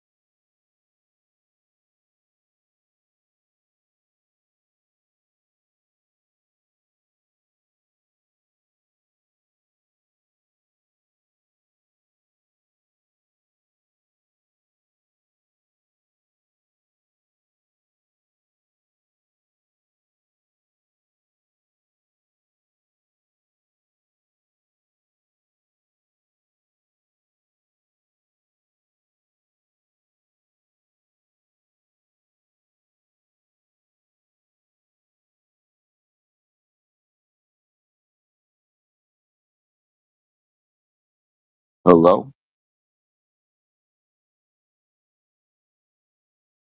How's it going?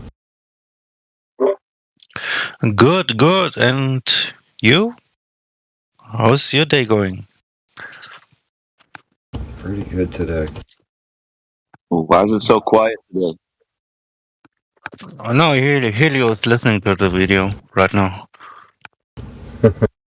So if Helio's not here, it's quiet? You could say that. Yeah, I mean, I guess it depends on others, you know? It's like what you want to talk about. Helio knows how to drop the bass when he wants to. Let the beat drop.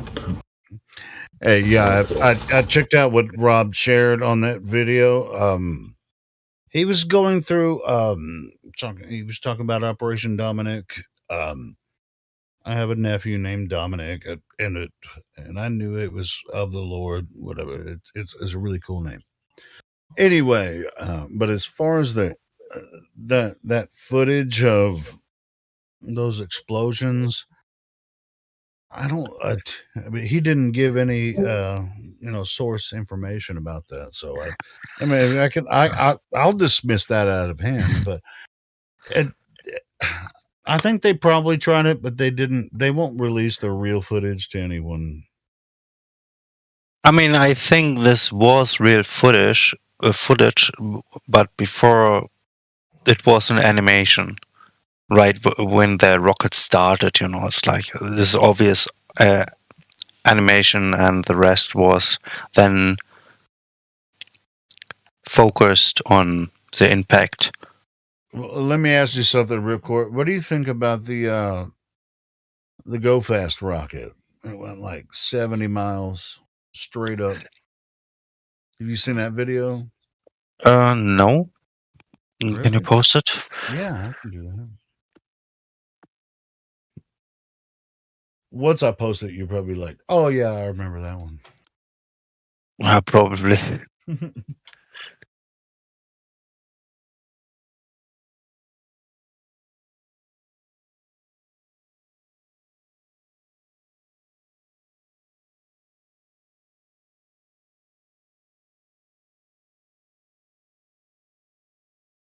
What I want to do is post the original, not a flat earthers. Okay, well this one will work. See, like a lot of flat earthers have put information up about it, and let me see. Maybe this one will work. Maybe it won't. No, I'd rather post the original. How they set this all up. It was sponsored by Go Fast, which is like an energy drink or some shit or some company. They were all funded. You know, they built this rocket that independent rocket. They were sending it as far up as they could.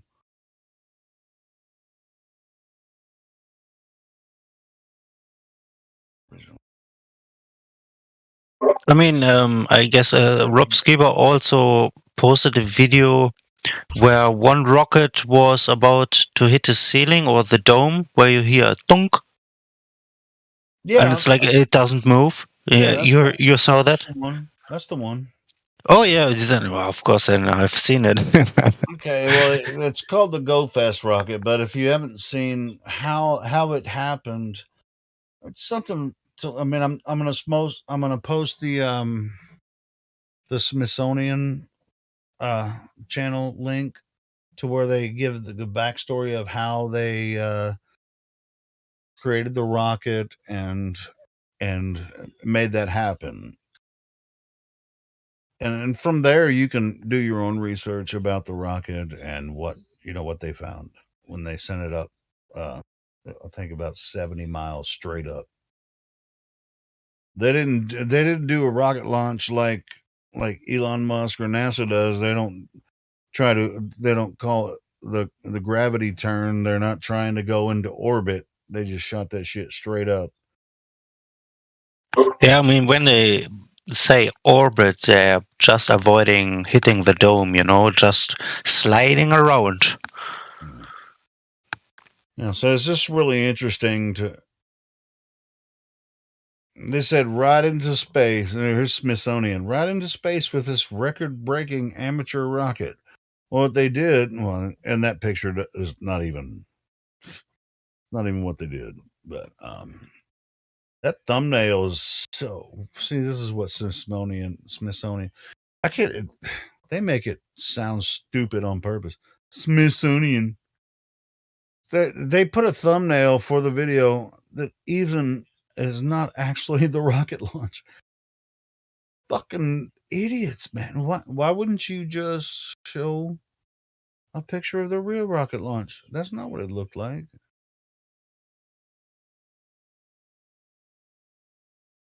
Watch that video.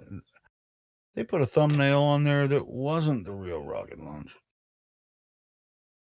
That's insane.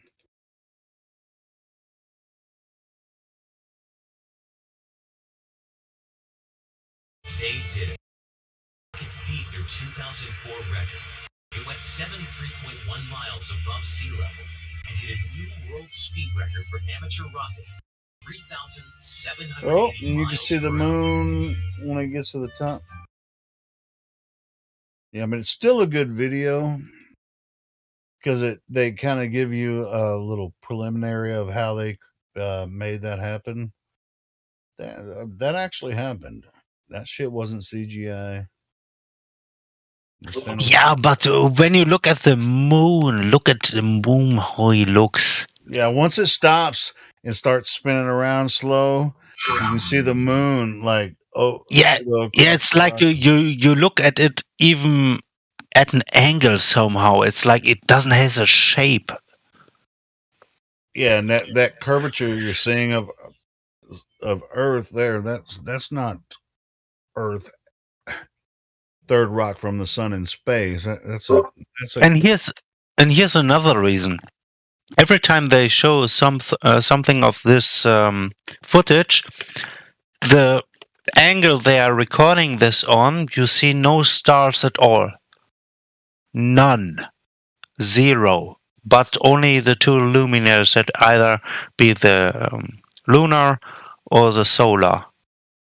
or solar, and you can only see the Earth because it's lit by the sun or the moon. Because if where I am, if it's a full moon, I get plenty of light to see outside. Yeah, I mean, what always stuns me is that there are no stars at all on the side. It's like even when you have slower footage from NASA and such, it's always the same. It's totally black. There's nothing else but blackness. So therefore, this speaks for something that is above. I can show you some high altitude footage where you can see the stars. Do you want to see that? I mean, if it isn't the same angle, of course, then I would agree. No, it's high altitude balloon footage where you capture stars. Yeah, sure. That's Dwayne Kellum. You guys know who that guy is, right? He's a dude. He spent thousands of dollars to do some YouTube videos. I think they're still up there unless they got rid of his shit. I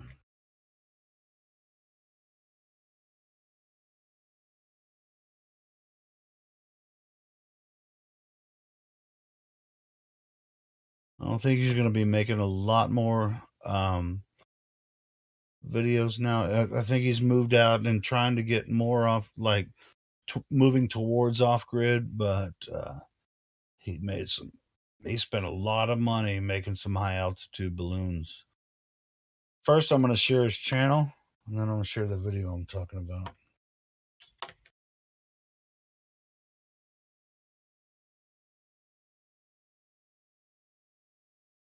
That's his channel.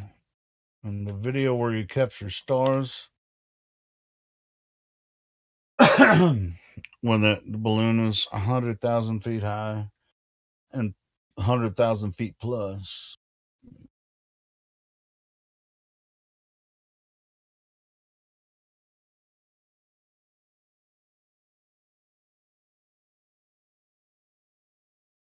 Hold on. I'm pulling back. Remember something. That Go Fast rocket. Did I say 70 miles? I don't know. I did. Maybe I did. And if I did, that was totally wrong. I meant like 70, 80,000 feet or. No, that rocket couldn't have been that far. Just want to make sure. I may have misstated something, which I often do. But anyway, there's a certain video that Dwayne Kellum did where he is. Oh, here it is. It's really cool where he's like, I see stars. Cool video that he made. With this high altitude balloon. I think he did like 20 balloon launches. Really cool.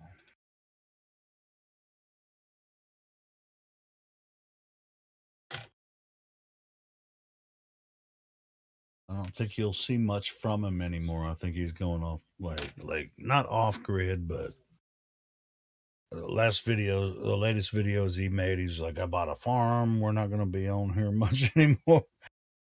But yeah, it's one of the last high altitude balloon footages that he did. It was number 24. I see stars. Yeah, that's a really good one. And they're all like 3 to 4 or 5 hours long. They're always awesome to watch, though. You can be listening to something else while you're watching Dwayne Kellum's high altitude balloon. Yeah, you know what? I guess you know what the problem is. I guess they use different filters, and besides their fish lens, they usually use. It's like this. This is a standard view. Yeah, it's called a rectilinear lens. That's what he uses. And he has all the info. You see at the bottom of the thing, it tells you the altitude, freaking temperature, everything. Yeah, I mean this makes sense because you have to take in consideration when an object flies in a certain speed and has much wobble or distortion to it, the camera itself cannot focus on the background. It focuses always on the object itself. That's why we see most likely close-ups of rocket ships and such. So therefore, the background is not highlighted in that way in terms of clearness. So this footage that he made is clearly proof that it still does exist. So therefore, it was just a question for me that it is only with NASA, SpaceX, and what have you footage. You know, it's like as far as these high altitude balloon footages, you know, since I came into Flat Earth and talking about this, Dwayne Kellum is the master. So if you haven't seen his videos, watch them, man. And that's freaking amazing. And he was kind of like the master of the balloon launches. With just you can even see when the balloon is tumbling and spinning around crazy. You cannot. The camera doesn't focus on anything in the background. Therefore, you cannot see anything that is there. So it's the same applied to the rockets that we see on NASA and such. Yeah, we were just talking about. You were saying, well, you can't see stars. Well, Dwayne on this video is one of his last videos. He's like, I see stars. Because most of his videos he launched during the daytime and just trying to show the sun above the low stationary plane, which he succeeded in doing multiple times. And but this one's really cool because I think it's special to him. He's like, bro, I already did everything that I could do for the movement. And he's like, I got to take care of my family. I got other shit to do now. I think that's. Yeah, I mean, of course. I think that's you really reach an attitude. At some point, you reach a point where you say, "Dude, what else can I do?" You know, it's like for us when we explain this stuff to other people. It's like, what can we do? We cannot make someone. No, sure. Understand, and often I say, and other people in here as well, we're not here to convince people. And most people that are curious, they find their way here and ask us questions. And when we answer their questions, if they don't like it, they can just go somewhere else. You know. Yeah, I mean, this is about. I mean, do they come to us in terms of do they really want to know? Or do they come with attitude? Usually they come with attitude. Yeah, that's okay. That's okay. That makes for entertainment. You know, and that also leads other people here. I mean, as far as entertainment wise, it's like a lot of people come here don't think we're serious about it, but we definitely are.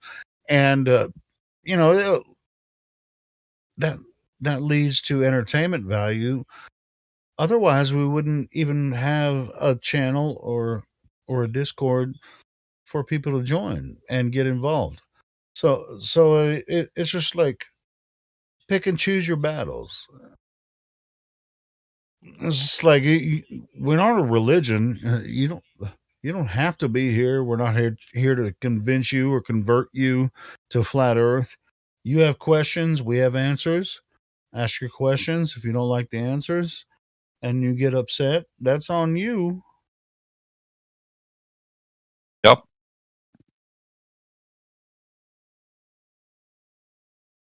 And usually people take it to the other extreme where they try to get your channel shut down, your Discord. Yeah, not only that, if they're really meanie, like then when they make a report and tell lies to the through the reporting system, you know, it's like that's happened to me, but I'm not going to stop.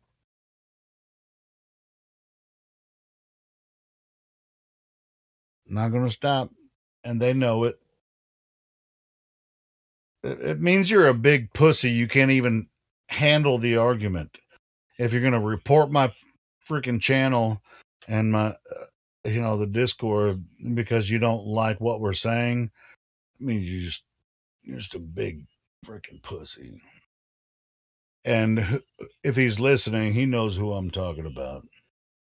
Fucker. My friend. Oh, you have some strife with someone, but you don't want to name names, I know. No, there's no reason to, but I mean, it's not just one person. It's just like there are so many butthurt people out there because they're like, oh, we tried to join the Discord. It's like, well, you've already joined on 10 different accounts and you've been kicked out every time. And then you go into the YouTube chat and you're just like, well, this is my first time here. No, it ain't, bitch. Now you have 20 YouTube accounts that we know who you are. It's just like. Yeah, it doesn't matter. Trolls get found out. Why are they obsessed with Flat Earth? It's just like. This isn't No, this isn't your fucking playground, bro. it's like how should I say it? It's like a hacker who thinks he is a hacker but just doesn't know how to write scripts. You know, it's like he doesn't know anything how to do this.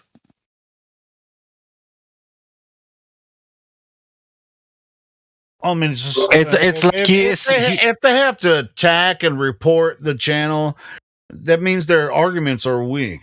So they just choose other methods to try to shut us down. You know. Yeah, it's more like I'm friends with hackers, and therefore I am a hacker. And So dumb, man. It's just like, how about you just leave us alone and go freaking bug somebody else? Little bug. yeah, of course, leave it to the people who are interested. You know. Yeah. Because I mean, we have dozens of people that join this Discord every day that are really interested. Yeah. Who wants to fuck with you and give real answers to questions? Yeah, they're real. You know, the hecklers and trolls. We don't want you guys here. Why do you just camp out here and try to convince new people that we're wrong when we won't even? You've been here before and we've kicked you out because you're not even good enough. Not good enough. You don't. They understand exactly what the argument is. You know, so a good troll would try to come in and defend their globe the way they do. Anyway, I mean, it's just so frustrating. We have hundreds of trolls that hang around, but we get hundreds of new people that join us every day. And so it's kind of like it's a labor of love for all of us to keep this going, you know. It gets frustrating sometimes, but they ain't gonna stop us. They hate us because they ain't us. Yeah.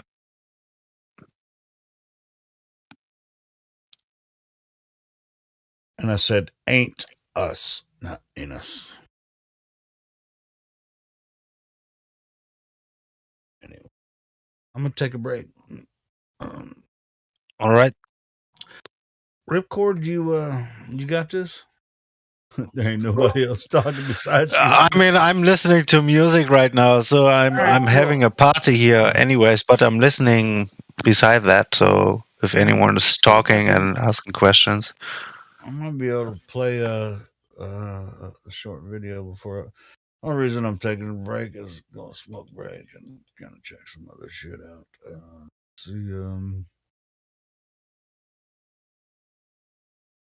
yeah, do your thing. Oftentimes on the weekends, you know, it can be like Saturday nights or Sunday night, Sunday morning, Saturday morning. Oftentimes on the weekends, it could be really slow or it can be really heavy, you know, kind of like a menstrual cycle. It's going to be heavy flow. Oh, that was wrong. I shouldn't have said that.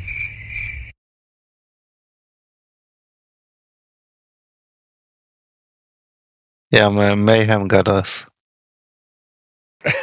Enemy spotted. Yep. Enemy spotted.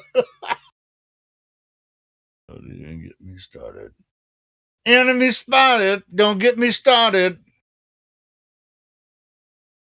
Let me find a video to play. It's not too long, not too short.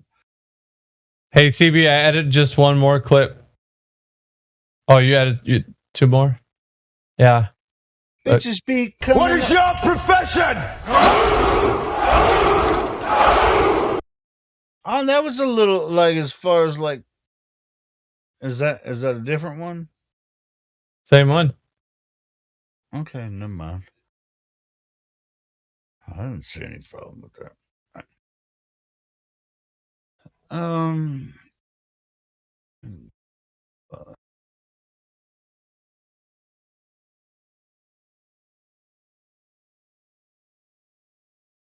You little weasel! Look at you, you little fucking weasel! I can see it in your eyes!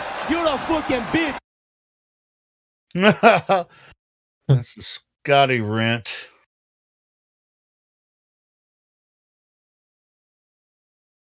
You got a mic? Hey, y'all got a mic?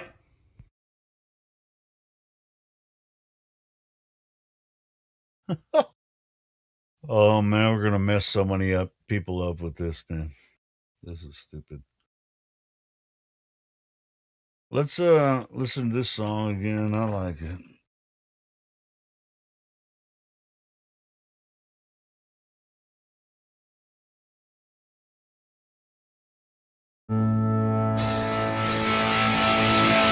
My friend, he's a Glober, he's a Helioa. He's all into rockets and he loves latest projects. My friend, he loves NASA and thinks he's in curvature. Thinks he lives on a spinning ball. Thinks there's a plethora of evidences, but his head's in the sky while mine's still on the floor. And he's made no distinction that the lights above are foreign to the terrain that we walk on, so we constant correlates. And that's how we get nowhere. We've been discussing this for years, but he can't seem to comprehend. The sky is foreign to land. I say it's not tangible, and you don't really know what it might be. But he's seeing the spectrography, and he correlates them constantly. Correlation is not causation, but the best explanation validates it for you. And he claims better than home about an answer, so you find a speculation rather than being unsure. Correlation is not causation, but the best explanation validates it for you.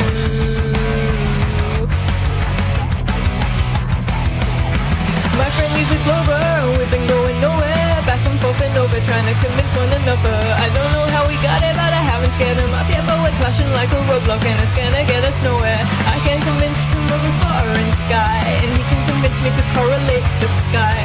My friend, he's a Glober, he agreed, he'd probably know that he can see there's evidence, all this foreign evidence. My friend, he's a Glober, he's a Helioa, thinks we met the moon, and I know we didn't go there. He's in love with NASA, but I know she's a liar, and he can't comprehend the line, so the night that she would lie, yeah, but I can sympathize, cause I was stuck at 2 months, couldn't comprehend the way that they would lie and make the world of the intent don't really matter, regardless the lie is still there. And now that I'm aware, I think it's time to wake the world up.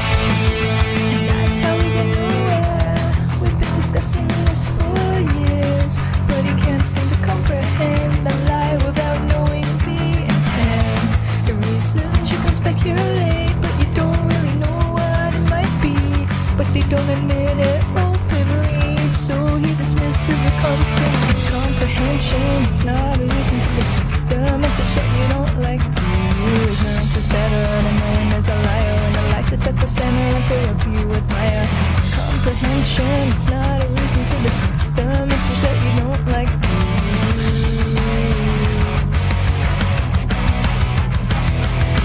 My friend, he's a Glober, we've been going nowhere, back and forth and over, trying to convince one another. I don't know how we got it, but I haven't scared him up yet, but we're clashing like a roadblock and it's gonna get us nowhere.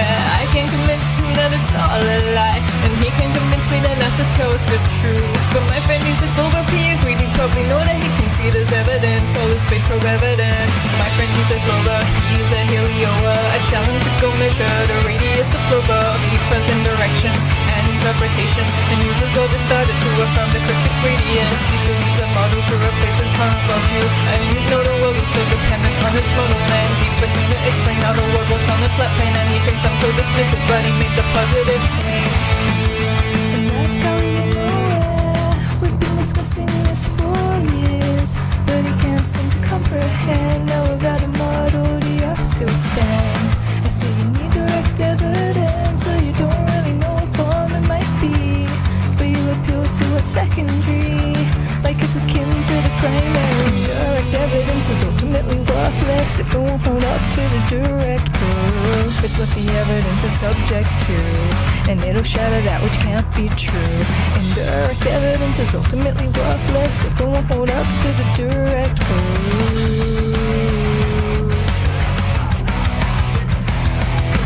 My friend, he's a Glober, we've been going nowhere, back and forth and over, trying to convince one another. I don't know how we got it, but I haven't scared him up yet, but we're clashing like a roadblock and it's gonna get us nowhere. I can't convince him the model has no need, and he can't convince me his proof is primary. But my friend, he's a clover, he a greedy, probably know that he can see this evidence, all this book of evidence.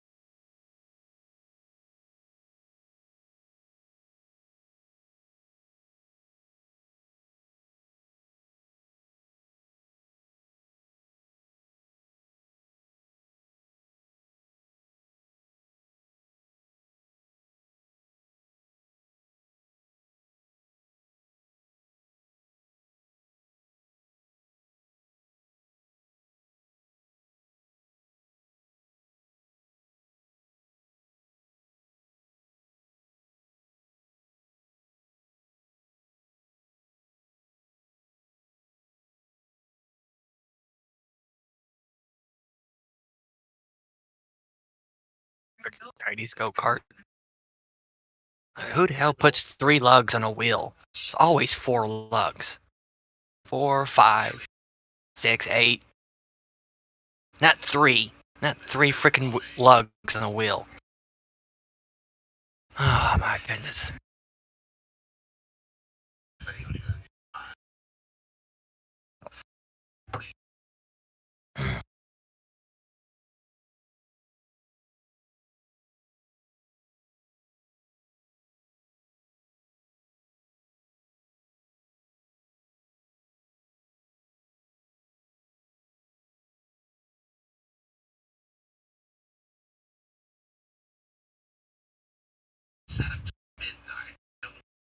Why is it picking up the TV? Dadgummit.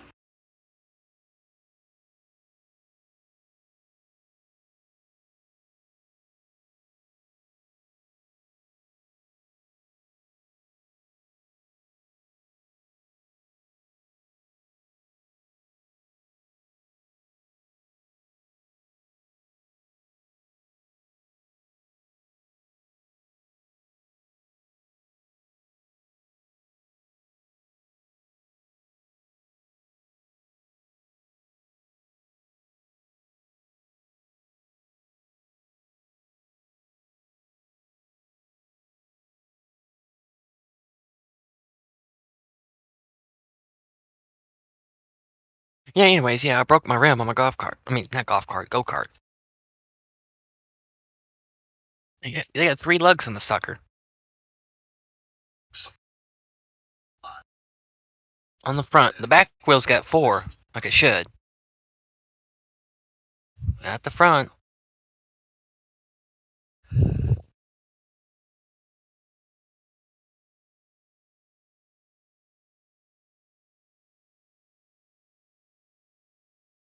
I guess it's better for my rim to break than my suspension or something. So I guess that's why they designed it that way.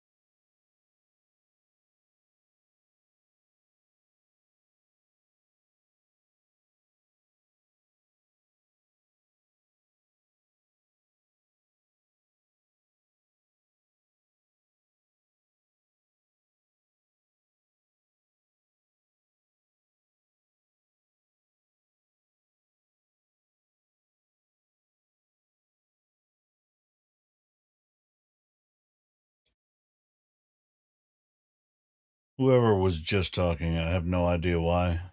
Made me think of that King of the Forest song from Wizard of Oz.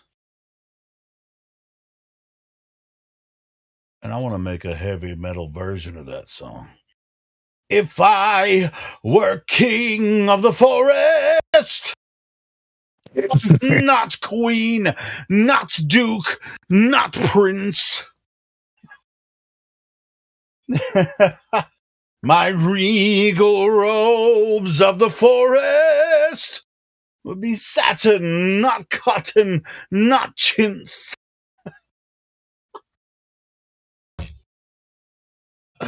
Yeah, that would be great. Yeah, we need to make I need to make a freaking heavy metal version of that shit. Definitely up there, 105,000 feet. It's almost 20 miles. 19.8836 miles. 105,000 feet.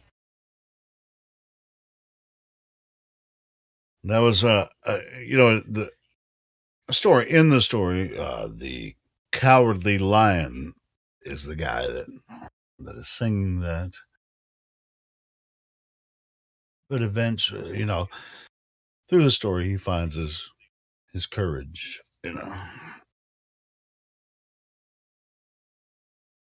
Kind of like. I'm not gonna lie. When I first came into this flat Earth topic, I was like very reluctant to even open my microphone and talk to you guys or anyone about stuff. And then when I found out other people were talking about it, I was like, "What?" So there was a platform where people that weren't. I was a listener before, and then even though I was a performer, like vocalist, so I perform on stage. But I was just a singer, I could sing, I can perform, but as far as talking in public, that was always it was a sore spot, or not a sore spot. It was just hard for me to be confident to actually talk in a live platform or on stage in front of people and stuff. It's like I could sing all day in front of people, but it was difficult for me,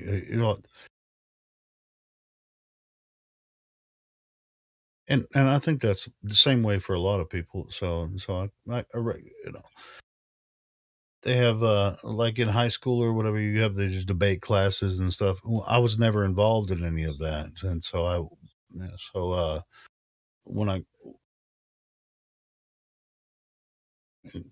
was in choir and stuff, and I could perform and sing solos and stuff like that. But as far as like talking, in front of a group of people, it was like I don't get butterflies if I have to sing because I know I can sing, but if I had to talk, butterflies. But not anymore because of this topic and this platform, and before Discord, through the hangouts on YouTube and stuff. Like, oh, I can actually talk, and I can talk to people that are of the same mind, or at least interested in the same topics I am, so that's really cool. It opened up avenues of thought that were already in my brain that people around me, I mean, I could talk to my close personal friends, and we could, sit up all night and talk about all kinds of stuff. But I think this platform and other platforms, excuse me, just open another part of my psyche where I could actually, say, hey, man, I didn't know that people knew some stuff already that I already know, or interested in what I'm interested in, so that's cool.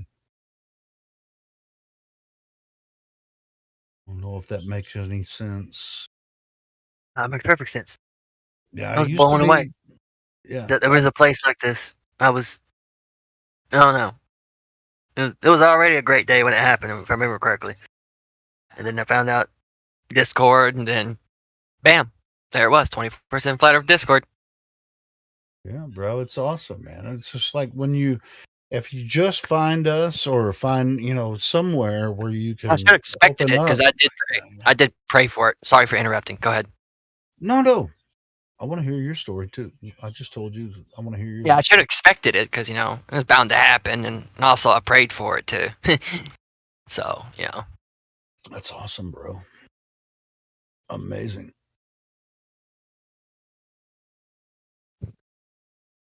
It's just like your close personal relationships, with people that with your group or whatever, that you're like at your job or your church or whatever. A lot of stuff that you're interested in, like finding it through many different media, like YouTube or whatever. Stuff that I was into, I can't talk to them about it, or I could, but then they're just like, they don't want to talk about it. They're stuck in their ways. But like I was saying, people that are interested in flat Earth or conspiracies or whatever, they find their way here. And so when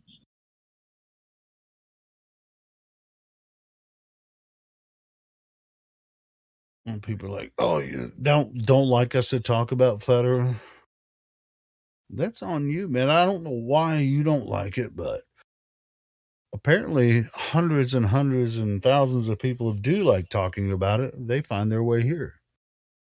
Even if they disagree, they still like talking about it. So that's what we're here for.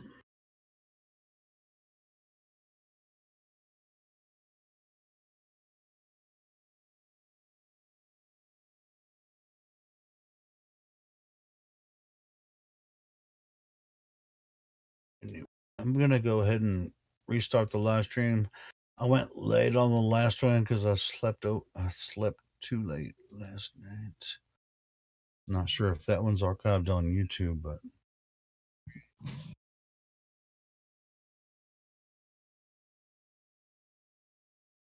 went like 17 hours. If you go like 15, they still only archive 12. I've already explained that many times. I'll start a new stream.